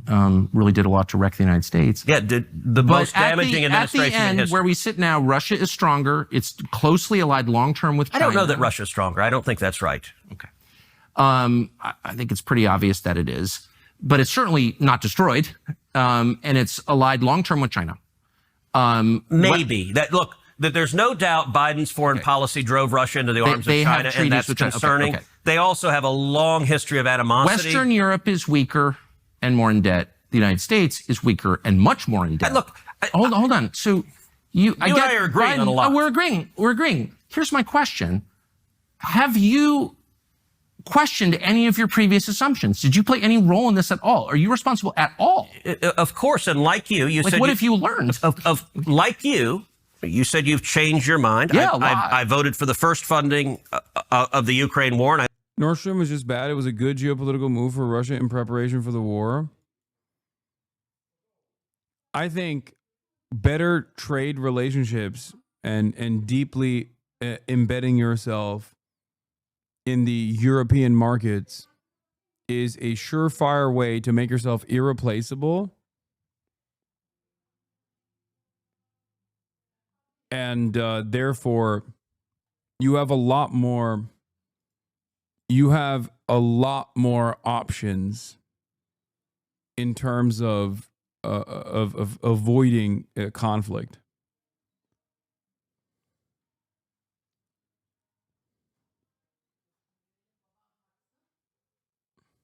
I voted against every subsequent funding stream because it wasn't working. And I looked at what was happening and said, this is not working. And had the money been spent in an intelligent way and not wasted, and had it been successful, I might have been willing to fund more. But it wasn't successful, so I voted no. And the war is going to end. Look, President Trump campaigned on ending the war. I think he's frustrated because Putin has been less than eager to reach a deal to end the war, but it's going to end. You're not going to see another dollar coming from Congress. Do you think Zelensky wants to end the war?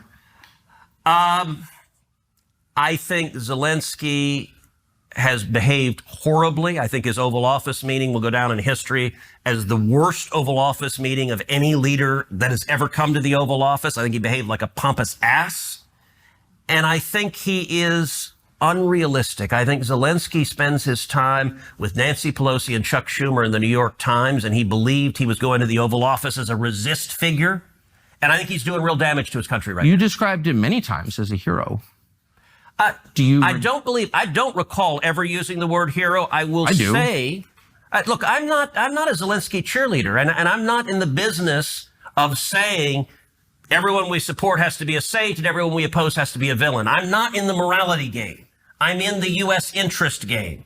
Why did I want Nord Stream? You quite literally are in that game. Your morality is just twisted, and you say all of America's enemies are true evil, and all of America's allies are the absolute moral authority. You have said that over and over again for the fucking past hour and 47 minutes. Israel doing a genocide, ultimately the best, most moral country. Okay. Iran not doing a genocide, definitely the most evil country that deserves to be nuked, that deserves a decapitation strike.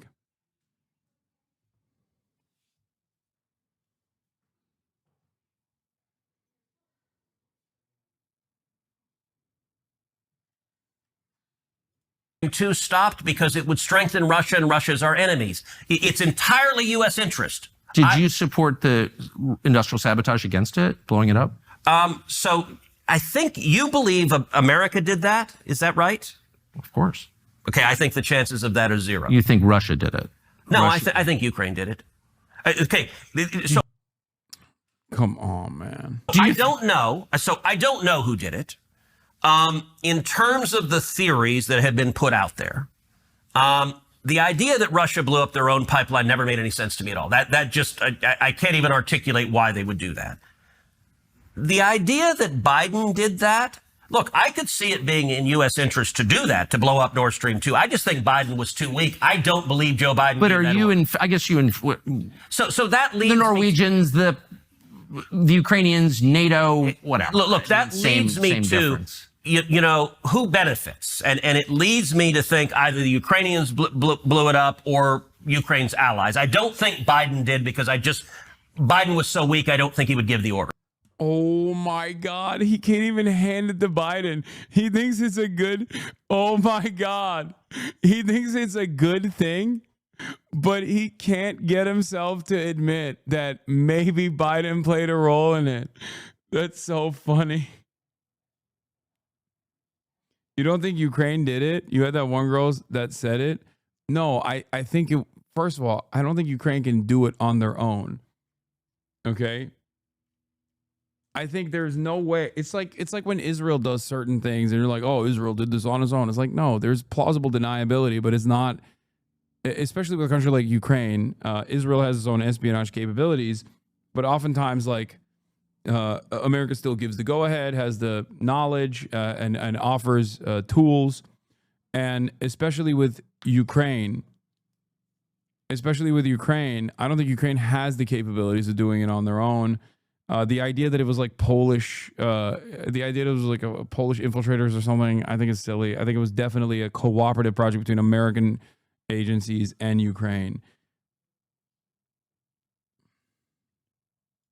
I find that implausible. But you're in favor of it. Look, I was in favor of stopping it. I think blowing it up is Like, do I think Ukraine did the drone strikes? Yes. I think Ukraine did the whole bring in the trucks full of drones. Like, that's a sophisticated operation. But I think Ukraine has the capacity to pull that off, especially because they're very good with drone warfare in general. That they're probably better than America with respect to drone warfare. But when it comes down to like an deep underwater explosion, that is the level of expertise necessary to conduct an operation like that is not something that Ukraine has the capabilities of pulling off.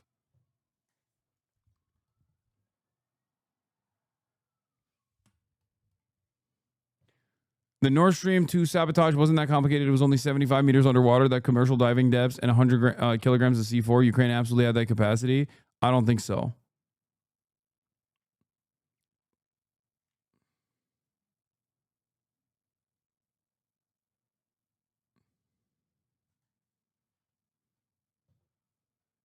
You're making it seem like almost comical when you're describing this. Like you're talking about it like it's fucking a bunch of Western, like a wild Western where a bunch of thugs are putting TNT on the side of a railroad, dude. That's like a sophisticated military operation.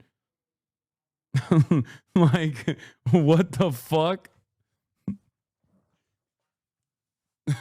You're yeah, they just walked up and were like, you see, it's time to blow up the pipe. It's time to blow up this railroad. Here's my Acme TNT. Like 75 meters underwater in the sea. I don't even know what kind of explosives are necessary to be able to conduct that. Timing that is incredibly important, because if it fails, like, training for that is already difficult in and of itself.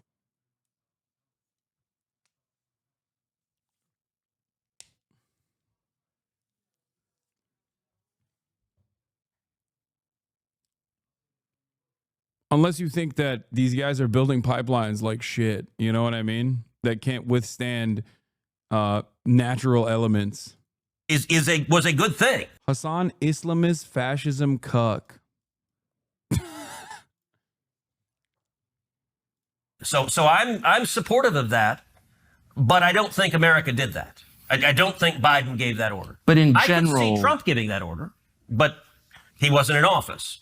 yeah. And you think that the largest act of industrial sabotage in history helped our allies in Western Europe or other fellow NATO members? Look, I got to say, I don't understand. For some reason, you are really invested in defending Russia, and I don't get that. I'm not attacking you with that. I'm genuinely, like, I don't get why you're so passionate about defending Russia. Actually, I was defending. Okay, that's a pretty good. That's a pretty good take from Ted, and I think he's being honest when he says that. Western Europe, the home of my ancestors, and that you know. Oh God, he's such a fucking ugh. I'm defending Western Europe, the home of my ancestors. Shut the fuck up. Tripling their energy costs and destroying their industrial like, base. Wait, not like. You just accused me of being an anti-Semite, an isolationist, and a Russia lackey. I've not called you a neocon once, which you are, but I haven't that's said absurd. that. Yeah, those neocons that oppose the Iraq War, right. But like that's Okay, dishonest. but I haven't called you that because name Well, you calling. just said, which you are. So you just called that. Okay. Called me that. You just did. I guess what I'm saying is you're triggered because I use name calling. I get it. I was triggered when you called me names. And I'm triggered once again that you're calling me a Russia defender when in fact I'm defending Western Europe. And I don't think that you Do you can think make Putin's our enemy? Well, he's literally our enemy. You are funding a war against him. But do you think he is our... No, you're saying we're his enemy. Do you think Putin is our enemy? I think it is a tragedy that your policies, specifically yours, helped drive Putin into the arms of China, forming a bloc that's larger than us. So you won't answer that question. I don't. He is literally our enemy right now. That is a tragedy for the United States. No, you're saying... But you won't say he is our enemy. And look, like I know watched in what sense? I don't want to be enemies with Russia. It doesn't help us at all. If Ted, ask him if he wants to be enemies with China. Go ahead. Come on, Ted. Be like, do you want to be enemies with China? It may help some people in the United States, but in general, I don't want to be. I don't want to be at war with Russia. I don't think it is in our interest to be at war with aligned Russia. with China. That is a disaster. But listen, no doubt, and I want Russia and China attention, so I agree with you there. But I think Putin is a KGB thug. I think he's not going to say that because they both want to fight China. He is a bad man. Now, I don't want to go to war with him over that, okay. but I'm not naive. And like I watched your bad episode. Man. He's a bad man. Okay. Look, I watched your episode where you went to the Russian grocery store, and I'm was that disloyal, do you think? It was just weird. It was like a promo video for Russia, and I don't understand. I'm not attacking you when I ask why, because I'm genuinely like, I don't get like when you called me an anti-Semite. You weren't attacking me, you were just noticing. No, but may I ask you a question? So here, well, let me just answer yours by saying the United States, the Biden administration, with your help, full support, began this war on Russia in response to their invasion of Ukraine. And one of the things was they kicked Russia out of SWIFT, out of the international financial system. Yeah. And my first response was, this is going to really hurt the US dollar, which it has. And I hope someday we can have a conversation about that. It's really, really hurt the one thing that we needed, which was to retain dollar supremacy. So I was interested in the economic condition. By the way, that's a reasonable point and a serious conversation. I'm aware. And but I can agree with you. No, but I was accused of being, I think it's weird that you went to a Russian grocery store and said it was prosperous. No, my point is. It looked like a commercial. It looked like a commercial. Isn't this wonderful? No, it was an argument against the efficacy of sanctions. Oh.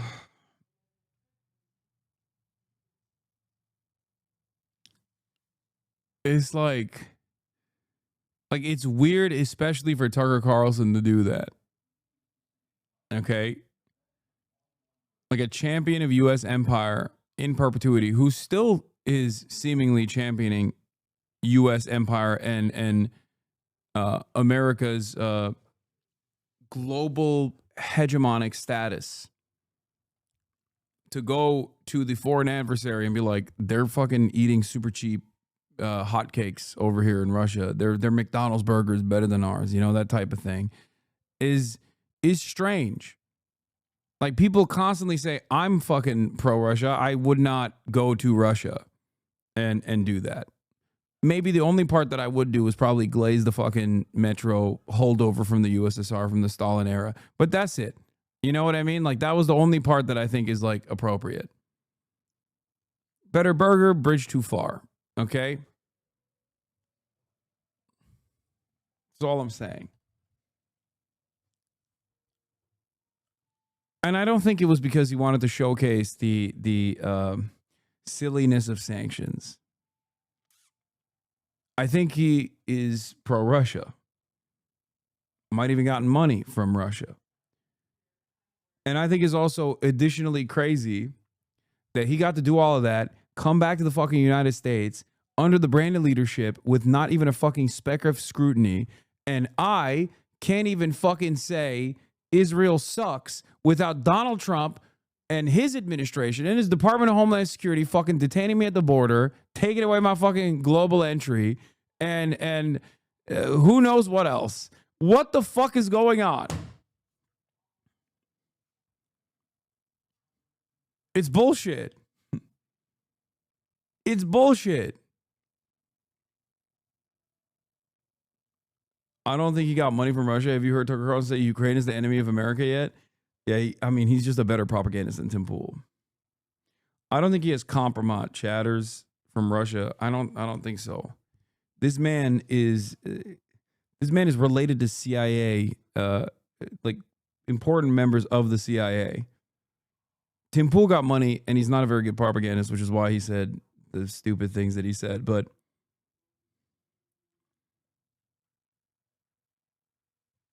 yeah, I think Tucker Carlson he has this like weird Vivek Ramaswamy style attitude that like he wants to decouple Russia and China and bring Russia back into the U.S. sphere of influence, and then use Russia as an enemy of China. That's what I think is his goal. Sanctions against Russia, which you casually and enthusiastically imposed, scoring a little moral victory every time, had no material effect that helped the United States. Russia is backstopped by China, and I recommend that you go there and see it. It is way nicer than Washington, D.C. Way nicer. To me, that's a tragedy. I was horrified and angry at my leaders, including you. It's like, I want to live in a country that's nice. So, with low food costs and no homeless people. All right, I don't understand why that's too much to ask. So do Instead, I get wars with Iran. No, I just want lower food costs. How's that? So, look, it's a weird argument that you do often, which is, listen, things are crappy in America. Liberals have done bad things to America, so we shouldn't worry about any enemies around the world. Republican senators, they don't care about us. They're focused on other countries. You wrote that, and our country is dying, and you don't care because you're focused on Iran or Putin. So you believe that I don't care about America? I guess you believe Donald Trump doesn't either. Like nobody cares. I believe that your focus is way too on other countries It's way too focused outward. The money that you send abroad could be used here and should be. What money that I send abroad, by the way, By the way, everything Tucker Carlson feels about Russia, I feel about China. And if Tucker Carlson actually was an honest person and not a white supremacist, or like saw Chinese people as like normal people and not like, I don't know, the whatever Orientalist framework he's operating off of, and he went to China and cut a video similar to what he did in Russia, especially considering the cost of living is infinitely fucking more affordable in China than Russia, and the streets are just as clean in China as opposed to Russia, and China has a much more robust infrastructure than Russia. He would do an iShowSpeed style China Glaze session, but he's not an honest broker, and he wants to just go to war with China because he's terrified of America no longer being the global superpower. And I think the reason why, consider suicide. Wait, why? I always wonder, like, is it something I said just now that caused this person to go consider suicide? I don't understand it. Because it's like they never actually have like a response. First of all, I don't have an issue with this, as you guys know. I have many kill yourself tokens. I have never considered killing myself at all. I have a pretty good life. But I always wonder, like, is it something that I said just now? I'm gonna be for real. I got here 2 seconds ago. I don't like you. Okay, why? But be quick, because you're probably gonna eat a fucking site-wide ban because you said consider suicide to a Twitch streamer in front of 40,000 people. And so give me the fucking reason quick. Like, what is it? If it were up to me, I wouldn't ban you, for the record. You've been following since 2022. Give me one good reason why. No comment because I have no real argument. Asman viewer.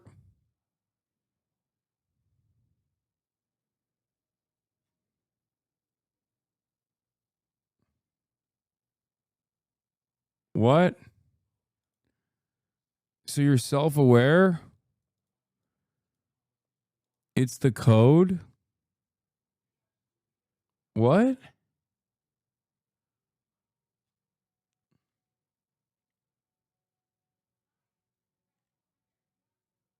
What does that even mean?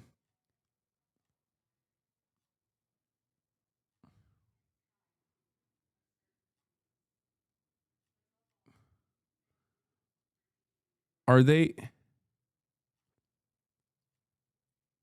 gaining sentience? What's happening? Is the code sleeper agent?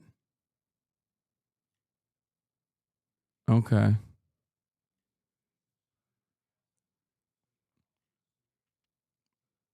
Like, do you think you have to hate me, but you don't even know why you hate me? I don't understand. I'm so confused.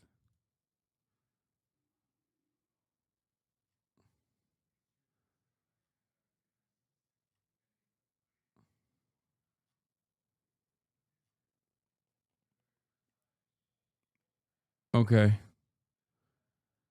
Are they gaining sentience? Is the funniest thing ever? Well, it's because, like, normally they at least have like some kind of fake bullshit that they heard that pissed them off, that they were like, I hope you kill yourself. I have to. I'm sorry, it's not a choice. I wish I didn't have to, but I do. I really wish the best, but they got me by the balls. What?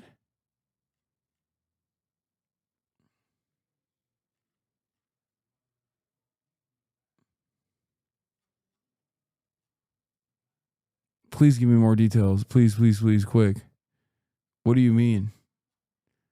What is happening?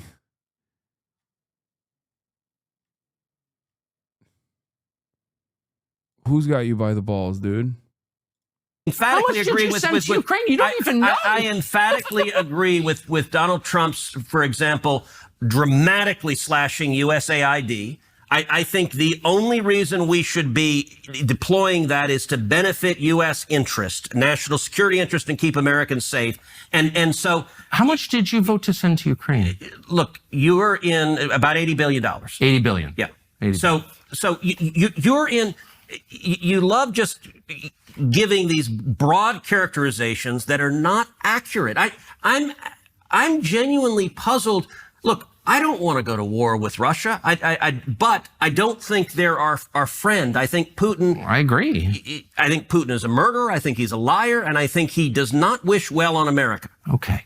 And there's a difference between saying that, just like Reagan referred to the Soviet Union as an evil empire, and Putin was in the.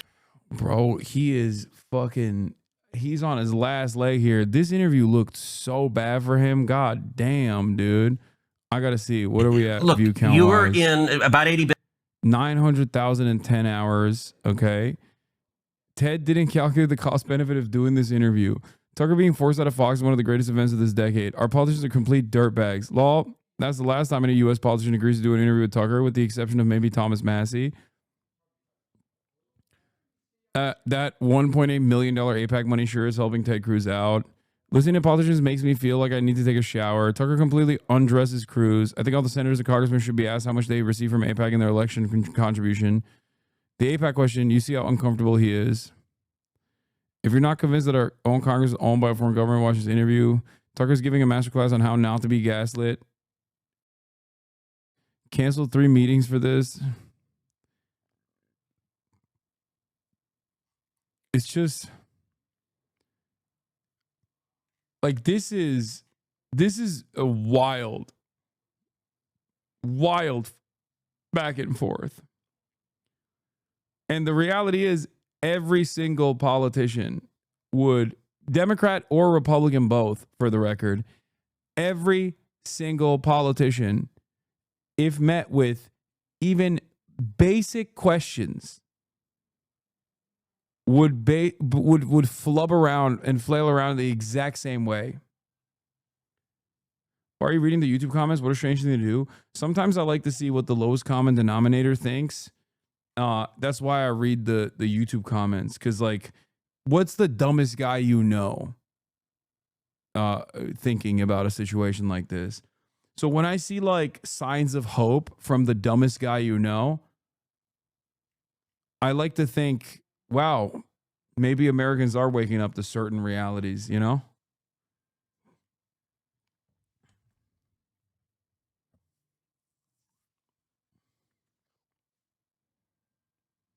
$80 billion. $80 billion. Yeah. 80 So you're in. You love just giving these broad characterizations that are not accurate. I'm genuinely puzzled. Look, I don't want to go to war with Russia. But I don't think they're our friend. I think Putin. I agree. I think Putin is a murderer. I think he's a liar, and I think he does not wish well on America. Okay. And there's a difference between saying that, just like Reagan referred to the Soviet Union as an evil empire, and Putin was in the KGB.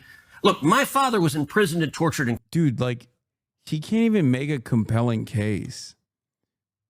Like, even just say Ukraine is in the right for being invaded or something, dude. Jesus Christ. Like, just have any kind of. This is the one issue where America is involved for the worst reasons, but they are at least morally on the right side, okay? They're never moral, and they're never actually, and their actions are certainly immoral overall, but like, you could just literally be like, well, honestly, you know, it felt good to be on the right side for once, even if it actually advanced our interests, okay, against a foreign adversary. You know, just say that. But he can't. He just can't even do that. He can't just be like, listen, this guy fucking invaded a foreign nation. You know, we're supposed to be a law-abiding. We have international rules. I can't even get it across without laughing. Imagine an American politician saying that in 2025.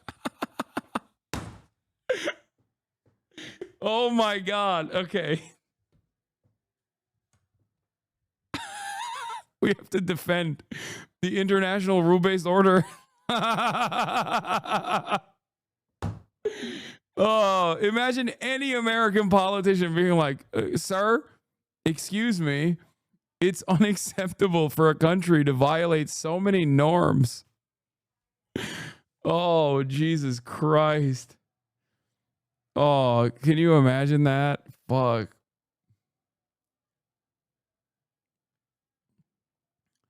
You are wrong. Ukraine population was used and abused to provoke Russia, which is living under U.S. empire hegemony. This position is your worst, to be honest. I don't disagree that America absolutely fucking interfered in the affairs of Ukraine because they did not want Ukraine to be in the throes of Russian influence, and it was an entry point into an area that is close in proximity to Moscow. I am in disagreement with the way Russia conducted itself. Okay? That's it. I think that Russia's conduct in terms of literally fucking invading Ukraine was a gift. Was a gift to American generals, the military industrial complex. It basically turned into a fucking major gift, okay? There was a $50+ billion hole in the military industrial complex budget left after our withdrawal from Afghanistan, and we very quickly moved all of those numbers to Ukraine. That's all it did. And in the process, like Lindsey Graham says in his moments of honesty, they used 5% of their military budget, didn't actually kill a single fucking active duty service member while simultaneously fighting and trying to actively cripple a foreign adversary. Russia's invasion of Ukraine also galvanized Europe's militarization and also caused 2 additional countries to join NATO that previously had a handshake neutrality agreement. It was just all fucked. And now the entire planet is like, before Israel, the entire planet was at the very least like thinking that they were on the morally righteous side, and they were constantly patting themselves on the back. The entire Western world and America's sphere of influence grew as a consequence of that, because all of a sudden NATO was justified. All of a sudden, NATO's existence was justified because the one reason why NATO is supposed to exist is because Russian encroachment, or the USSR, right? It's supposed to be anti-communist formation. It's kind of like when the mafia comes over to your fucking storefront and says, it'd be a real shame if your storefront broke because there's some other scary organized criminal elements out there. And then you volunteer and you join the protection racket, okay? But then there is actually another fucking gang down the line, and it does break your fucking window front. And then, of course, all of a sudden you're like, well, maybe it wasn't so bad that the mafia was on my side. You know? America's the first gang that came up and said, you have to be a part of this fucking protection racket. The second gang is the Russian gang that justified the first gang's protection racket.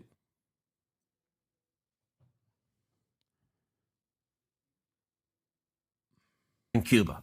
I hate communists. It was actually Batista that tortured my dad.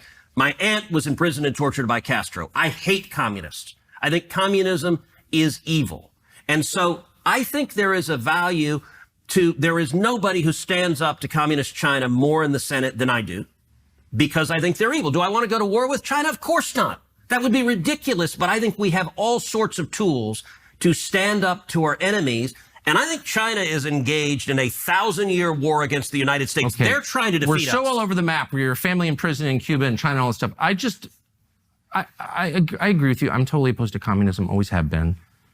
I don't. Question: what do you think of Boy Boy's video blaming the U.S. partly? Would you agree it's a good video to watch? I haven't seen Boy Boy's video, but of course, the U.S. involvement played a role in Russia's actions against Ukraine. Yes. Think that Putin loves us. I'm distressed by the moral condition of most leaders around the world. Most of them, they all kill people. I'm against that. I'm just saying, I wish the focus here was more on the United States. Can I say something? I actually don't agree with that statement. They all kill people. There's a moral relativism. So I don't think Donald Trump is a murderer. He doesn't kill people. We don't have concentration camps. Donald Trump a murderer. You just said world leaders all kill people, and there's a moral relativism. I'm hardly a moral relativist. But you are. That statement was the essence of... I'm an anti-Semite, an isolationist, a moral relativist. Okay. No, I'm not. Did you just say world leaders all kill people? I'm saying I'm against killing people in general. So and hyperventilating about how Putin was in the KGB or whatever. I just want to serve American interests, and pushing into China is not in our interest at all. And you helped do it, and you haven't apologized. And That's good. And by the way, you're the cheerleader. I helped drive him into China. You it's did. a complete lie. You funded the war against him. No, I authored the legislation that shut down Nord Stream 2 that prevented the war. And if Trump had still been in the White House, we would have had the war. And look, the comment you made, the reason things like moral relativism are so dangerous, oh, everyone kills people. No, there is a difference. The United States, we don't have concentration camps. We don't torture and murder people. You look at China, where they've got 1 million prisoners in concentration camps. You look at Putin, where he's got prisoners in Siberia. He tortures and murders his political opponents. Donald Trump doesn't do that. America doesn't do that. And by the way, what are you most even talking other countries about? Don't do that. I see the game. It's like, I'm distressed. You're the one playing a game. I'm distressed. No, I'm responding with facts. You don't like the facts. I don't even know what facts you're talking about. I'm not saying that Trump puts people in concentration camps. I campaign for Trump. I love Trump. So did I. Okay. So this has nothing to do with Trump. I'm merely saying, when you said every world leader kills people, it puts them all more emphasis on what's happening inside the country. That's it. Is there a moral difference between America and our enemies? Is there a moral difference between America? Of course. And what is it? Articulate it. It's valuable to say why. Why are we a better country founded on better values than China? I'll tell you. I'll tell you why. And I know because the whole purpose of America is to protect the God-given rights that each person possesses by virtue of being created by God. Amen. By being human. That's the point of our founding documents. And no other country articulates that in the way that we do. And that's what I love about America. My family's been here a long time. I'm never leaving. So I really love the country. Despite going to a Russian grocery store, despite asking you questions about AIPAC, I love America is the truth. And I love Trump. So, but I just want more emphasis on America. That's it. I emphatically agree with America first. I think Donald Trump does as well. And I think his foreign policy has been vigorously protecting that. And I agree with the president. Good. Well, I appreciate your taking all this time. Sure. And I know you didn't mean it. When you call me those names. Thank you, Senator. He's such a weirdo. Tucker Carlson is so fucking weird. The whole like fake laugh thing that he does, it like really freaks me out. I don't know why. It's so disarming.